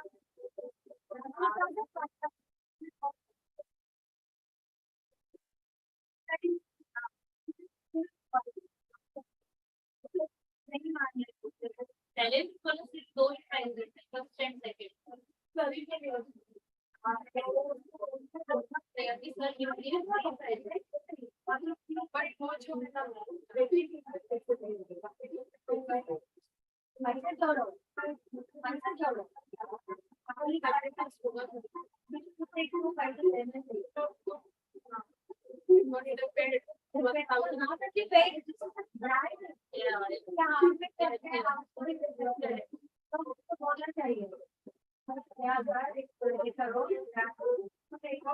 चाहिए सेकंड प्राइज ऐसा ही मैडम आप बोलेंगे तो अच्छा रहेगा तो ये 6 हो गया और इसमें भी ना ये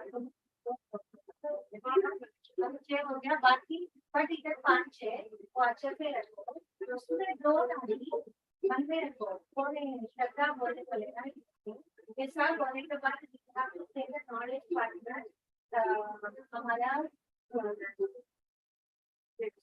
We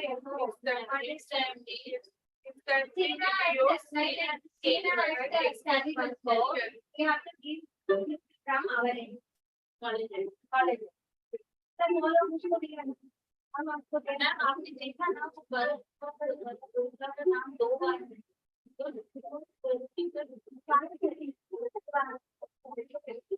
अरे देखो तो कैंपस में नंबर बोलो इजी हो जाएगा इस नंबर को स्ट्रेट पर पढ़ जाएंगे उसके बाद फिर से डिनोट फिर मार्च हो गया हमारा हो गया ठीक है अभी अपना अभी अपना लंच बाकी है फिर पोस्टर का है फिर अपने दो पैनल डिस्कशन है एक शालिनी मैम के साथ लास्ट वाला फिर अपना और एक क्लास सब आ गया क्या देखो पूछो उसका टीचर आ गया क्या देखो अभी तक उसका बाकी है वो टीचर आएगा और तो मैं 4:35 रिजल्ट है तो मैं वो तो साइंस भी इंक्लूड करना है तो खरीदना वो लोग ऑलरेडी क्या आ जाओ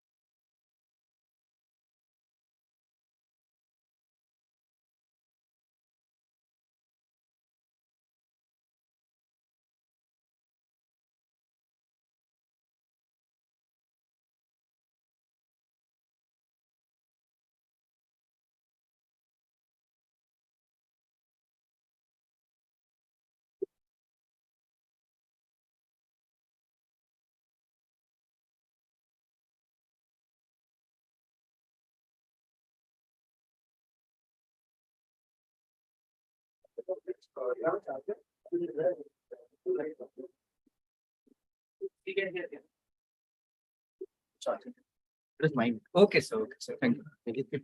Yeah, yeah, yeah. This is also mine. Okay, sir. Thank you, sir.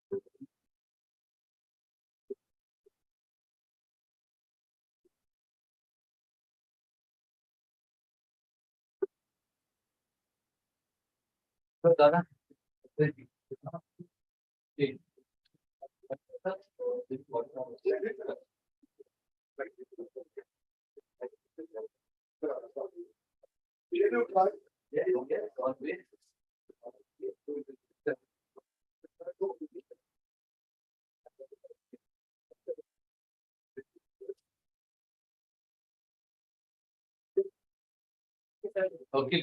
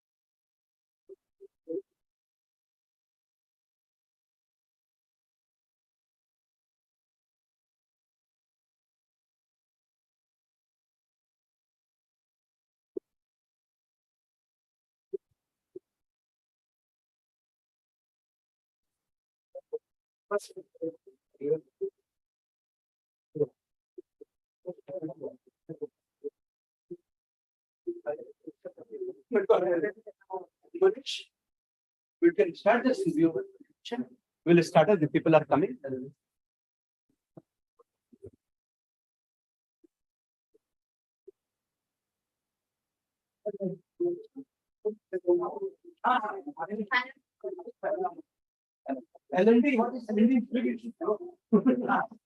Very important.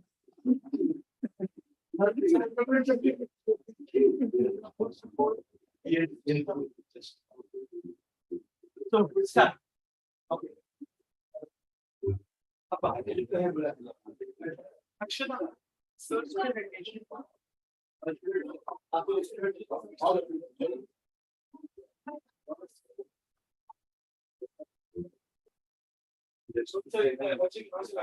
अरे क्या करें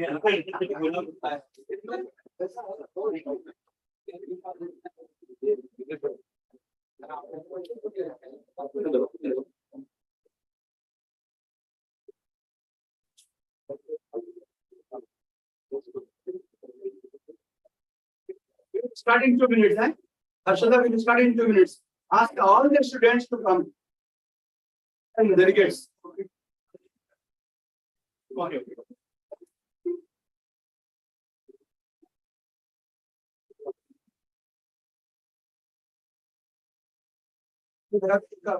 CPU and condition. First page only.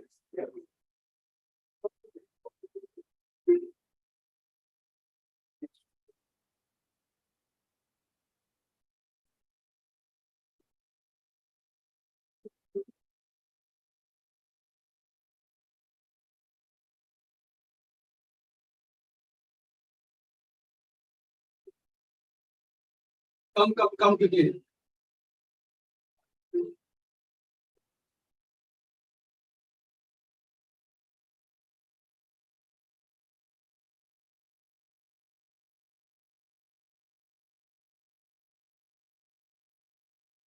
Omkar, people are coming now.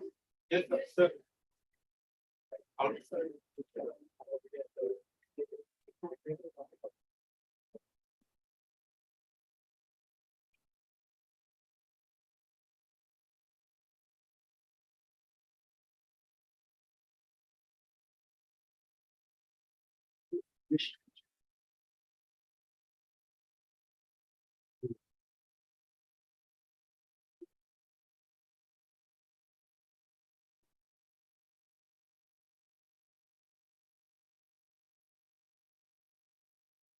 So, good afternoon, friends. Welcome back. So, before we proceed to the next session, we have a special presentation from our knowledge partner, CBU, Mr. Parasnath and Mr. Manish Kumar. Mr. Parasnath could not come here. So, Mr. Manish Kumar is there. He is going to share with you how CBU digital platform can be a big help to pharma industry. So, I invite Mr. Manish Kumar from CBU.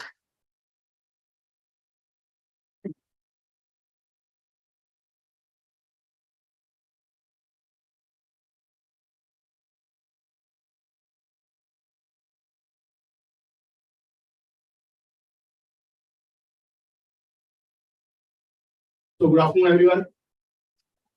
This is Manish from CBO ERP Limited. So basically, our company provides a ERP solution for the pharma industry. Through our system, a company can organize their day-to-day working in different panels or by the modules. Okay. So since morning, I'm just starting with the starting. We are listening about, we are just discussing about the integration, collaboration, and innovations and everything. Right. So data analysis, data science, and everything. Something we discuss about the artificial intelligence and about ARs. Okay. But the question is that how these all are possible. Without IT, it is not possible. So IT is definitely, it is required to possible all these things. So IT is having different sectors. So software is one of the sectors. Right. So CBO is providing all kind of these AIs, ARs, and smart.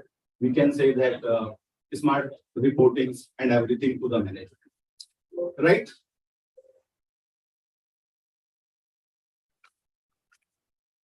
So basically, how CBO is helping to the industry, we are providing 6 modules for the farmer.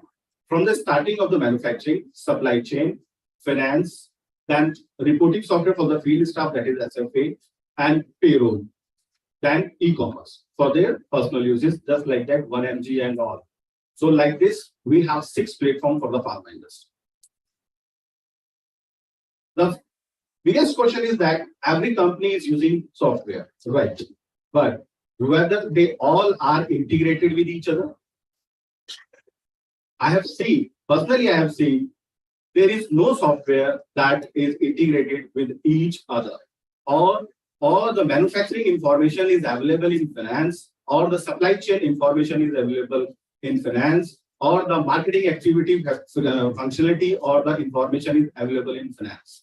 Or whether the supply chain means whether the sales targets, incentive policies, everything is available in supply chain, because everything is integrated. Because if we want to give incentive to someone, then we should have figures on their target versus achievements.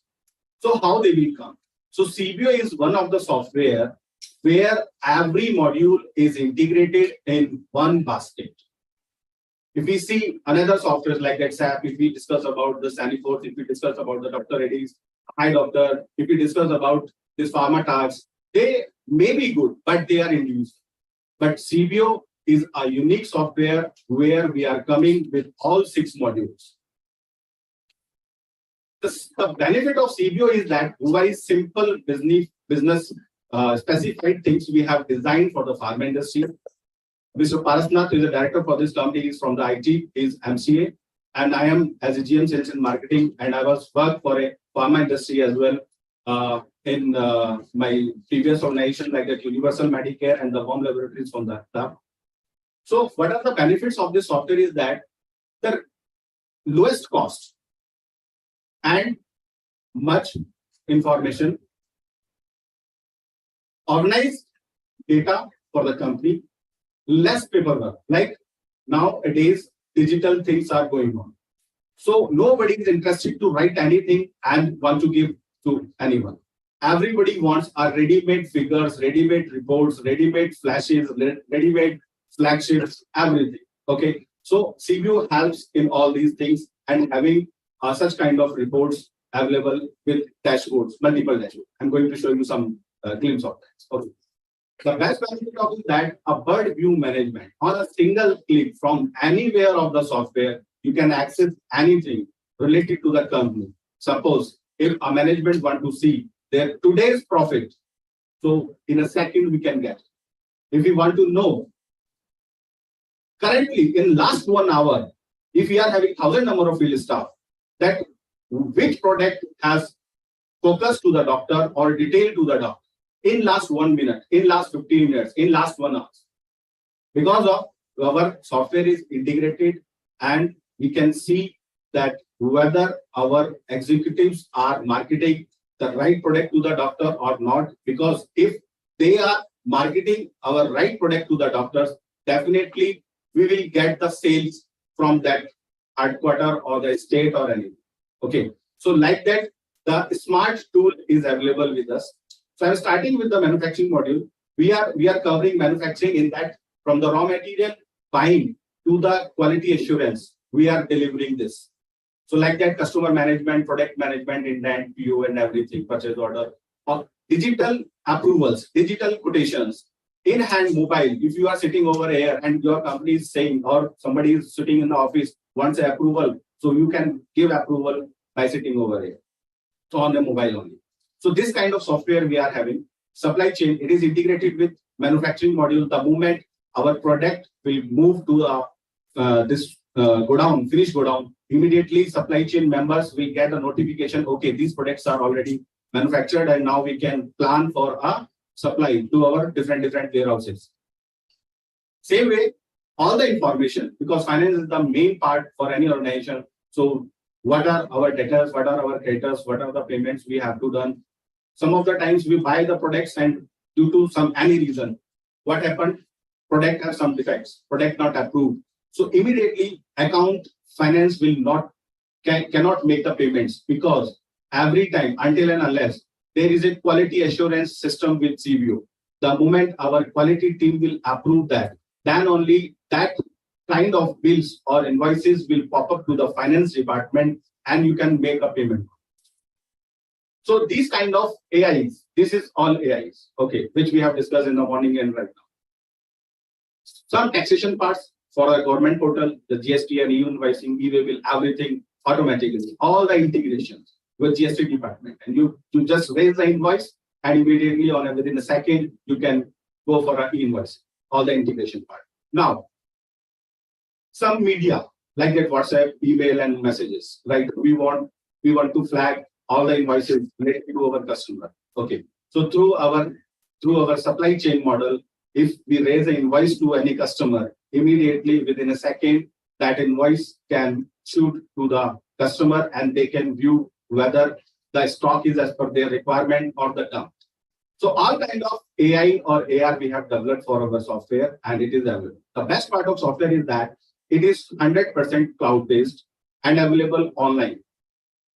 So we discussed in the morning that communication or information.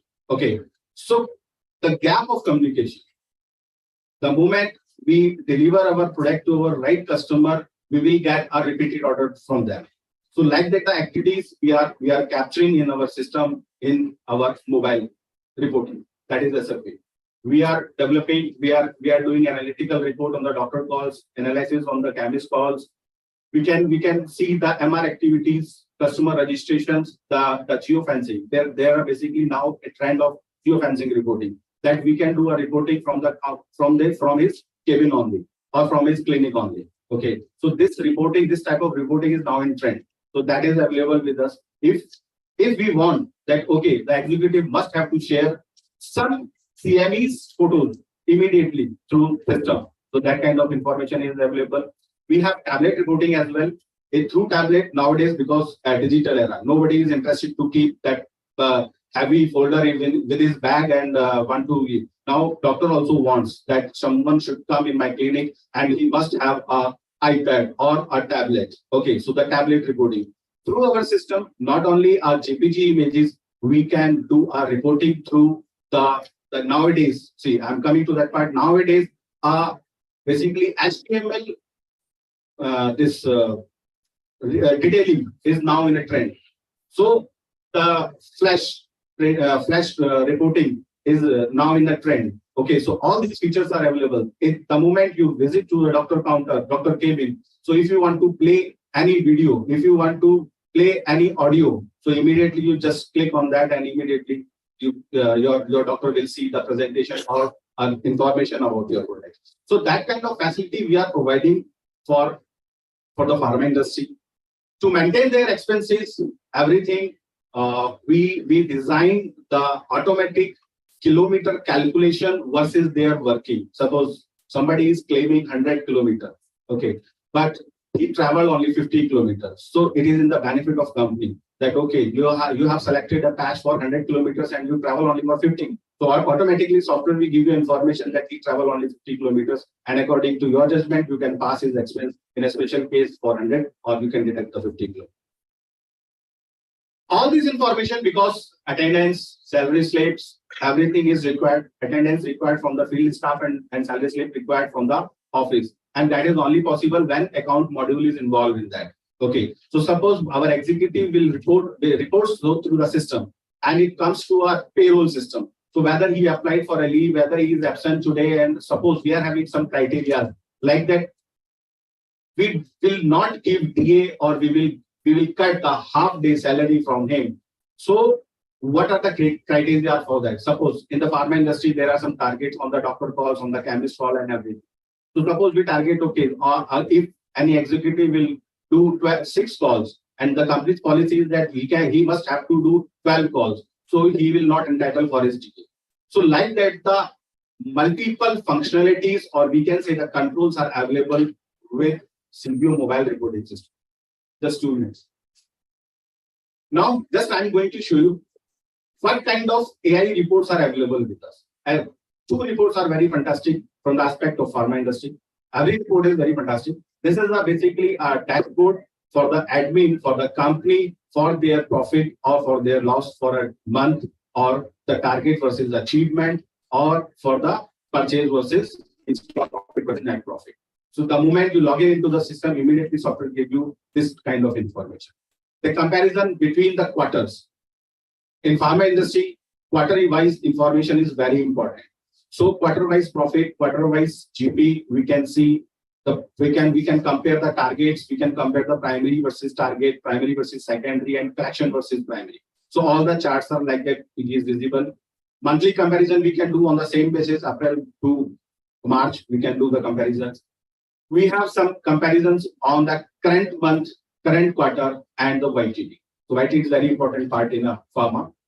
So like that, we can see the trend of my sale, trend of my return, trend of my collection, everything. After that, we have a comparison of, we have figures on the headquarter performance month-wise, that which headquarter is performing well. The main thing which I want to show you is that is know the reality. Whether our executives are working or not. Whether they are doing fake reporting or not. Whether they are giving a right information or not. For an example, I am an executive for a pharma company and I don't want to report today. Okay, I plan for a day, but I have not called to the doctor. So in that case, my manager cannot submit his TCR for a day. So automatically control is there, automatic information is there. Now, suppose I report half day, but now at the end of the day, I am just excusing that, sir, I have not reported because my mobile charge nahi ho paya tha, mera mobile ka battery khatam. So we are capturing all those information, whether at which doctor or which chemist, what was your battery percentage. So he cannot lie in front of you. Some of the executives are excused. They give the excuses, okay, sir, kya hai ki ye jo application hai na, ye bahut zyada battery drain kar deta hai. Right? I think some of the pharma companies are sitting over here, and Brinton is already using our software, Acumentis is already using our software. They both are here. Okay, thank you, sir. So all this information. So I was showing you that this kilometer is featuring on the right corner. So his patch is more than 100 kilometers, and he traveled only 86 kilometers for that thing. And on each call, we are showing you that what is the battery percentage at which call. So he cannot lie on you whether our application is charging higher battery or not. We want to know that how he travels, because nowadays some of the executives are very good. They are doing very nice work, but some of the executives are working in another way. So we can track them, and we have a Google map over here. So we can see on which location he called to which doctor, or he called to which chemist, or what kind of order or POB he has taken from that place. On this Google map, you can see all this. So that kind of AI or AR is available with CPO mobile reporting system. So month-wise coverage, month-wise doctor chart. We see why I'm showing you all these things, because nowadays nobody is ready to read all kind of reports, or don't want to work on the Excel sheets, or don't want to work on the presentation, or don't want to work on the Word format. Everybody wants to see everything in a single click or on a single presentation. So by looking this, we can see that how many doctors are with us, how many missed, what are the frequency variation and everything. You might be having all the softwares, but no integrated on a single software. Nothing is apart from the CPO. That is the only other object that you must try CPO for your organization. And I am saying that it is a single basket having multiple fruits. So it is like, so doctor-wise trend chart, monthly POB system, and top 10 products we can see on a single. It is totally automatic, generated from the system only. Nothing is manual. Top 10 is state. Some of the companies are using SAP. Some of the companies are using HiDoctor. They have to do an integration between them. So it takes time. and cost, but CBO is having ready-made things. CBO is expert in all these things. So Capcom headquarters, some of the companies which are using already our system, the Dower is one of them, division of Zydus, German Remedies, PWD, Telcure, Brenton, and Sri Dhanvantri, OpSearch, Wings Biotech. Some of the SAP integrations also we have done by the name of Wings. Wings is using CBO and SAP as well. Psychotropics India Limited, you must know this name. So they are also using SAP and CBO has done the integration with all this. Okay, so I will not take much time because already some others are sitting here. Okay, so thank you everyone. Thank you giving. Thank you LPC. Thank you FID. Thank you.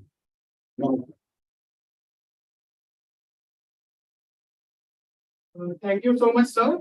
Now, I would like to welcome some of our delegates. Firstly, Shahaji Chawan, HR consultant.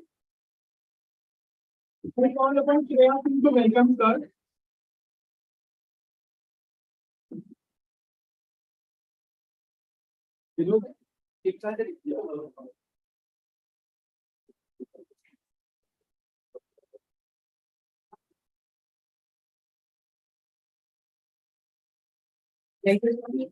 Next is Manoj Kadam, MSM RX Laboratories.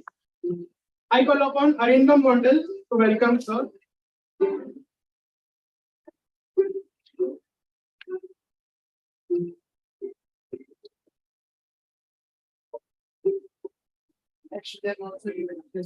Next is Kuldeep Solanki, sir, from RX CHL.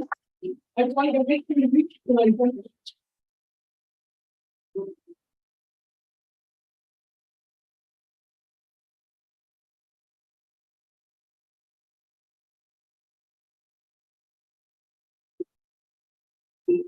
Thank you, sir. So now let's move on to our next panel discussion, which is HR and L&D redefining innovation in learning and talent development. So moderator for this panel is Mr. Vinod Vaswani. I call upon Arindam Mondal to welcome sir. Sir has over 24 years of experience in pharma industry, and now he's working as training manager at Lupin.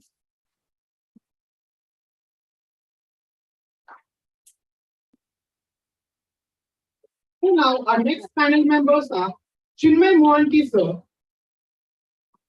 I call Ms. Shreya Singh to welcome sir. Sir is Associate Vice President and Head HR, appointed with over 23 years of experience. The next panel member is Mr. Sushil Balpur, sir. I call upon Mr. Prabhakar Jha, sir, to welcome. Mr. Nasruddin Ji, sir.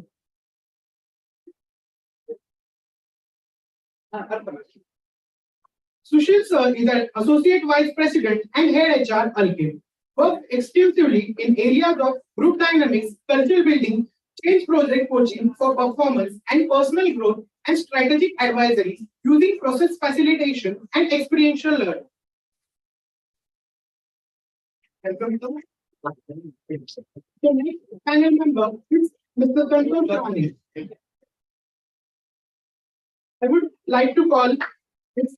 Ekanki Srivastava to welcome sir. Sir is lead training at JB Pharma. Now our next panel member is Ms. Neeta Kulkarni. I call upon Kuldeep Singh Manas to welcome sir, ma'am. Man is founder, sketch consultant, having over 3 decades of journey from self-representative to L&D head.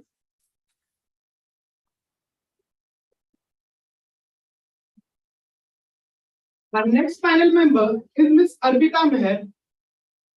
I would like to request Mr. Ganesh Sirvi to welcome ma'am. Ma'am is lead training at JB Pharma. Moderator.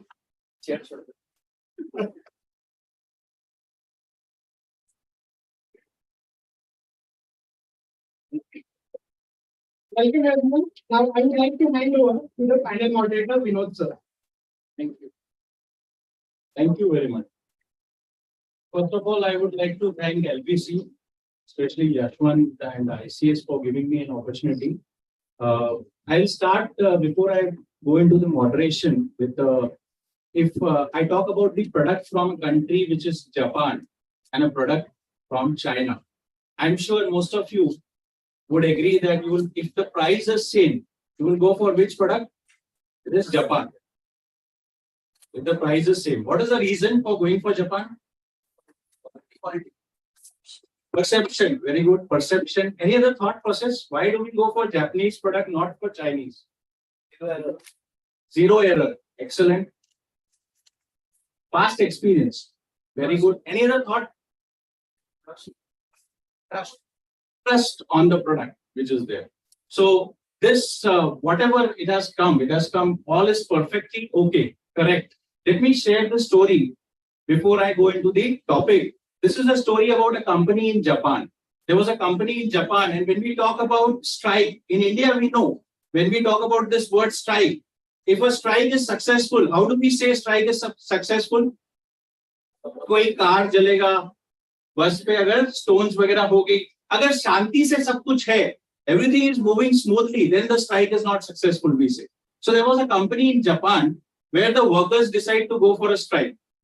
They said that we want to teach a lesson to the management. Management was not listening to them. So what they did, they used to go for work daily.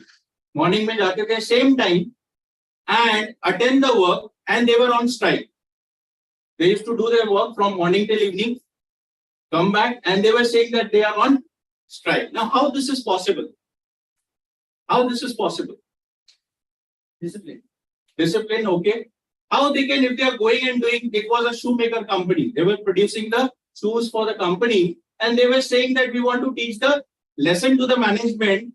Management हमारा नहीं सुन रहा है. Management should not, if their demands are not met, we will continue with the strike. But they were going regularly, at the same time, going for the work, no narebazi, nothing, and they were doing their work till the late, as per the timings which was there for them. Impact on quality.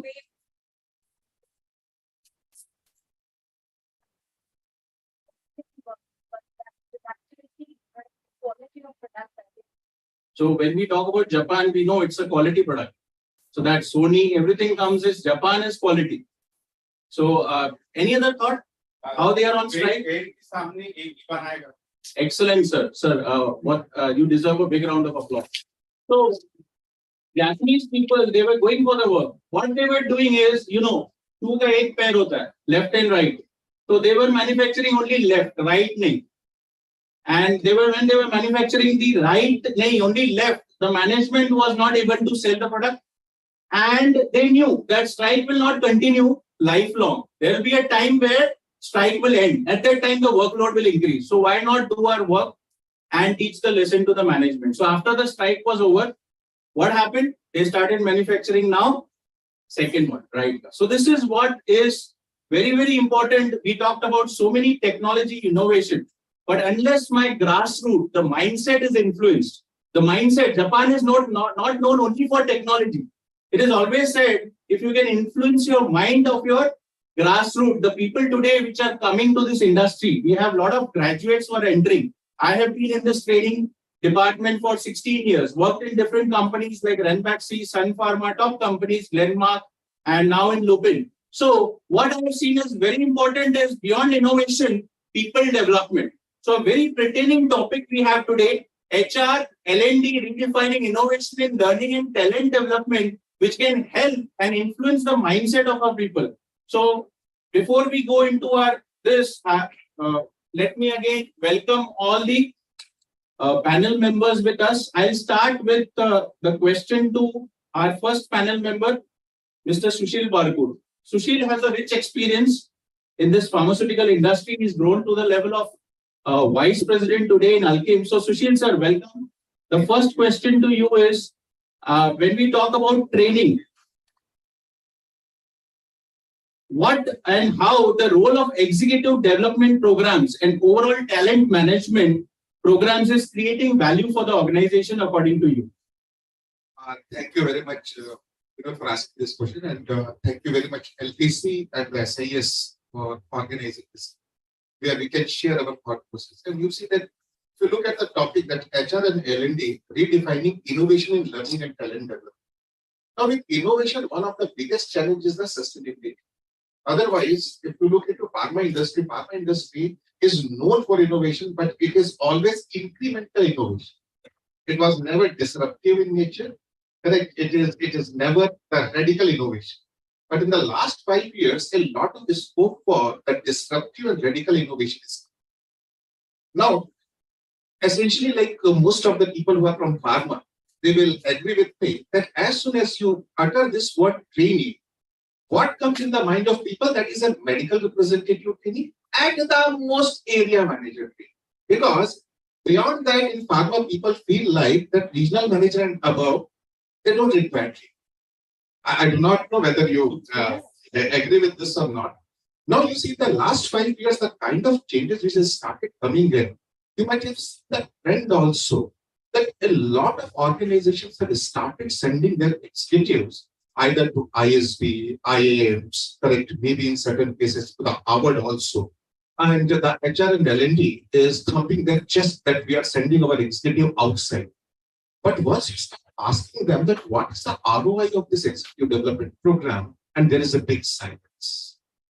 And that is where we as an L&D professional, when we talk about the talent management, we need to see it from an angle that how our programs generates value for the organization. Like since morning when we were talking about various kind of innovation and other things, you see that how many of us as an L&D professional and the HR professionals who are sitting over here, how many of us really claim to know the business model of pharma? Because when these radical changes are coming into the picture, there are two types of majorly business models for pharma emerging out.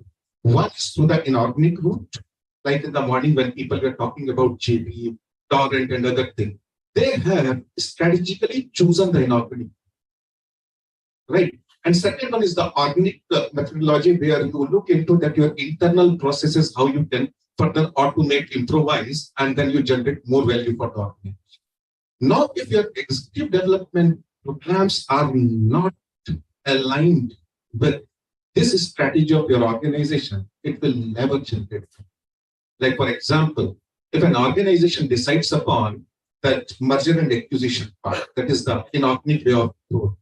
Now, here the executive needs to be taught upon their data analytics, how to identify the trends, how to identify those future unicorns which are there, isn't it? What are the innovation practices which are happening? Like, I would like to quote some examples over here. Like, for example, that one of the organization like Cipla, which is known for bringing very disruptive and radical kind of innovation in the industry.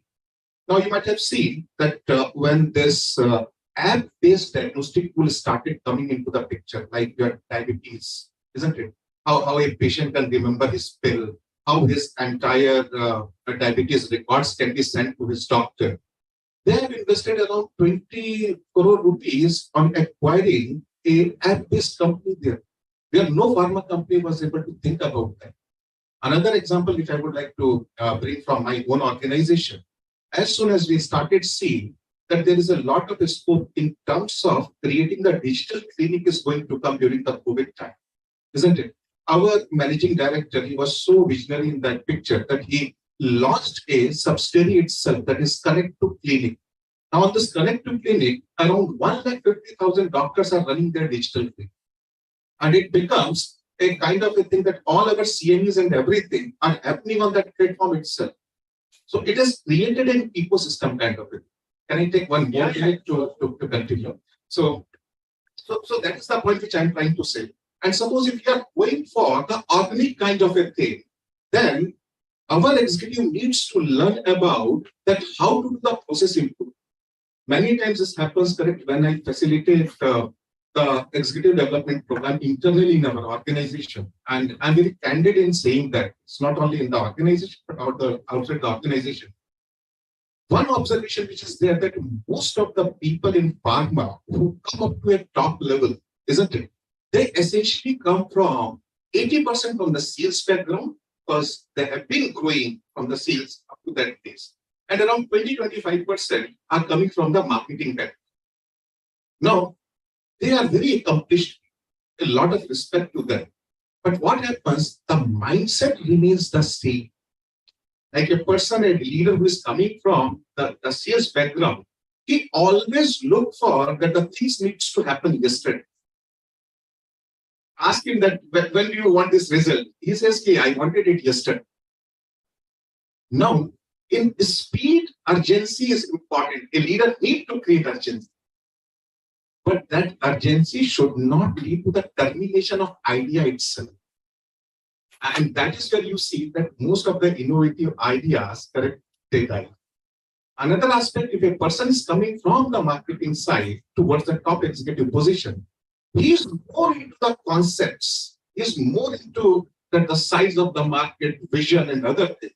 But execution becomes an Excel skill for him. And that is where you see the top, you can say, owner-based organization and the top management, they always keep on asking the L&D department and the HR department, can you create some program for our executive development? And when we reach our executives for the co-creation of the program, they generally say, "Ab kya padhaoge yaar? Itna to pad liya hum." Right? But when we start doing some kind of assessment with them, and then we start showing them that this is the gap which are existing, we have seen that how the executive, the same executives, correct, who we are saying that we know everything, they were open to get that opportunity for their own development. And every executive development cost is huge. Because if you're taking 50 of your top executives, isn't it, and designing a learning journey for them for 9 years, with best of the faculty from Harvard, MITs, then your ISBs, IIMs, isn't it? And you have to give them the coaching support also, 360-degree feedback, and all kind of tracks you are giving there, isn't it? It is costing not less than 5 to 6 lakh rupees per executive. And for a 50 executive, you see that company and management is ready to spend 3 crore rupees on them. It is their right now to ask for return on investment. And an L&D professional and a HR head, if they are unable to give ROI, then it becomes a one-time phenomenon. And one-time phenomena doesn't change the space. Thanks. Thank you. Thank you, Subir sir, for all the insights. And well said, it is training should go beyond any area manager disruption could happen. And there are a lot of innovations, techniques which are there today required. So with this, I'll go to my next panelist, Mr. Chinmay. Chinmay, if you can throw some insights on how pharma talent management landscape has changed over the years. Thank you, Vinod, and thanks LPC and SIS for having me here. Very apt question, Vinod. But as it's a post-launch session, I will ask 2 questions before responding to this particular question. So, how many of you sitting here take pride in being in pharma industry and the course that you are being? How many of you take pride? I'm sure many of you will be forced to because your professors are there. But okay. Second is, I'm sure during your curriculum you must have been taught that actual experience comes from the field, right? So how many of you want to have at least 2 to 3 years of field experience post your PGDM course in marketing? How many of you genuinely interested? Not that you are forced to, but genuinely interested to be in the field. Good to see. Great. So I take a lot of pride, by the way, to start with. I represent HR. My all fellow panelists are more from training background, but I represent both sales and HR. I spent exactly half of my career in sales, and I have grown from MR till sort of zonal manager or zonal head, and then moved to HR. So I enjoyed each part of my journey. And that's why I feel a little pain when I discuss about talent and the question he has asked about how talent landscape has changed. I'll give an example. When I gone for first interview after my pharma, before my results were being published, So there was a hotel in, I belong to Odisha, so there is a hotel in Patak called Bombay Hotel. It is near to station, wherein the interview was for American pneumatics, which later got merged with Dr. Reddy's now. So for that interview, there were two positions for MR, medical representative. And you cannot believe when I reached there, I could see only heads, like there are 300 plus candidates waiting outside that hotel for two positions of MR. And I was rejected, stating that because there are HR people, that line managers, they wanted to get an opportunity to reject the candidates. So they reject my candidature because my results were not out. I have just appeared my diploma, so they rejected me. So that was the time in 1998 when I started my profession. And let me tell you, just yesterday, I had an Zoom interaction with my present Acumentis sales head, because there are positions which are vacant for more than 30 days now for MRs, and they are not able to fill up those vacancies. So I asked them, what is the issue? So most of them say that we are not getting talent, I need help from HR. So unfortunately, being in HR also, we cannot help much. I think all my panelists also will agree that for MRs, it is very difficult to get from no LinkedIn or any social media. So we get candidates only from the field to that location. So that's the challenge that we have now. So that's how the talent landscape has changed. Like there is now a scarcity, and the people whom why I asked the first question is, when I asked candidates that whether you are joining this profession by choice or by chance, 80% of them are saying that, sir, we could not get anywhere, so this is the only option available. And that's how we are joining. And they are very candid in their expressions, because they know mujhe to job naukri milne wala hai, whatever I say. So that's how in the situation now. So what he has told about executive coaching, unless and until we get the right talent who are ready to do anything and everything to build their career, it is very difficult for anybody to save up their career. But whatever said and done, we still have got talent. And once they enter, I have seen even those candidates who have told that they have joined by chance, not by choice. Many of them, after being in the profession, when they see the positive part of it, this is the only profession I think all of us who are sitting here, most of us have started our journey as a MR. I think this is the only profession where we have that luxury that we can grow to the topmost position in the industry, which many other professions, many other industries do not provide. So that's the reason why I feel pride, and being in HR, I take a lot of pride in setting up the career of the people. So what we do now is that we try to help them in each and every step from the time they join. What we have done is we had when we have seen attrition analysis, I think before in pre-launch panel, some of the panelists told that there is high attrition in marketing. It is not only in marketing. I have interviewed actually 2 candidates yesterday. In 8 years, in marketing, in 8 years, they have worked in 7 companies, both the candidates, and I have to reject both the candidates because then they are just using it as a stepping stone. So it is very important for us in HR to understand that whatever talent we are getting, how we are setting up their talent, starting from the induction that we do, making them come into the ecosystem. Every company has an ecosystem. For example, there are companies, you are telling about organic growth and inorganic growth. I will talk about the organic growth. The companies who are having organic growth, every company has an ecosystem. And we in HR training, in line managers, everybody should know what ecosystem the company is into. There are companies which focus more on external customers, like doctors, chemists, stockists. They do all the things possible to attract external customers and get business from them. And there are companies who focus more on internal customers, like whether it is sales guys, marketing, all cross-functional teams. They invest more in the internal talent. And there are companies who are more of OTC, digital marketing. So these are evolving fields which may be going to be there in next 5 to 10 years. That those lines also will evolve. But the ecosystem, understanding the ecosystem and making the people understand what is expected out of them, starting from the time they join, from the induction till their career path, how their career path is set. Whether how many of our people know that if they do well, they will get promotion within 3 years. How fast they can get into NSM or GM level. That is what from the day one of their journey, they should be given priority.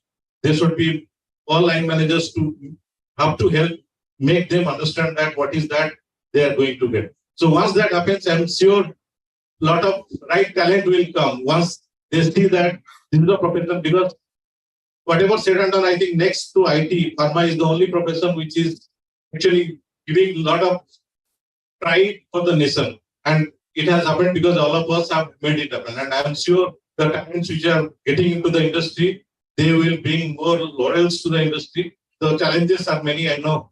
Once they go out in the field, when they meet a doctor, when I joined, hardly there were companies, there were hardly competition. But now there are competition not only from MNCs, Indian, like national companies, even local companies. And competition is everything possible to make the prescription share from the doctor.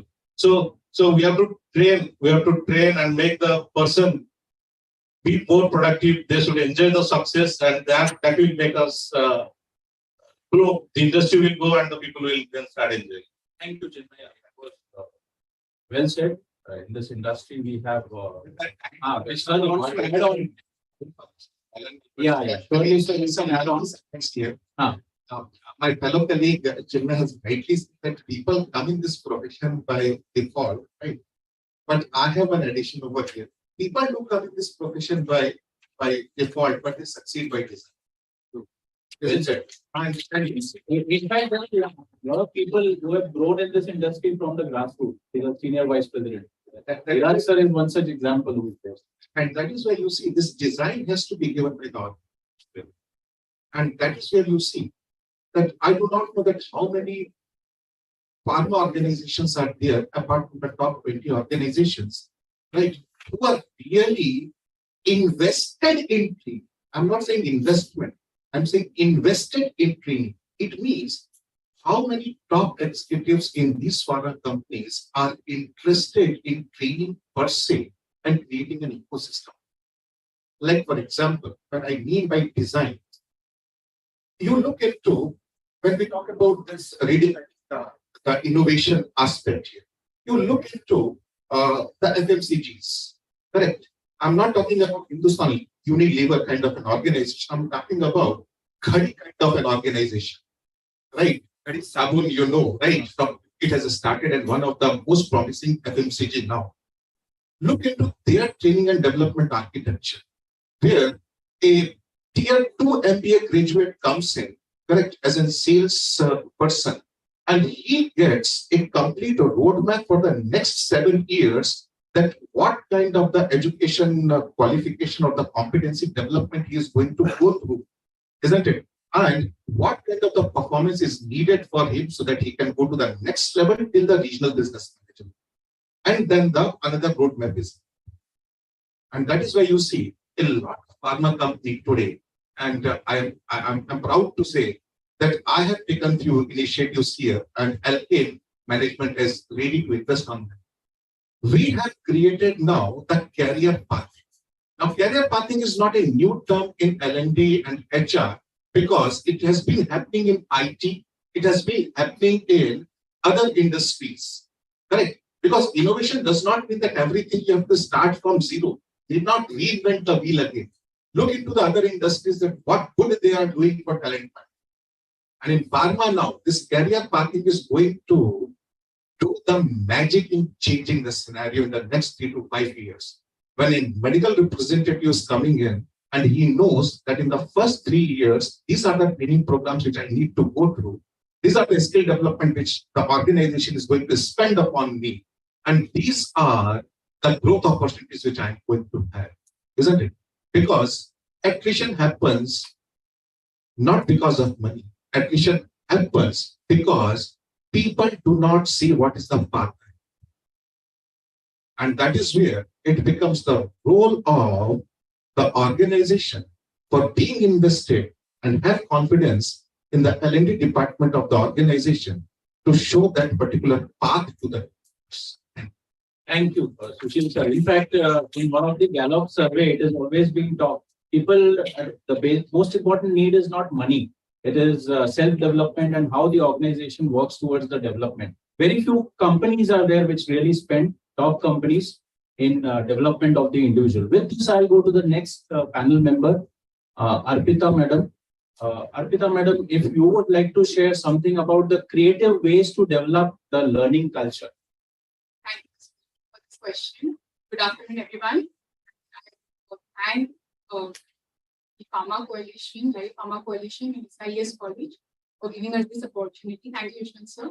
So, when it comes to learning, the first answer comes is I don't have time. Very much time need.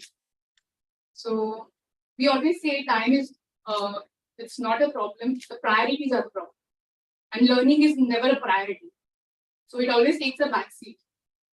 So if you want to engage people in your organization, people who are sitting at the back, this is for all of you. You have to come up with creative ways to engage these people, new generations, to make them learn. Now, I would like to ask questions to everybody. Backseaters there.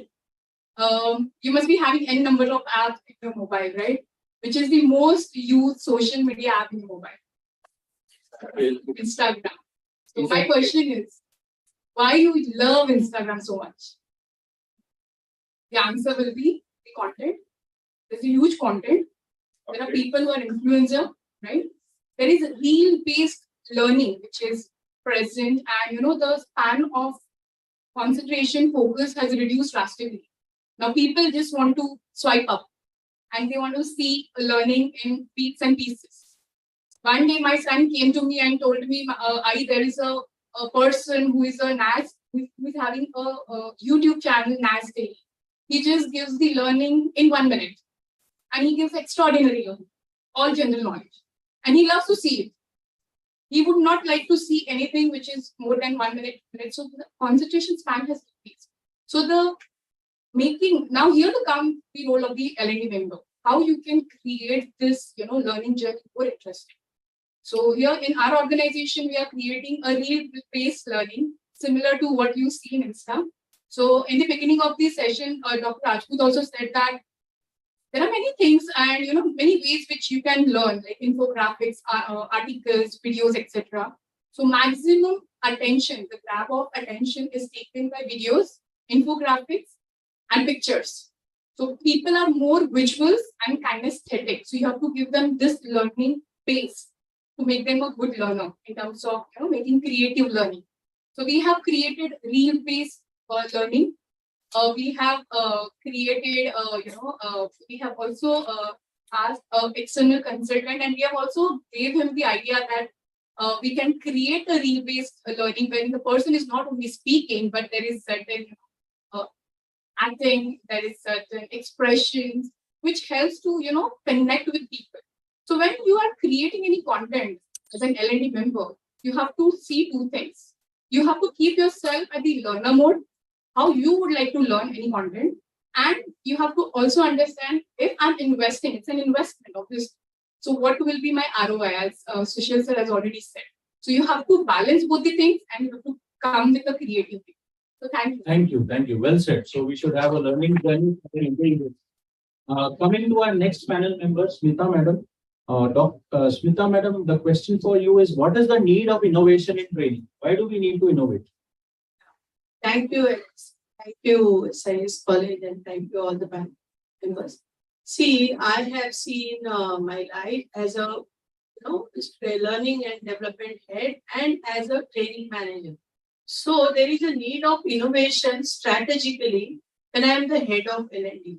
I have to design programs for the increasing in productivity. That is the organization objective. So unless and until I gel with the organization's objective, without innovations, I cannot build those new strategies. Then I have to go into the training program as an L&D manager or as a training manager. There I have to be innovative so that there is a increased engagement.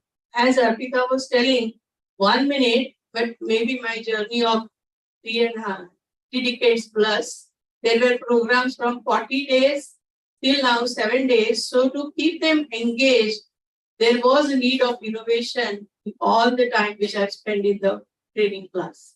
So there is a need of innovation to increase productivity at the organization level. And there is a need of, innovation for the training manager inside the training program, without which we will not be able to achieve both of them. Thank you. Well said. I remember my days when I started my career way back in 96 as an MR, 40 days training, as you rightly said. Today, being a part of training team, I conduct for 5 days. So that is what the technology has done. But the engagement is very important even for 40 days. That challenges we have taken. And now it is a 1 minute engagement. In fact, with this, I will throw one question to the entire anybody in the panel who wants to answer. It's always said we have here also a lot of people from Generation Z who are sitting here and want to start their career. There are people, millennials are also there, and Generation X, 1970s and 80s era, where Iraq sir and a lot of senior people who have started their career here 35 years back. So when we talk about the innovation mindset, as you rightly said, Sushil sir, when you grow from an ME and become a leader, how do you manage the new generation, Generation Y, which is very, very innovative, more, I should say, tax saving? And the person who is managing has sometimes this gap, generation gap. If anyone, Sushil sir or anybody wants to, before I come to Santosh. Yeah. In fact, you have given me a loose ball today. Because see, I have done a lot of work into this intergenerational work also, international intergenerational. 5 generations are actually working together.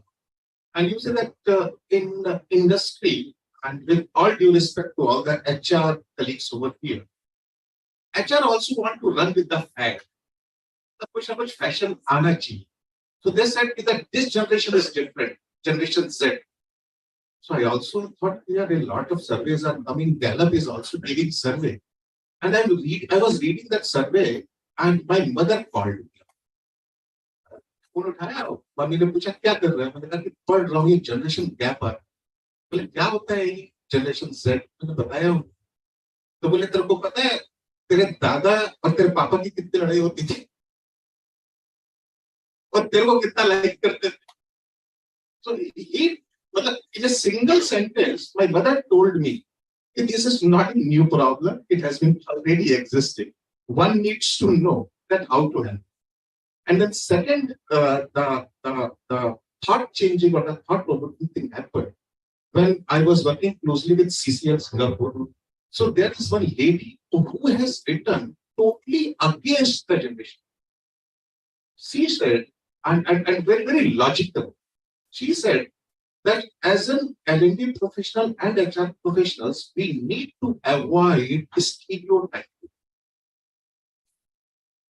Otherwise, see what happens, the stereotyping happens, that Generation Z, he must be very, very digital savvy. Now, many of you pharma colleagues are here. When a medical representative at the age of 22 is a Generation Z for you, कितना digital savvy होता है? सिर्फ उसको YouTube चलाना आता है, उसके अलावा कुछ नहीं. Facebook भी. Facebook. And आप उसको stereotype कर रहे हो कि he is Generation Z. And for him, you are changing your entire L&D infrastructure.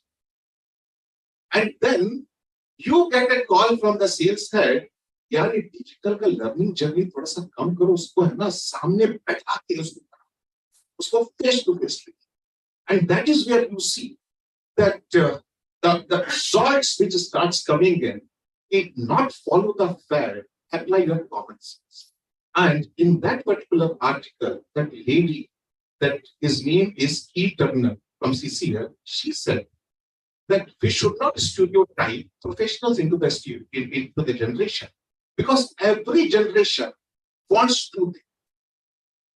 The older generation wants that our experience needs to be utilized.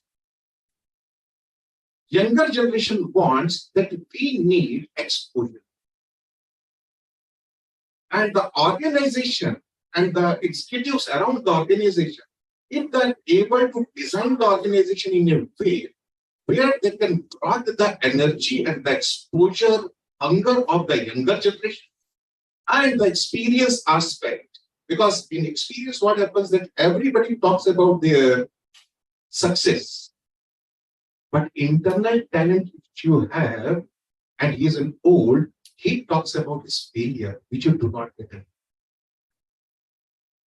And that is why you see in pharma, still the people who have grown with the organization, why they are respected a lot, because they are having an asset with them whom the organization has already invested by paying for them.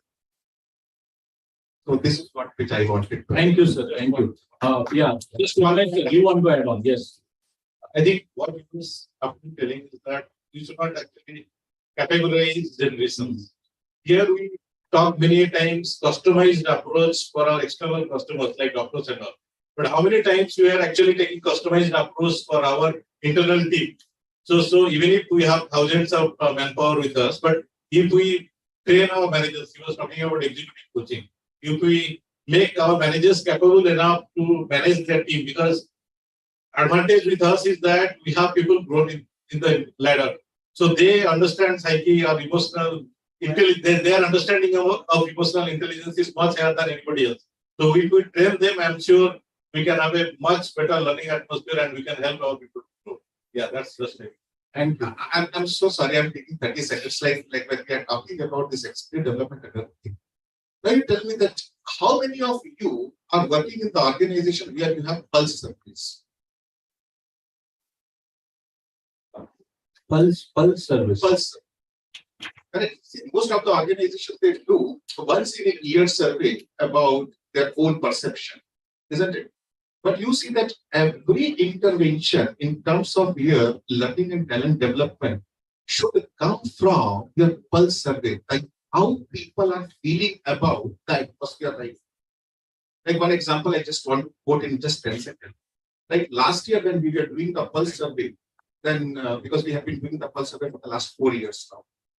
Last year when they done this pulse survey, I get to know from our R&D, manufacturing, and few of the zonal managers from the sales that we want self-paced courses, isn't it? And that actually led us to launch EDX. We launched at a very small scale last year, but this year, correct, we have to actually expand the scale to 2,000.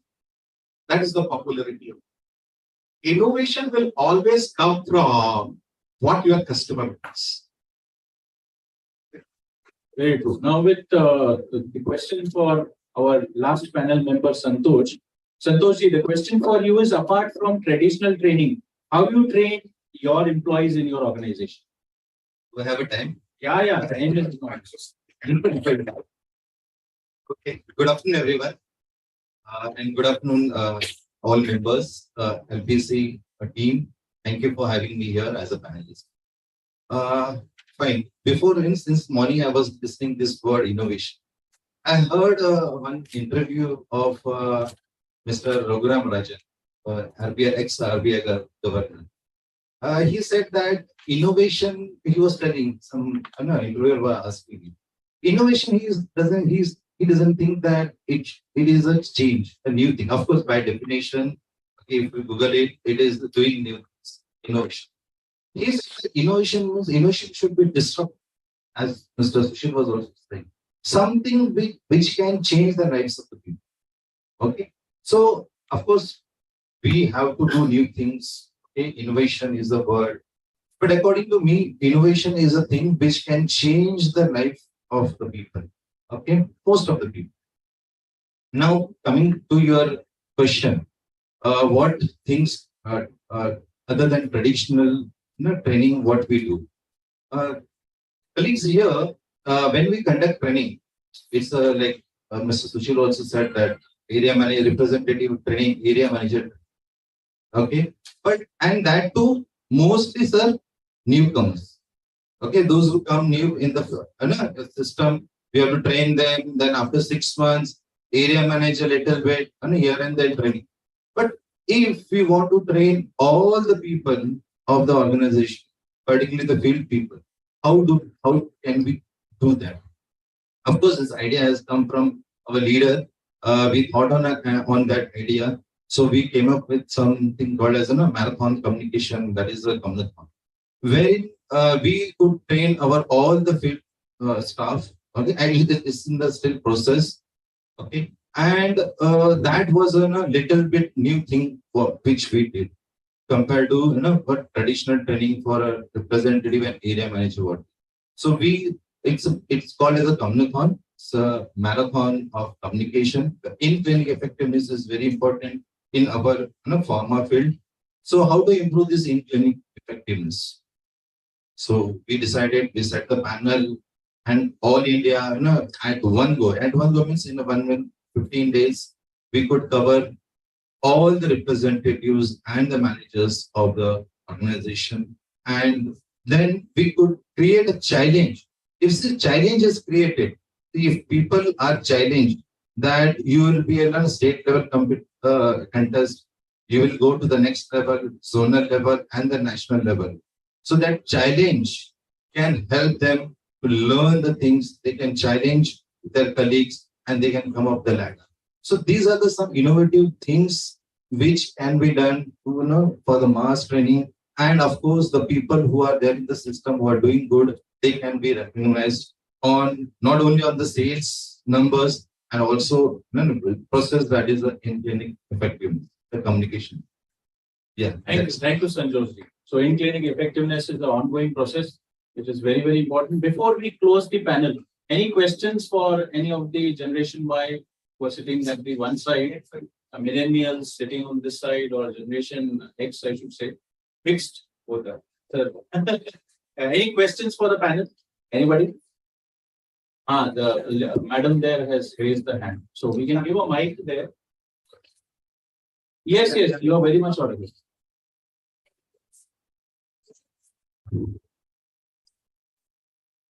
Take care of listening for the pharma and biotech management.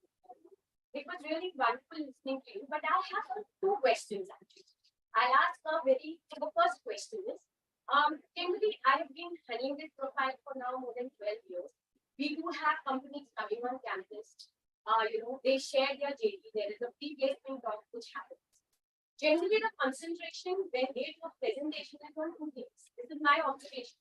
You can correct me if I'm wrong, because it's a doubt, it's a question. And apologies if I go wrong. I see generally emphasis is on the job profile. I mean, what the company expects out of the candidate. And second is the package. When I talk to the HR professions, they say their retrenchment rate was high. Especially for freshers, experienced students come with different aspirations. Sometimes you are not able to match the aspirations they have. My simple question is, if innovation, we are talking about innovation today, as rightly said Raghuram Rajan, because in economics, when we teach theories of growth, I also teach this subject.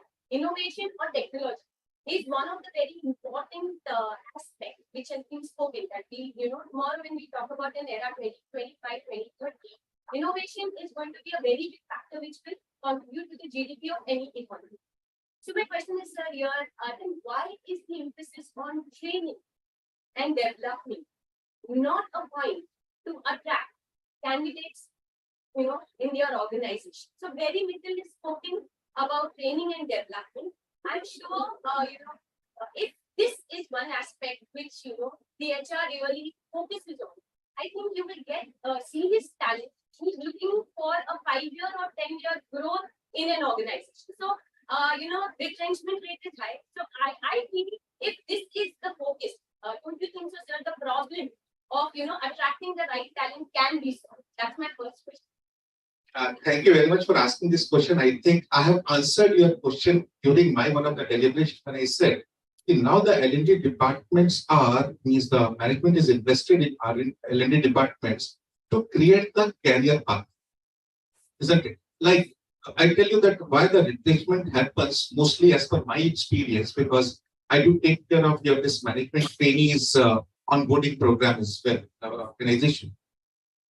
The answer lies in, if there is not a proper onboarding and the hand-holding for the next 6-9 months till the time they get their portfolio, maximum attrition takes place in first 6.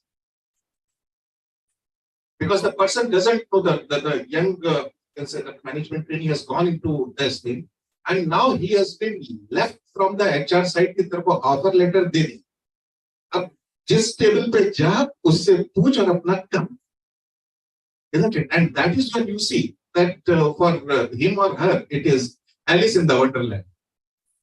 isn't it? And you know that the Cheshire Cat always asks Alice, right? Alice always asks that which path should I take at the that bifurcation over there, and then the Cheshire Cat says, "Where do you want to go?" And the Cheshire, then Alice says that I don't know where to go. Then the Cheshire Cat said, "How does it matter whatever path you take?" And then the management trainee take the path outside the organization. Are you getting my point? So the answer lies into that the career pathing and a proper onboarding. And that is why you see that most of the progressive organizations for the last 3 years, they have been working on the onboarding of. Very true. In fact, a lot of top companies believe in the career path of the person. And that is not only for the management, that is across. Spend a number of years, So then the training starts. I mean, the training in terms of developing them into maybe future managers or leaders, when we are talking about an entry level profile, like a sales executive or an MR. So how the challenge for the company is that he's an MR. अभी 3 साल निकाला, अभी next इसके साथ क्या करें? So the question is, you concentrate and invest on a candidate who has been with you for few years, because you now want to create a career path so that you can retain them in your organization. But my question is, for an entry level management student, sir, why can't this be used to attract them at entry level profile? That is what. In fact, next time when our organization will come to your campus, you will see our presentation. We are in about 45 minutes of presentation. The HR talks about 30 minutes on that what he will get to learn if he joins. Right. And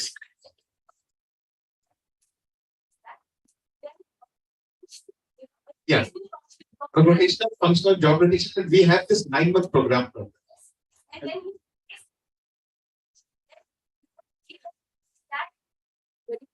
sometimes are also placed in profiles which are operational, because they don't know that they have that expertise. 4 of your means again means your college student. I know because I have personally discussed their career profile with them. In just last 10 seconds. The answer of all this, you see, the innovation and learning and development lies into one magic word that is known as your learning architecture. And generally, I do not see much in pharma that where people talk about the learning architecture and to bring the top management's attention into the learning architecture. Because once we say learning architecture, it is nothing but it is creating the ecosystem where you co-create everything along with the management. So what happens once they are involved into the entire thing, resources becomes easy to come. Yeah, just to what I wanted to add to what you asked about attritions in the initial 6 pages, I think that's the challenge with most of the pharma companies.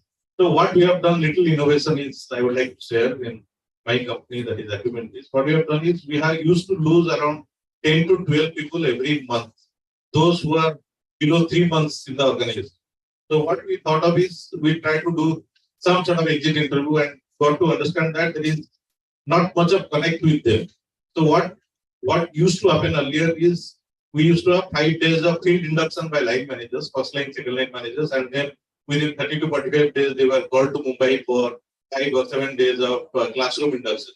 But till that time also many people used to leave. So what we have done is on the day 1 of joining, there is a connect from HR, wherein we used to make the person feel pride that he has joined the right organization. As you were saying, we tell what are the learning curves that he has, how he can grow in the ladder, how fast he can become first line manager, how much he can earn in incentives. So each and everything which is beneficial to him, we describe in the 1.5 hours over June. Then he follows with the line manager. Second day, there is a connect from training team for 1 hour only, from morning 9 to 11 or 9 to 10. There, the training manager tells about the anatomic physiology of and the broad outline of that particular therapy where he has joined. And then he goes for field work. And third day, again, training manager continues from there. Fourth day, there is a connect from marketing team, studying the key marketing initiatives. Then followed by training. And the fifth day, there is another team which is from sales admin, sales force effectiveness, or commercial excellence. This team also connects. So within 5 days, the new person who joins, he understands which are the key stakeholders in the head office. And he builds a connect with the complete HO. And he develops that bonding with the HO. And I can tell you, we initiated this process just 2-3 months back. And in last, from the time we have initiated, there is not even a single attrition which has happened in after they are joining within the last 2 months. So that's how these are small things, but you can call it as an innovation. Maybe it may not be digital innovation, but yes, this helps. Yeah, so, yeah, man. Paucity of time, Yashwant is giving me a lot of signals for a tea break. So he says, chai thanda ho gaya. तो ठंडी चाय पीना पड़ेगा ठीक है madam one more question but the last question from your end otherwise yeah over to you. So my question is, ma'am also spoke that there was a huge challenge, to retain the interest of a candidate who goes through training for 40 days. And even if it has become 70. So that because the time of training has reduced from 40 to 10, because I get feedback sometimes from a student, ma'am, my training is over, but still I'm lost. As rightly third said. So do you think this also impacts people leaving, because as you rightly said, sir, we are lost even after 10 days of Yes, anybody wants to take up? So in the bargain of innovation, most of the time it happens that people come up with the innovative ideas and they lost this, end objective which has to be achieved.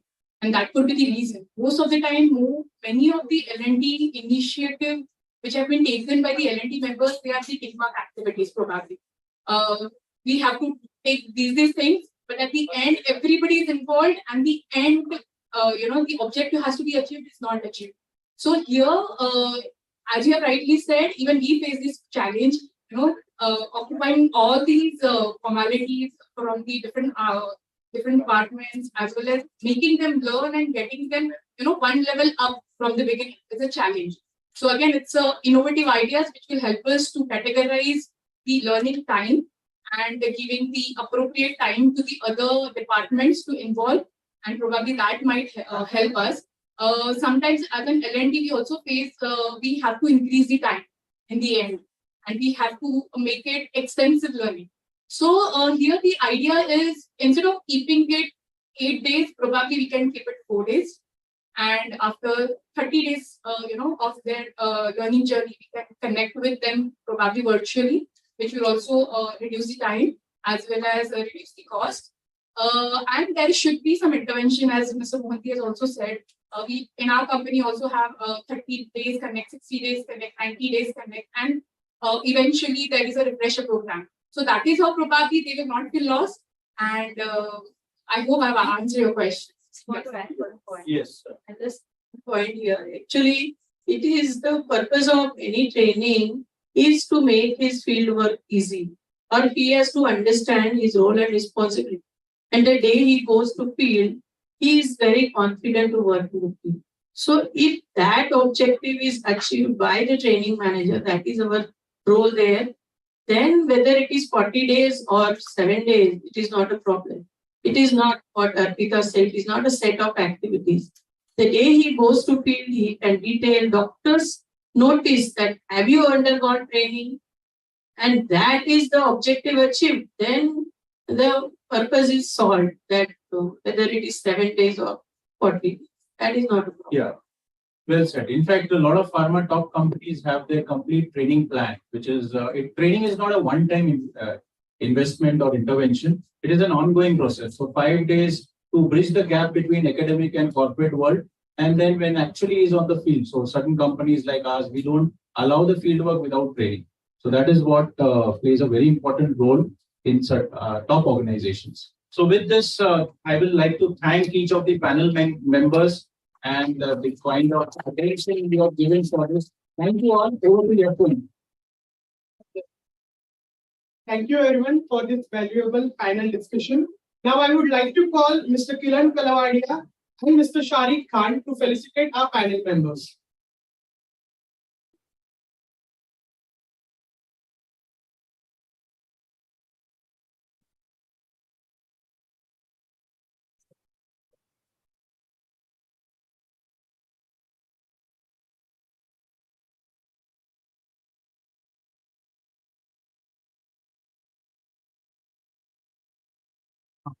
Moderator. Yeah.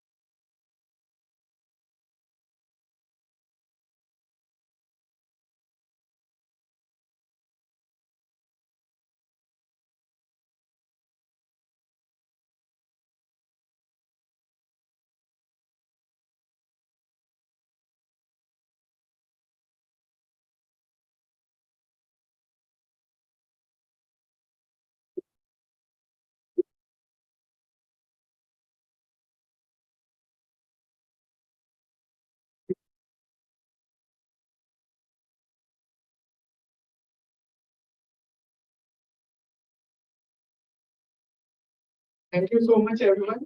Now I would like to hand over to my colleague Omkar. Arpita, give.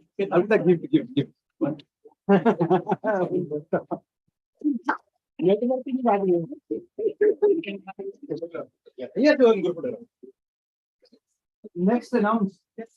Come. Continue. Okay, everyone. Thank you.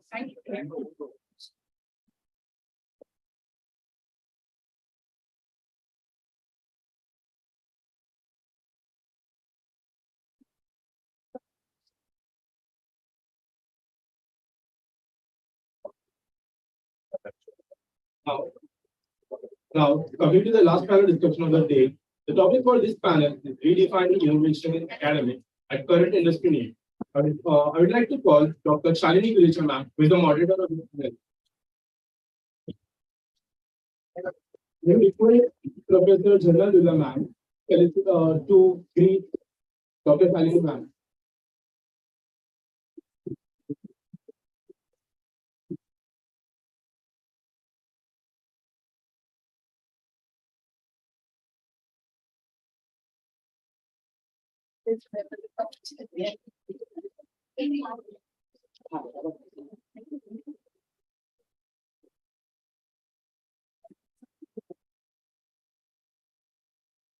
Dr. Shalini Guricha is a accomplished management educator with more than 2 decades of experience in the field of marketing. She holds a PhD in management and with an MBA in marketing. Dr. Gulecha's areas of interest lies in social media intelligence, strategic management, consumer behavior, and integrated marketing communications. She has been a faculty facilitator for our stimulations. Dr. Shalini has actively participated in various FDPs, notably one being with a case study session at IIM Ahmedabad. Dr. Gulecha has actively contributed to the field of research through various publications in reputed journals and presented papers at various national and international conferences. Things that rejuvenate her are traveling, playing the keyboard, and music. Creativity and innovation are always of doing things and our preferred style of working. Her success mantra is Gambarimas. And for the non-Japanese audience sitting here, Gambarimas means go for it. So, coming to the panelists of this discussion, I would like to call Dr. Anil Pandey, who is the Associate Professor of JBIMS. I would request to be to present. Okay. The next panel is Dr. Tejal Rathod. Dr. Tejal Rathod. We request Sanjay Patel to brief Dr. Tejal Rathod. Dr. Sejal Rathod is an HOD of Microbiology Department. She is also the coordinator department of Biotech and Associate Professor at Safety College. The next panelist is Dr. Suman Rani.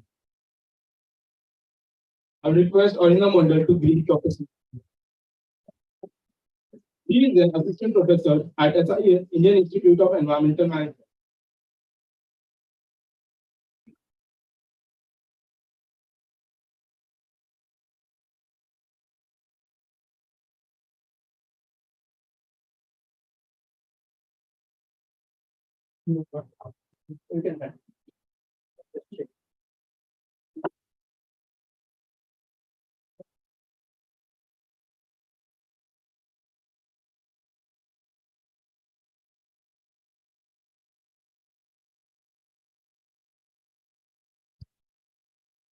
I think we are on the other side of the ecosystem. Since morning, we had all the people from industry, a lot of expectations set out there, a lot of innovation being talked about. We are the ones, my students are sitting out there, so we all have to gear up together, right? A lot of expectations in terms of us being creative, a lot of digitalization we need to know, a lot of analytical skills need to be there. So this particular panel, and I'm very happy. I think since morning, this is the only ladies panel. So wow to the women power. Yeah. Okay, so we quickly will begin since we are on the other side of the ecosystem. We really want to ensure, Yashwant sir, we are going to collaborate, co-create, and connect. Thank you. Right. Thank so the academia, we all represent academia. So my first question is open to both the panelists. So one by one, they would be sharing their views. There are a lot of expectations from the industry, right from into sales, marketing, operations, supply chain.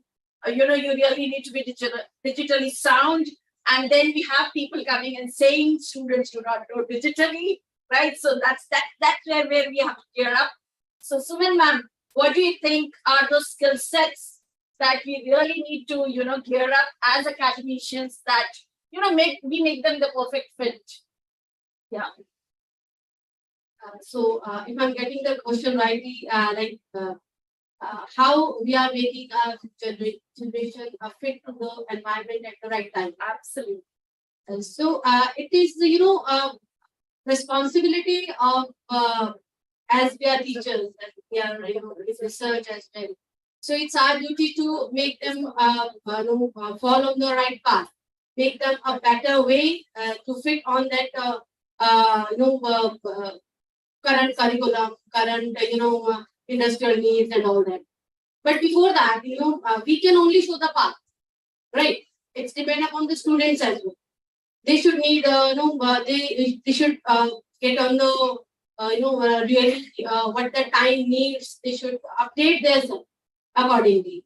And the teachers, being teachers, so we can only show the path. We can only see them how they can, develop themselves into the new innovations. And new innovations in the form of, as we just witnessed the COVID right now. So I know the innovations depends upon not only but the time demands. It sometimes depend upon the current situations what we are handling right now. So if we talk about students, they should need to know what the present demands there are in the industries as well as in the academics as well as in the innovations, research and all. And we are, as teachers, we are always here to support them, to make them clear what will be the right path to get to the end for their special journey or specific, their specific goals. So in my way, this is the only thing we can do because we are the moderators as you between the industry, between the present their job goals and their what they have done through their academic journey. So we are the moderators for that. So they totally depend upon us. So we will be the better serving between the moderators, between the industries and the students as well. They must listen to us and according to their goals, they fix their goals, and then we all will be helping them on their their journey to find their end. Since Dr. Anil Pandey has joined us, I would request Arina Mondal to greet Dr. Anil Pandey. Dr. Anil Pandey is Associate Editor of JB.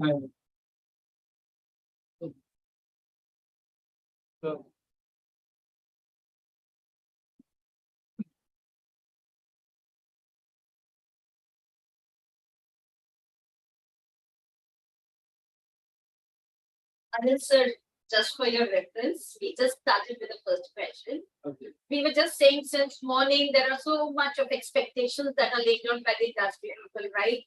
So we have to gear up as academicians as to how we make our students a more perfect fit basis the expectations from the industry. So what are your thoughts on that? I mean, what skill sets do you think are, or the transition that is happening in terms of what industry is nowadays looking in for when you talk about a second year student ready to be there in the market? Over to you. Thank you very much. Good afternoon to one and all. Thank you, LPC team, Mr. Mishraji, Mrs. Madam, and very senior person for pharmaceutical background. Thanks a lot. Before answering this question, I would like to take at least one moment to explain something. So when I entered in and I saw the leaflet, I thought that I'll be the odd man out, but I'm not. How my colleagues also there with me. But though I'm odd man out here with senior ladies, but I'm really overwhelmed by listening to the thoughts of senior people, those who are out there. And then my mind went to what we should do for our students. SIES and myself from JBMS, we are not different. We are educational institutions and we are doing our activities which are prescribed by UGC, ICT, or maybe University of Mumbai. As far as one thing which I know after listening to the talks and thoughts of the people, we teachers or we management institutions, we are either running or walking on a highway. Now, what is that highway? It's a management highway. And when we look aside, there are lanes going towards left and right. Is the cement industry, that's the pharmaceutical industry, that's the retail industry, and so forth. So there are nodes. These are the industries, and they're everywhere, not only on the highway, but for every industry, innovation is possible and it is happening. So that's the innovation, redefining innovation, which is what a theme which I believe it's asked. Now I'll come to my answer for your question, madam. What current practices at JBMS we are doing for making students industry ready is perhaps for us, it's good that top 120, 150 students of CAT, those who come to us. So that is one aspect. I'm not differentiating with any student, but that is a mileage which we have. And that mileage definitely comes from one aspect. My experience for last many years, I'm there with JBS for last 19 years. So it's a proving of a student not happens only in institute, management institute. I believe it happens from his kindergarten, in his family, and during his journey of picking up the tables of the academics. It means that it's not just fourth, fifth, sixth. One gentleman has said it begins from junior PG and then onwards up to this, and that makes a student. He sees, he looks around, and he picks up a table. What I should be made for, how I should go ahead as far as my career path is, and then he lands in an educational institute, or then he lands in perhaps say management institute, and the role of the management institute starts from there. What we do, dear friends, for our student is a lot of industry interface. By asking the people from industry to come to teach them as visiting faculty. I'm a coordinator for part-time master course for last 15 years. So I have a habit which I have carried for a few years now, that I call people from industry to teach that specialized subject to the students. And students get ready experience shared with them from that person, and they form their opinion or their mindset for that person. Now that is one aspect what we do. Other aspect, there are continuous programs for the students by various committees. Most of the activities in JVMS are driven by students only. There is a very little part teachers take part into it. They themselves manage, they themselves call the industry people, and it goes on. So there is an industry interface, and whenever there is requirement for a director, requirement of a director or a teacher like us, that you interfere, we want this person to be on our board. So then and then only we do interfere. And for most of the management institute right now in Mumbai University, under Mumbai University, there is a huge alumni base which has been created. We pick up some alumni and we ask them to orient our students. Now that is one aspect we do. Apart from that, from last few years, there is one aspect which is given in our syllabus, and according to Bloom's taxonomy, which I believe is very important, I do take students to various destinations in industries. I take this pride to take my part-time students really, those who are very senior students. My colleague is also there with me, Mr. Rambabu. He also teaches in the institute for last many years with us. So these days I do take them to either Goa, to Thailand, to different places. I want to see what industry people are doing. This way is the one. Apart from that, whenever the next question, I will definitely ask. Thank you very much.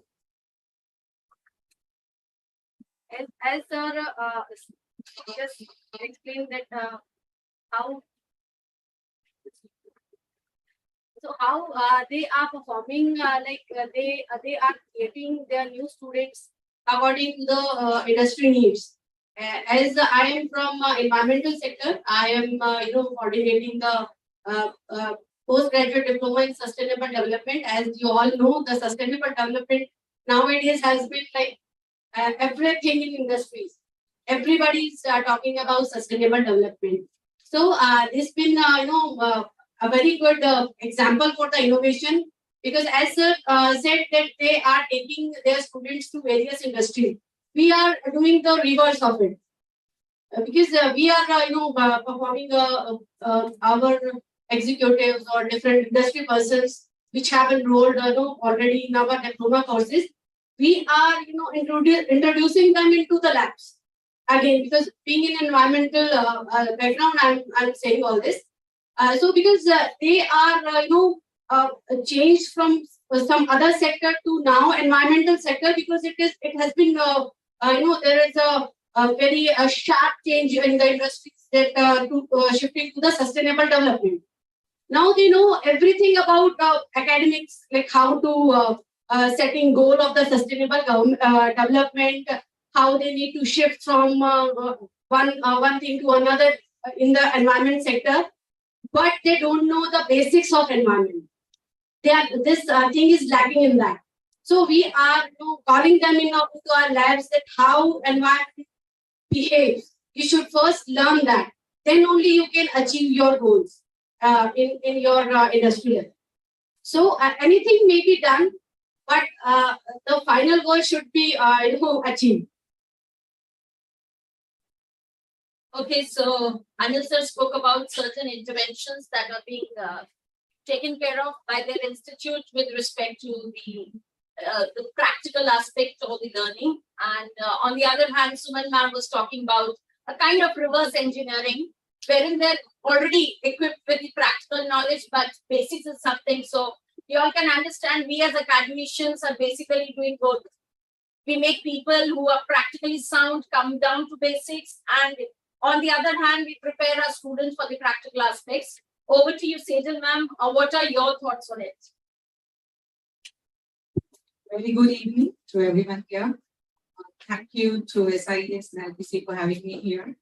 What an apt topic for the panel discussion where we're discussing redefining innovation in academics and what the current industry needs. In the previous panel, they discussed about how even after entering the industry, students or the trainees are lost and they don't know what to do. Same way, when the students come to college for their graduation, they are really lost, though they have picked up a subject, but not know what goes ahead, what do they do. So I think as teachers, we need to instill in them that spark, or how they can identify where their destiny lies or where is their interest, exposing them to various aspects that the subject is going to give it later in terms of career, in terms of profession. So exposing them to various fields, identifying for them what is good for them, what is their what we can say speciality, and then grooming them in that way, with how Sir said, right? Interacting with the alumni. Okay, teachers are available whenever they have any kind of question regarding the subject or otherwise as well. I'm sure all the teachers would agree that more than teaching the content, we are also becoming more of counselors or friends to the students, where we need to be there for them whenever a question arises in their mind regarding what to do ahead. So I guess our role in being there for them and grooming them, making them well equipped is what we should be doing. And I think help the students also be well equipped later. Yeah. So if I can conclude with respect to the first question, as a teacher, we are having a lot of hats, wearing a lot of hats. At times we need to be friends, we need to be mentors, counselors. Professor Gharna was talking about those doubts. Those were not those doubts that were actually ours. It was all on behalf of our students, right? That if a student is really aware of their career path, they would know where do they stand. So, we are wearing those different hats, right? And when we're talking about these different hats, and when we're talking about our students going to the industry, we all academicians strongly believe and we feel that I think we try, if I can call it, we leave no stone unturned, right? Whether it is their soft skills, whether it is their technical skills that we talk about, all of them, whatever is in our capacity, and as Sir rightly mentioned, maybe a lot of industry interventions, a lot of alumni coming and orienting students, that's precisely what we do, or those are those efforts, endeavors that we as academicians put, right? Now, coming quickly to my second question, we all are from different fields, right? We all are academicians, but from different fields. Ma'am spoke about sustainable development. She's from environmental management. Ma'am is from biotechnology. Sir is from marketing, right? So we are talking about all of us representing different institutes. So today is a platform wherein we can talk about few of those best practices. And I'm proud that I belong to this institute, SIS School of Business Studies and SIS College of Management Studies.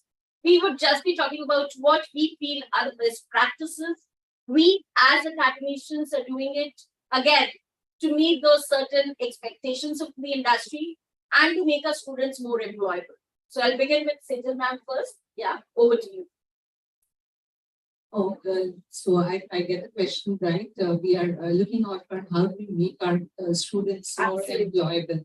So I guess for that, conclaves like this are going to be very helpful, where we expose our students to the various companies which are there, which are, for this example, you have so many pharma companies here today represented by so many, people from their companies. So taking them for visits, as said earlier, we can expose them to these areas where they can, see what actually happens in the industry, rather than, when they are in the classroom, they are learning it from a different perspective. But when they are going to the industry, where they are interacting with the delegates, with people, professionals, their mindsets change. They are very clear whether, they would be able to, cope up, or what the industry expects from them, or if not, then what else they need to do in order to, come up to that level where the companies will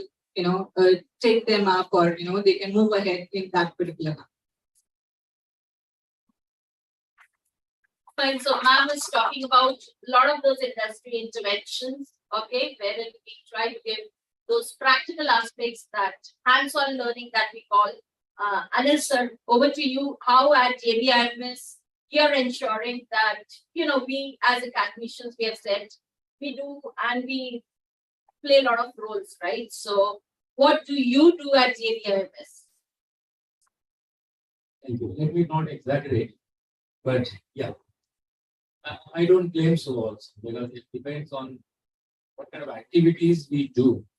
I believe the earlier panel discussion culminated into academic discussion, really, because there was questioning from Janna madam. I come to know your name now because you asked some questions. So nothing wrong in that. There is always curiosity, and one should be inquisitive. And that curiosity, that value should be instilled in the children. They should be inquisitive. I want to tell students really one thing, because this when we talk about some philosophy in our class, it will be microbiology to science or environmental science and marketing and even management. When I want to give explanation on a philosophical point of it, I want to give some example of Nirbhaya happened. Nirbhaya happened. Nirbhaya happening is a sociological phenomenon. Management education per se, even your science education. I'm a microbiology guy.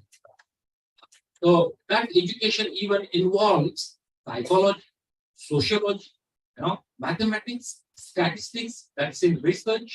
So learning is a combination of all the streams and the time.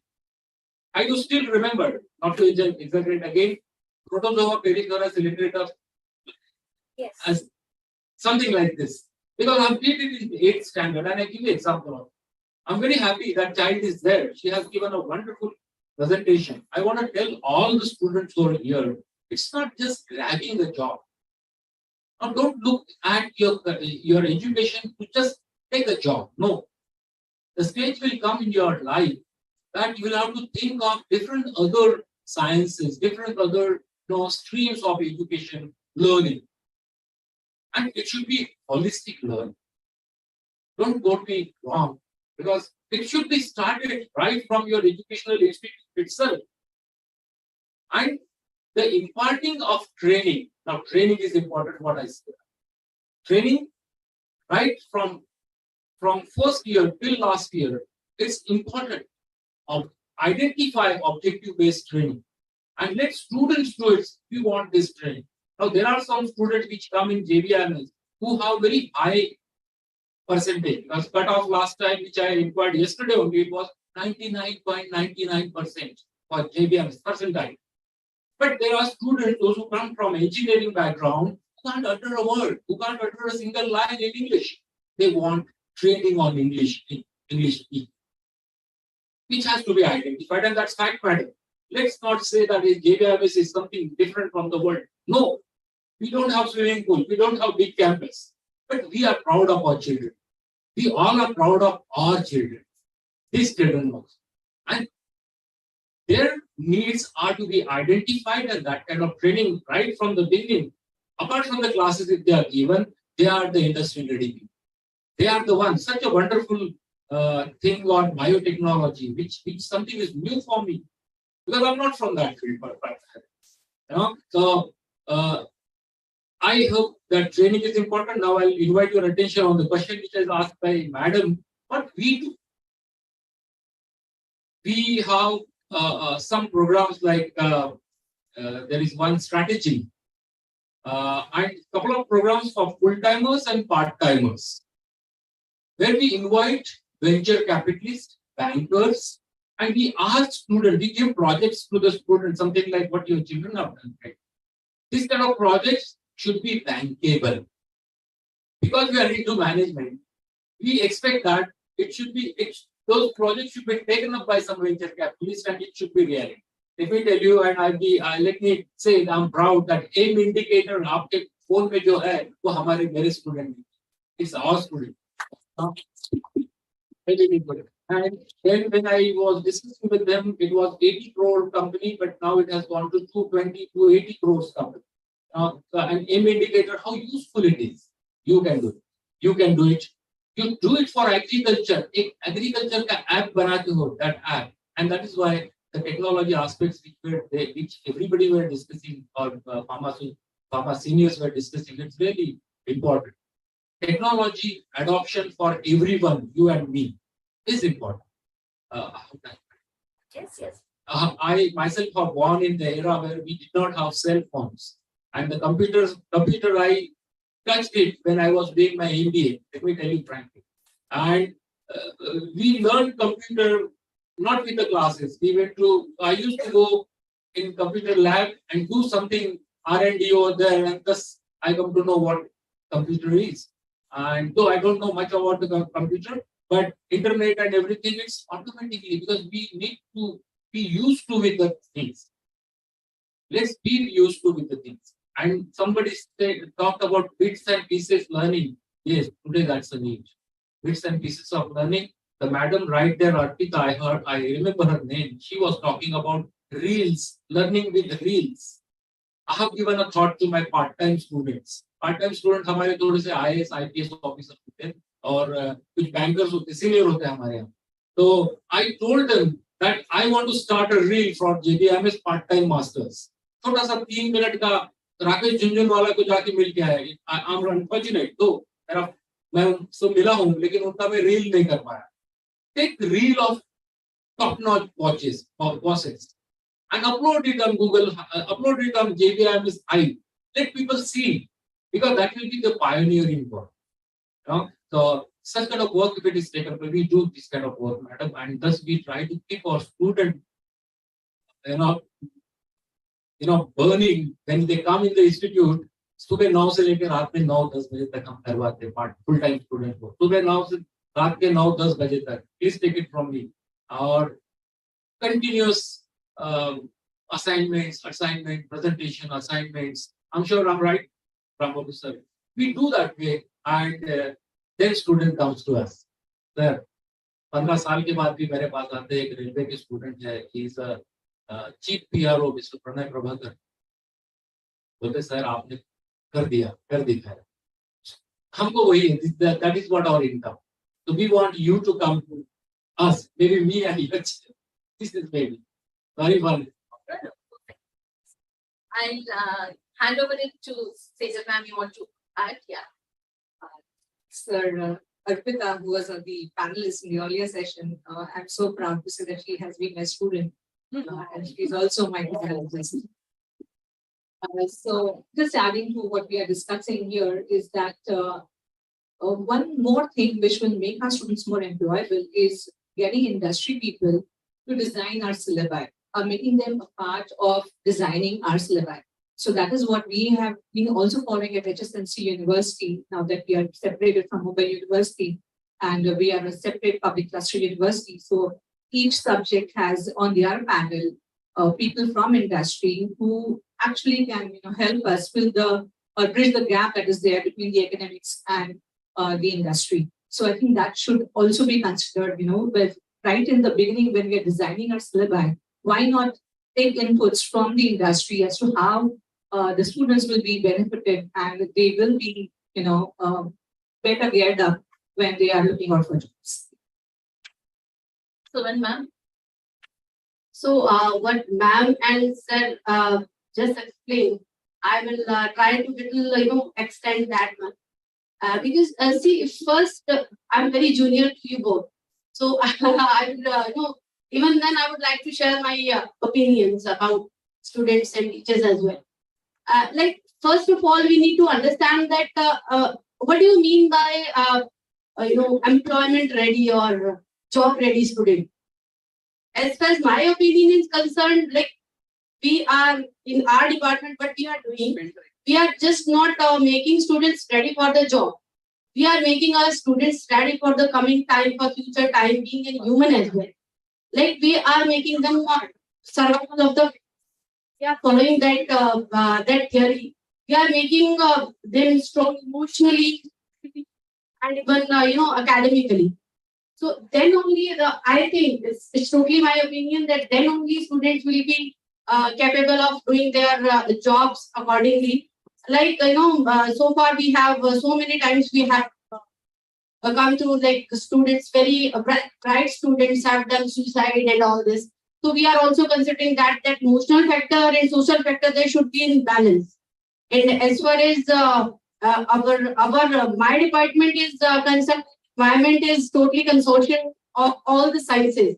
So we have more responsibility towards students to make them make their 360 rather than sciences, human and social, emotional, and as far as technical concern is there. And as far as the question is concerned, yes, what we are doing is we are making our students perfect for the job. Like we are organizing, industrial visits, many industrial visits time to time, and we are again the internal projects. We are exposing them to the industries so that they can make themselves fit, like how questions and how the industries want for their that respective job. I just want to talk about what we do at SIS College of Management Studies and SIS School of Business Studies. First and foremost thing, talking about the pharma sector, it is a matter of immense pride for all of us. We are amongst the first institute to start this course, PGDM in pharmaceutical management. So we are very, very proud of that. We are in the 25th year of this particular course. So you can imagine the immense support that we have from all our stakeholders from all angles. That's one. Second is one of my students, I don't know if he's here, Kushal. He was here, he's an entrepreneur. He is from the batch of 2007-9 ma'am, 8-10. So when we were talking about, when you mentioned about Prabhakar, I remember my student being there. That's a different feeling for us as a teacher, right? And talking about the interventions that we do, we have something called as market-based projects. That's 1 week of field learning for our, this is typically for our pharma biotech students that we do. And then we have something called as live projects. We have a concept called as Ideathon, again, on a similar lines of your strategic venture capitalists. We have them put under the mentorship of a lot of corporate people from India and abroad. There's a lot of mentoring that happens. They have to come up with ideas. So that's another. Ideathon is another what we do. Third is experiential learning. Ma'am was talking about the social aspect. We as academicians believe it's just not the academics, but I totally agree with you. The social balance that is very much required. So experiential learning is one such platform where there's a lot of team building exercises that we do. So that's where we understand those team dynamics, teamwork. Okay, just striving to achieve the goal, but not at the cost of the team members. That's another that we do. We definitely have 1 week for the NGO internship. So the social sensitization that we were talking about, that's another intervention that we do. Industry and corporate connect is campus to corporate connect. And of course, those 2 months and most of the time, typically in healthcare, we have 3 months of, aggressive internship opportunity that is being given to our students, where there is a lot of practical learning. And of course, a platform like this, Yashwant sir, is he there? No? Yes, Yashwant sir, thank you so much. This is a classic platform where, academy and industry can come together and bridge that gap. At least efforts can be made, interventions can be taken, and that's how, the whole ecosystem, if it's in place, I think we all can do wonders. And we have been talking about India becoming the next superpower, and we all of us can contribute towards it. My last question to all my panelists, one piece of advice. We are academicians, we are so used to giving advices to our students. Of course, we do it regularly in our classes. Ultimately, the objective is for their benefit, for their good. So last one point quickly, if we can have a piece of advice to our students. I'll begin with Suman ma'am.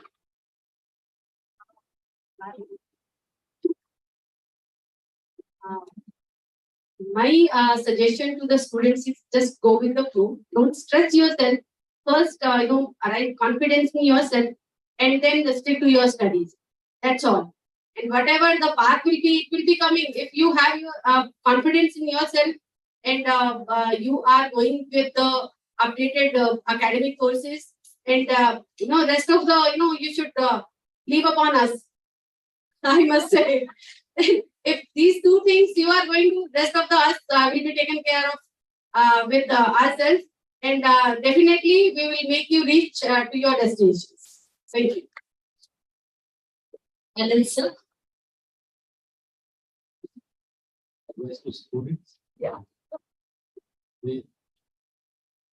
Students के लिए not for others तो सुनना पड़ता है जो class में आते हैं उनको ही सुनना जो नहीं आते क्यों नहीं आए तो जो बैठे हैं उनको सुनना है ना इट ऑलवेज हैपेंस तो आपको सुनना ही पड़ेगा मैं थोड़ा फ्लो से अलग जाके अक्सर बहुत सारे स्टूडेंट को कहता हूँ कि our destination is not getting job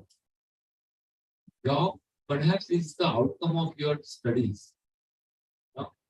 But what kind of job you have to grab, what a day.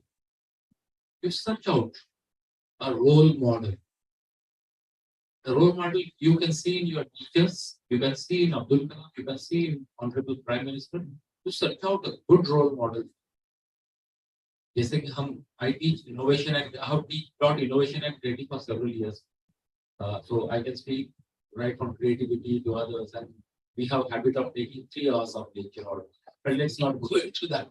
But एक रोल मॉडल अगर आपने कर लिया कि मुझे ऐसा बनना है, and then strive for.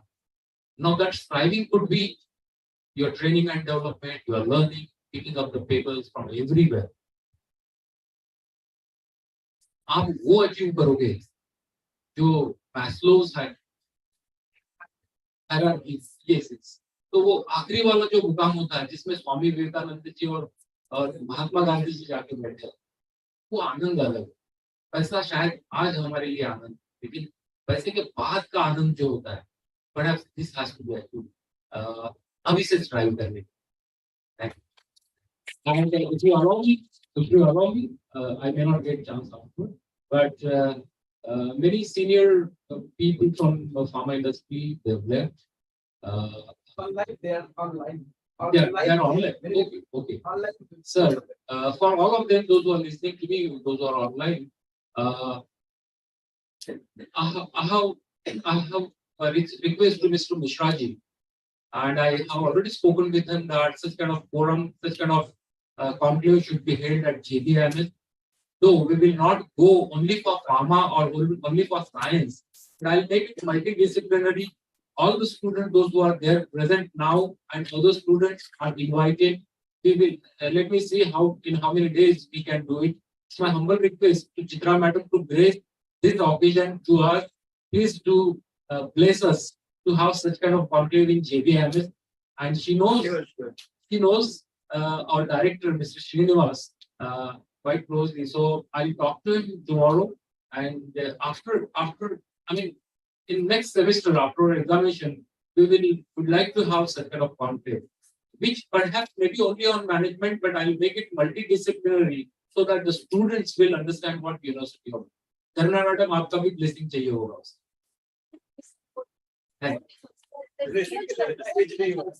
Yes. So that is one.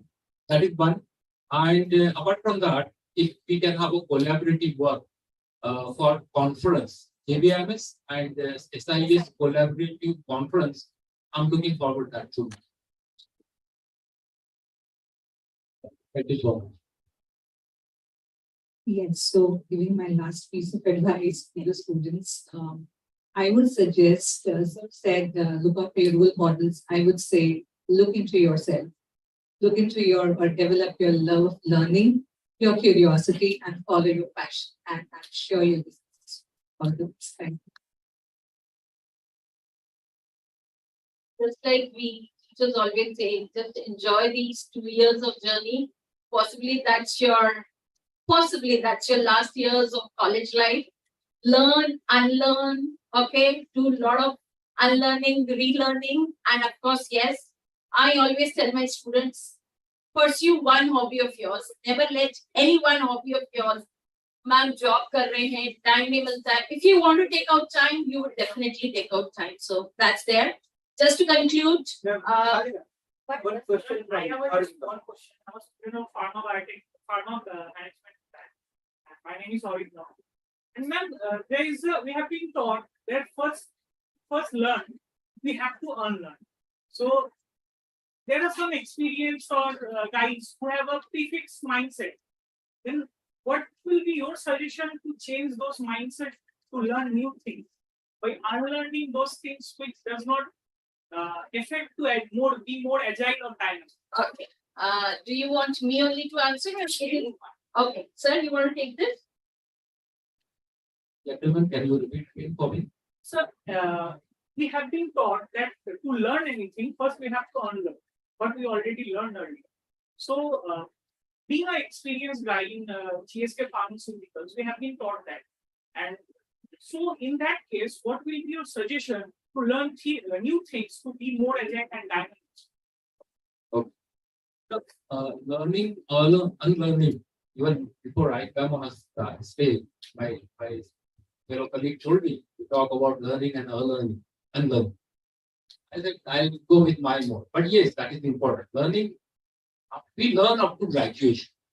Now, this learning gives us, some feeling that there need to be a academical education which should be, inculcated, which should be taken up, definitely, which is must. Say, for example, microbiology, which I remember, sorry, viruses, bacteria, E. coli, pasteurization and all. That is what a learning.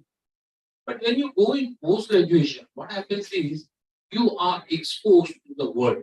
And only microbiology is not a word. You have to keep that aside.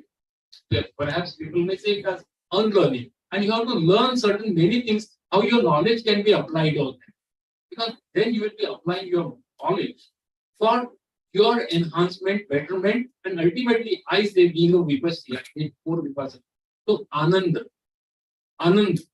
So वो आनंद के लिए, and in Vipassana, literally whatever garbage in your mind you have, it has to be thrown up through meditation.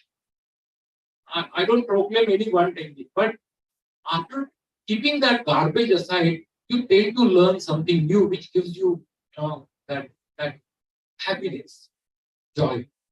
This is what I say on this. Just want to add up to your question. Possibly you are also one of those batches who had online lectures. Okay, possibly. I'm just talking about the larger group. So unlearning is you have to be physically present in the class. Your attention span needs to be there. Wherein in most of the cases on online, what it was, log in karo, room bande, parents do not know what my child is doing. That's one aspect. Another is most of you gave exams online, right?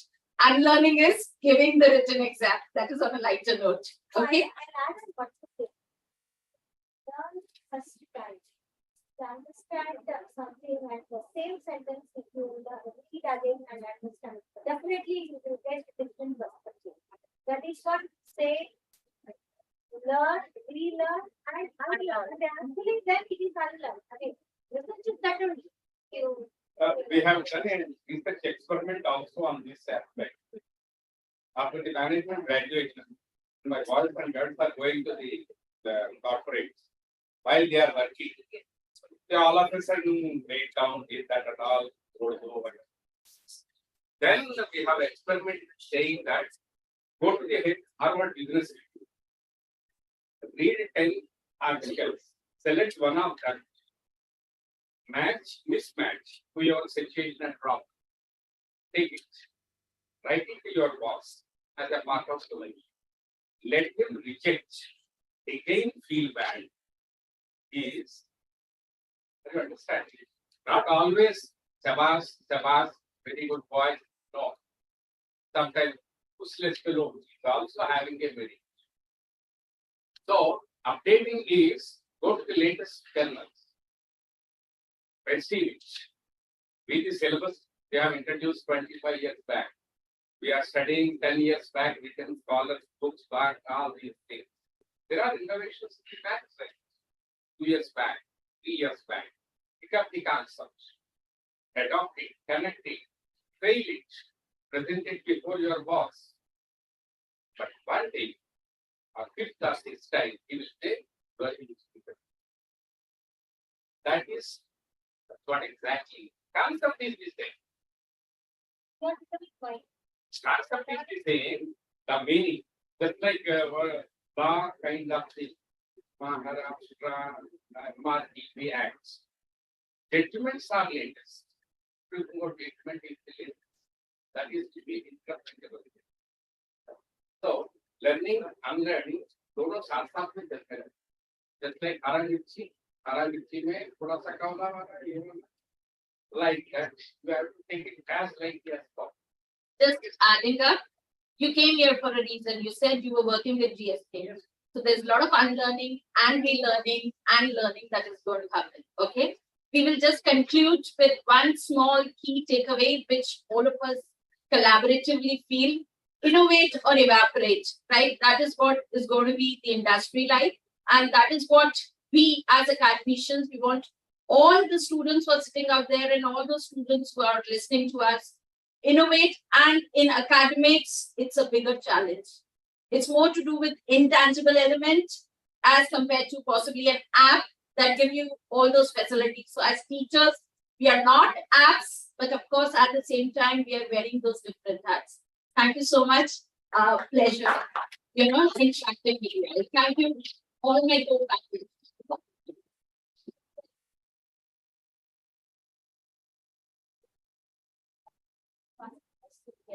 I know I'm a little more interested because the last two panelists of my age of interest. So if third gives me the position. Right? There is a quick question. It is not from the students. The entire panel, because I'm an academician, you are an academician too, right? The topic is innovation, to be very honest. The biggest challenge I think for us as a teacher is how do we develop? We spoke about a lot of interface of data. It keeps on happening for a post-graduation program. PG program is designed in such a way that internships are important. Of course, I feel, this is a very good point, very good platform. That is, thank you, Yashwant sir. I mean, the entire members of LPC Pharma. It's very innovative. It gives us a platform and students to interact with not only the industry people, but academics also, right? So my question that was this: how we still are following the primitive. I'm not saying really primitive, but still the approach of teaching is traditional. When it comes to India specifically, we are not comparing it to the Western way of learning.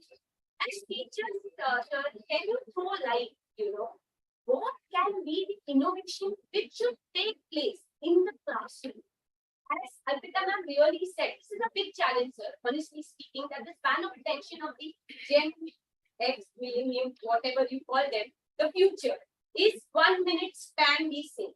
Here we take a class which is 1.5 hour class. How a role of innovation within the classroom a teacher should use, to grab the attention of the students and make this success. So I'm basically looking at innovative theories in classroom teaching. That's what it is. I'll also speak. Yes, please. Thank you. Okay, so bringing out the innovation part in the education, right in the classroom. I think from my perspective, it is to set the student free. It is not, putting them in a cage of the syllabi that we are giving them, or why we are wanting to teach them, which anyway we will. But giving them that space where they can explore what interests them. So, like we have a component which is called as a self-learning component, which is, I think, a part of the NEP 2020 as well, where the student, by his choice or her choice, selects something which is really going to ignite the passion in them. So that is when the ideas would come up. That is when the innovation would come up. So sometimes I feel that there's that freedom that we we can give to our students will bring in the innovation. And then later on, we can come back to the classroom, have the presentations, have the discussion of the ideas. I think that will take us forward. That's a nice answer. You know, answer to your question is rested in your UGC Act itself. I don't know whether your institutes permit you to go for refreshers and orientation courses or not. Do they? That is really must.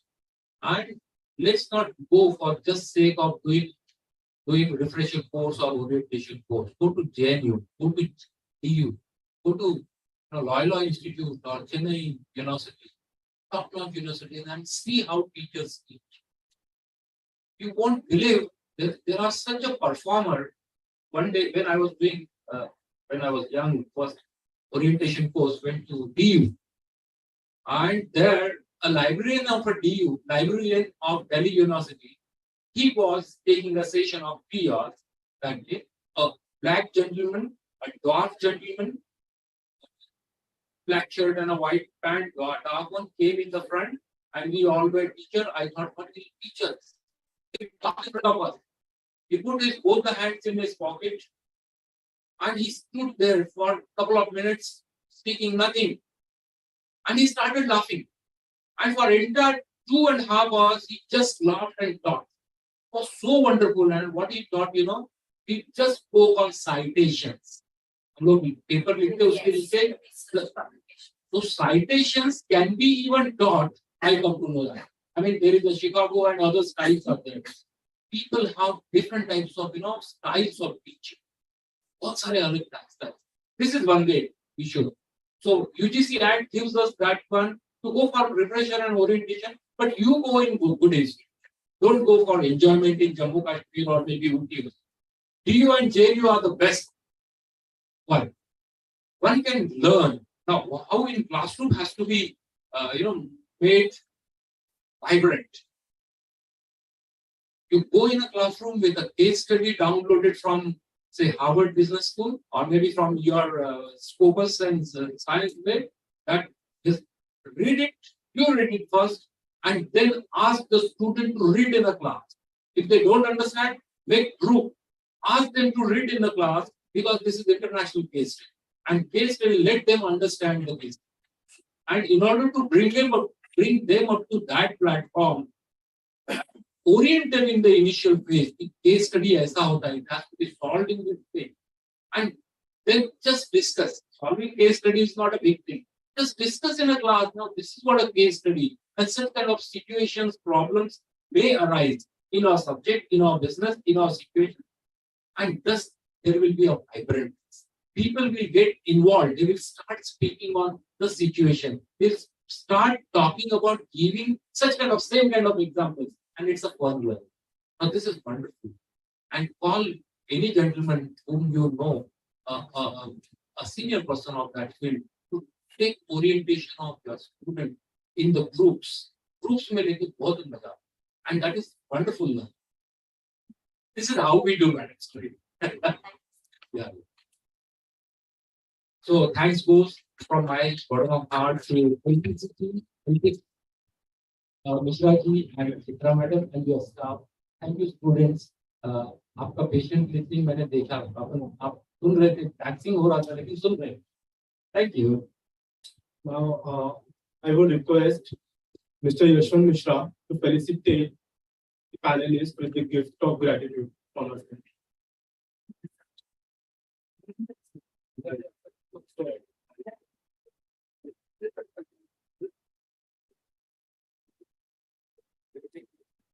And I would also request Mr. Amrendra Kumar sir to felicitate the panelists.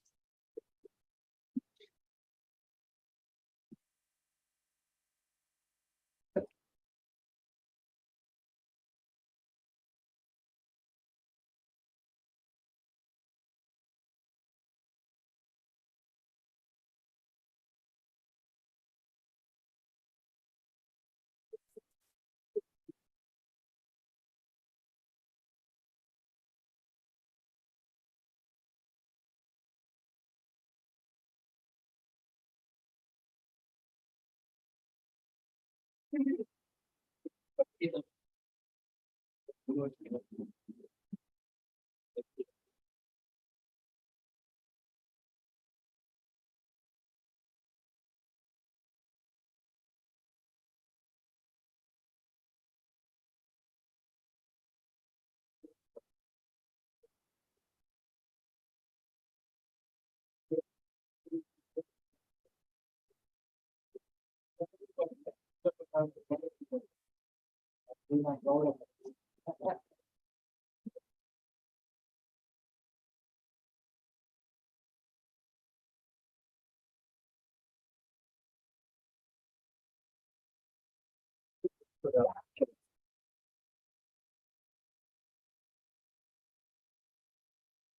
come. Pranam ma'am, Swati ma'am, please come. Please Please come. एक ले लीजिए।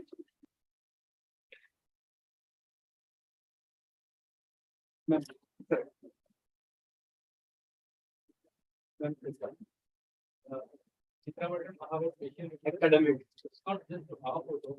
We'll have a traffic of children. Yeah. Yes, we'll have group. I think we'll have to shift a little. Yeah. Come, Pranam ma'am, Swati ma'am. You Yeah, please stand.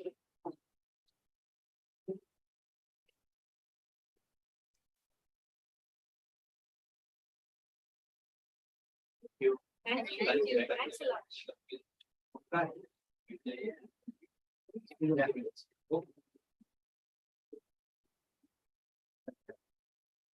Coming to the most awaited moment for participants, we will be announcing the result of the poster presentation.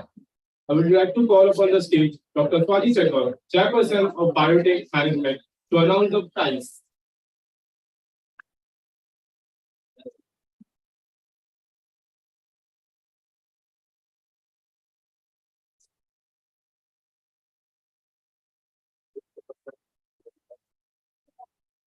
Very good evening to one and all.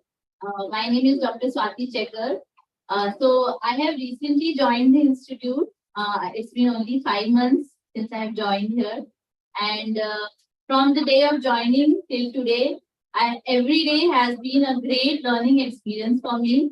I have made new friends, my faculty members, my colleagues, and especially I love my students. They are really good and I love interacting with them.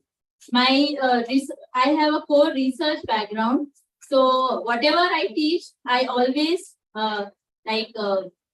share my research experiences with them. So I hope they enjoy it. So today I'm here to announce the results of the poster presentation competition basically. So shall I announce? So the first prize goes to Visputi College.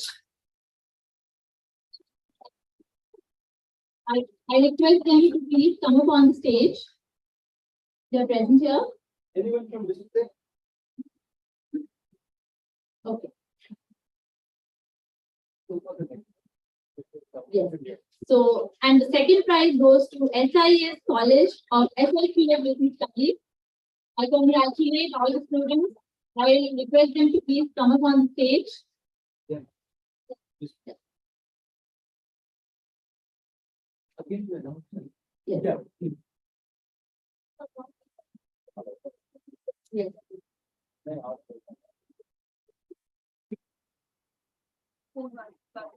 We have Purva Chaurasia here and her friend Tushar, Amol and Vivek. So please congratulate them. They are the winners of first prize of poster present competition. Congratulations.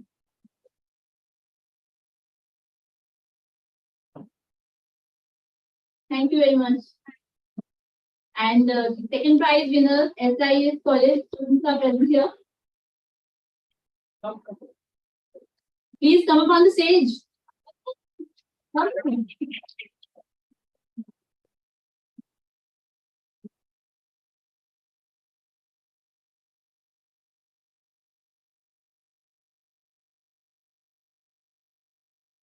So I congratulate both of you.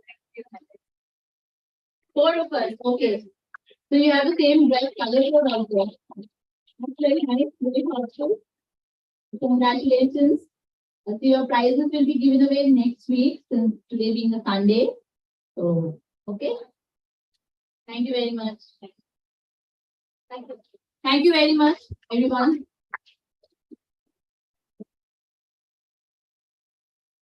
As ma'am said, the prizes and certificate will be distributed to you soon. The prizes is being sponsored by Scalevers. So now I would like to thank all the sponsors of this event, our knowledge partners, without whom this event wouldn't have been possible.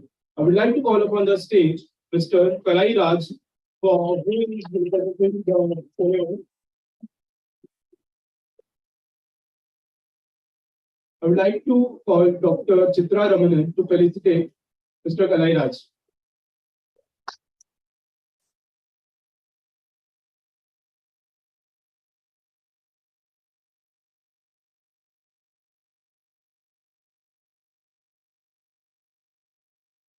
Thanks a lot, sir.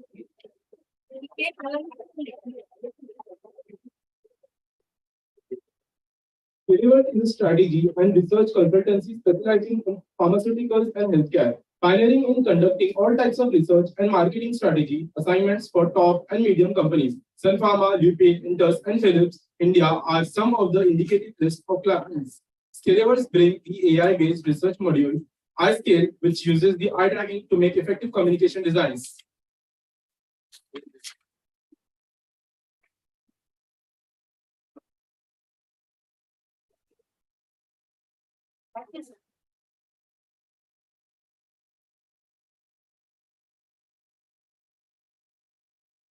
Our next knowledge partner is Sienna.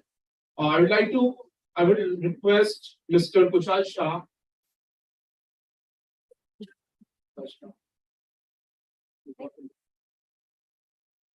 So, on behalf of SIES SDS, I would like to call Mr. Yashwant Mishra on stage. I would like to thank him, without whom this event wouldn't have been possible. I would like to call Dr. Chitra Ramanan to felicitate Mr. Yashwant Mishra. Janam,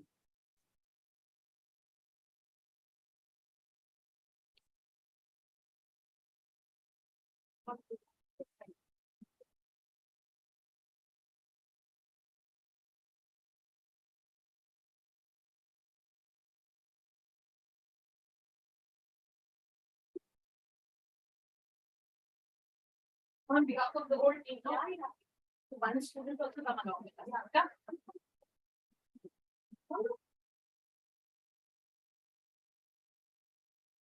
Thank you, ma'am. It's okay, ma'am. It's my pleasure.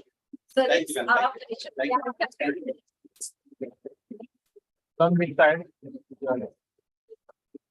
Thank you, ma'am. Sir, what people Thank you. Thank you, ma'am. Thank you, ma'am. Thank you very much. What happened? Coming to the end of the event, I request Professor Jannalullah, Faculty and Placement Coordinator of Pharma and Biotech Management, to say a few words and deliver the vote of thanks. Ma'am.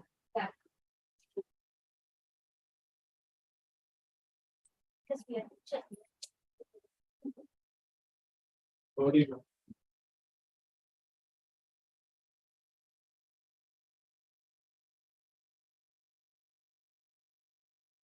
A very good evening to all of you all. We started in the morning. It's already close to 5. And honestly speaking, I didn't come to know how the time went away. I think for me, LPC is close because today we are standing here as organizers, but I have also participated in the event online.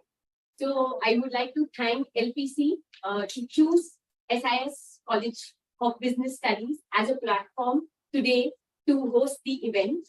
It was indeed a learning. As Sir said, students learn inquisitive mind.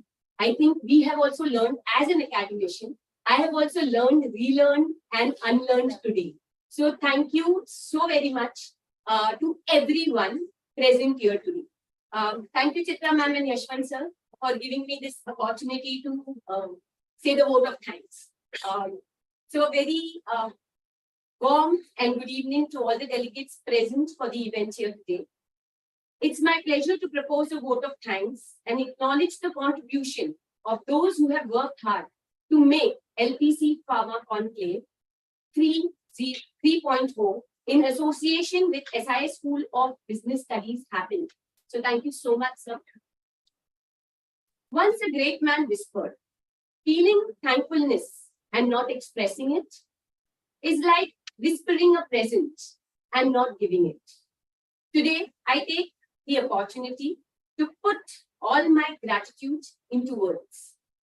On behalf of the SIS School of Business Studies, I extend a hearty vote of thanks to all the keynote speakers, all the panelists, all our moderators for the various panels, delegates from the industry, academicians, students who spared time from their busiest schedule to grace the occasion.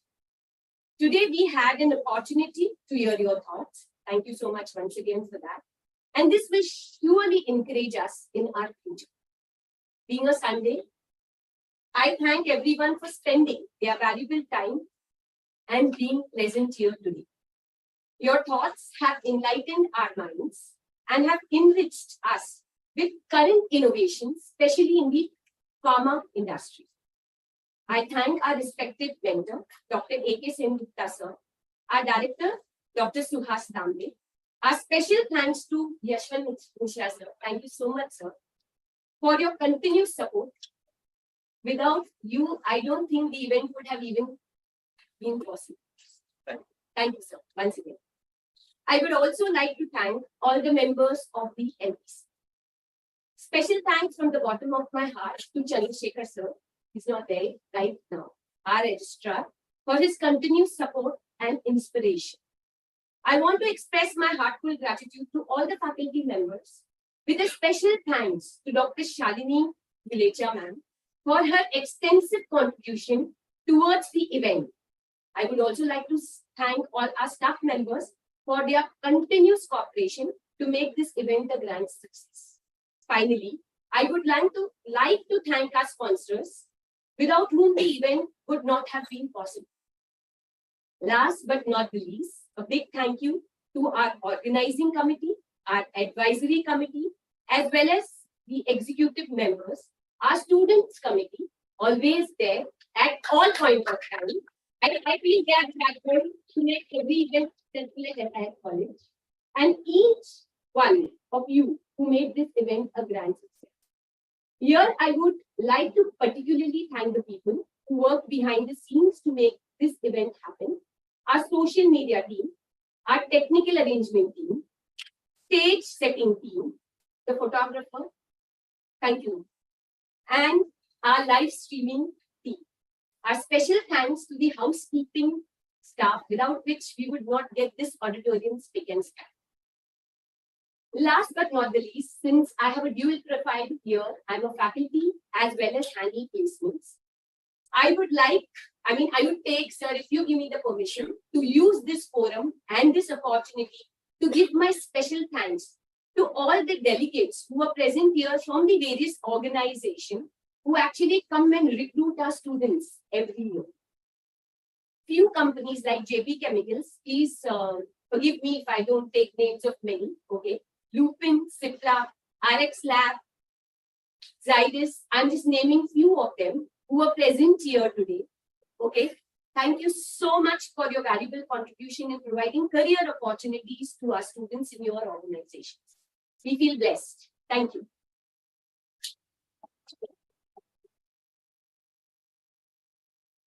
And we will also take this platform to say, at least specifically me, okay, that we would really be happy to associate with all the other organizations in some or the other form who were present here today.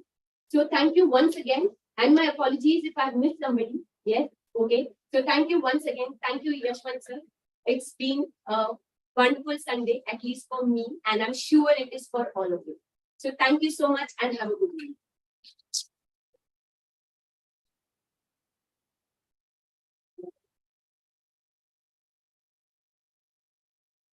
Once again, thank you for all our knowledge partners.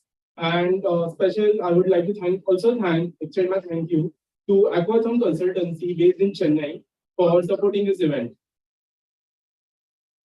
Okay, thank you. Wait. Group photograph. I request everyone to occupy the middle row for a group photograph. Sakar, please come. Brind, all of you, please come here. One last group photograph.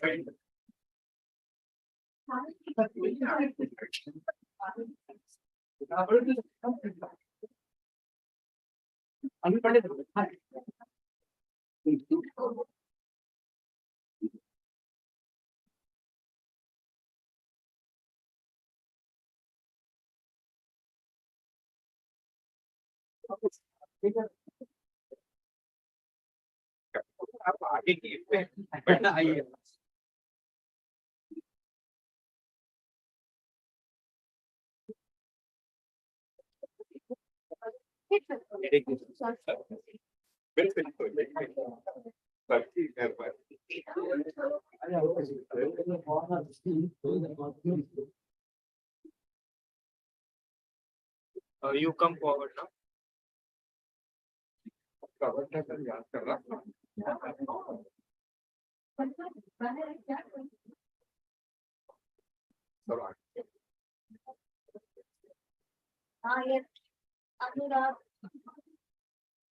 Okay, ready? Smile. Thank you. Wait, one. Look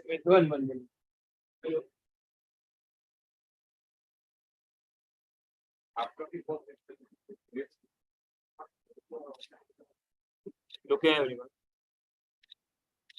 Thank you. One for me. One for me.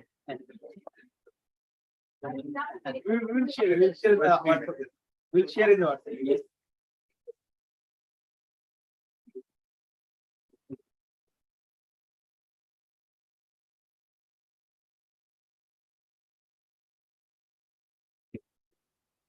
Thank you. The students who really worked hard, they are standing over there. Anurag. Chitrana, they are coming, they are coming.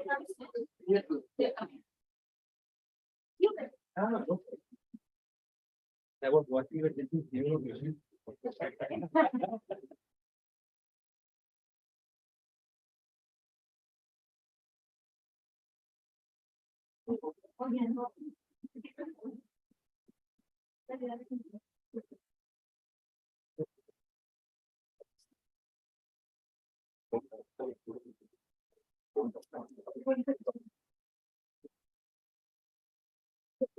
We can apply this type.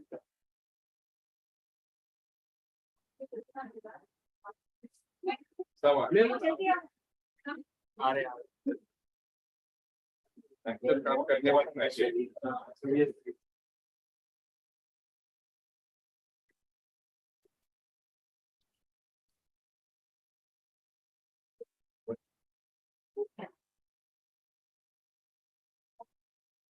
Come.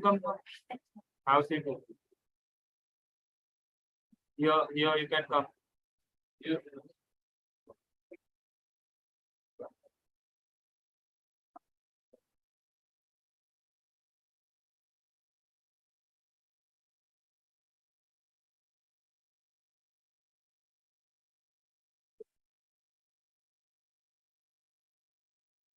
Okay, ready? And smile. Thank you. Thank you very much. Thank you. I will have in Chennai. We'll have in Chennai. Thank you. Thank you so much for the presentation for me there. My company. Thank you, sir. Welcome. Yes. Thank you, sir. Thank you. I have gone. Yeah, the last week, CPU में जो platform में लगने के लिए उनके पुराने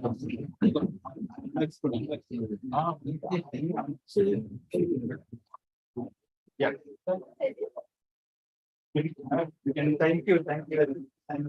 Thank you.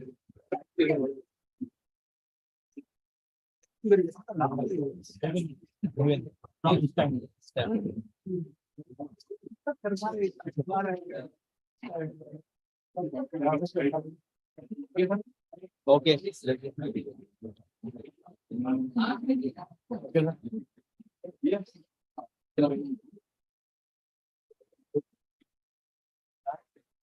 अच्छा ये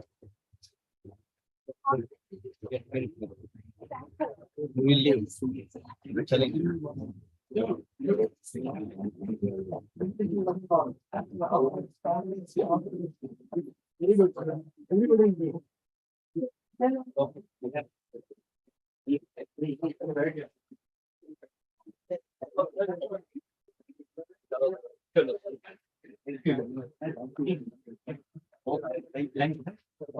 मैं बोलता हूँ मिल गया हाँ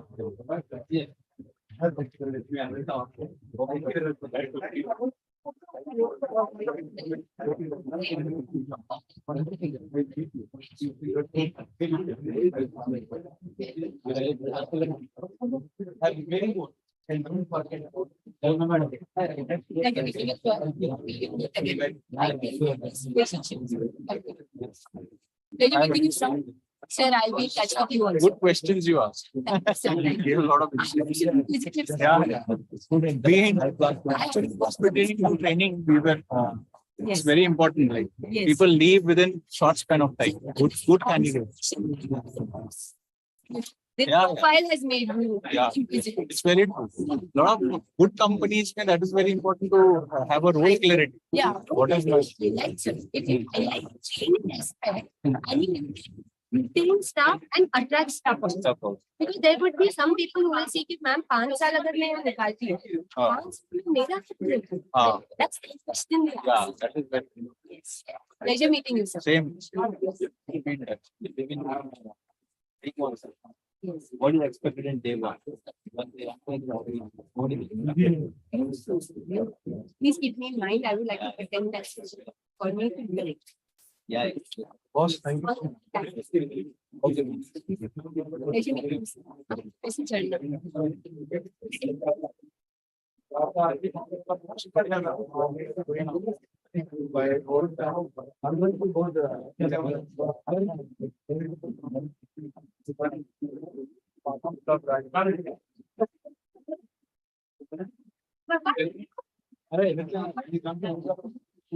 Yes, yes, ma'am.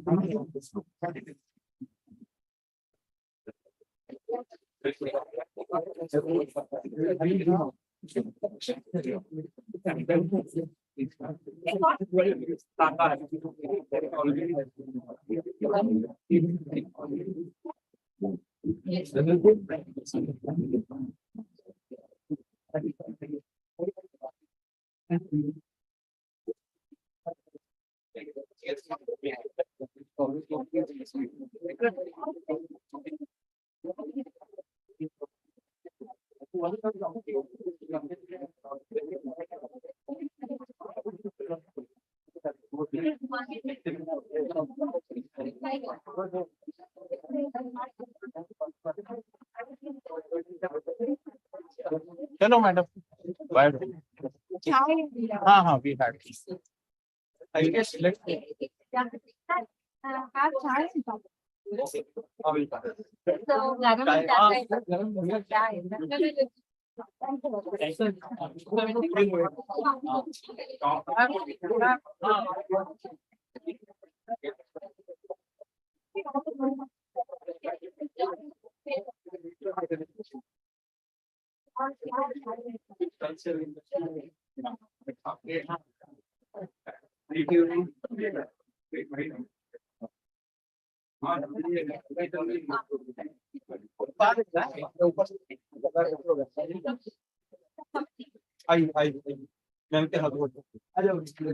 आइए ना सर मैं बोल रहा हूँ बाहर फोटो सब होगा ले देख ले लो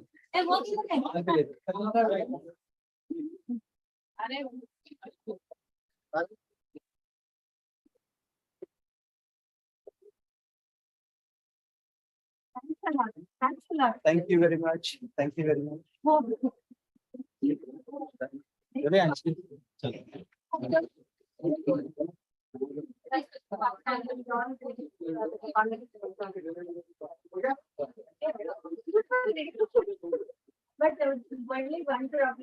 that tomorrow I cannot give you.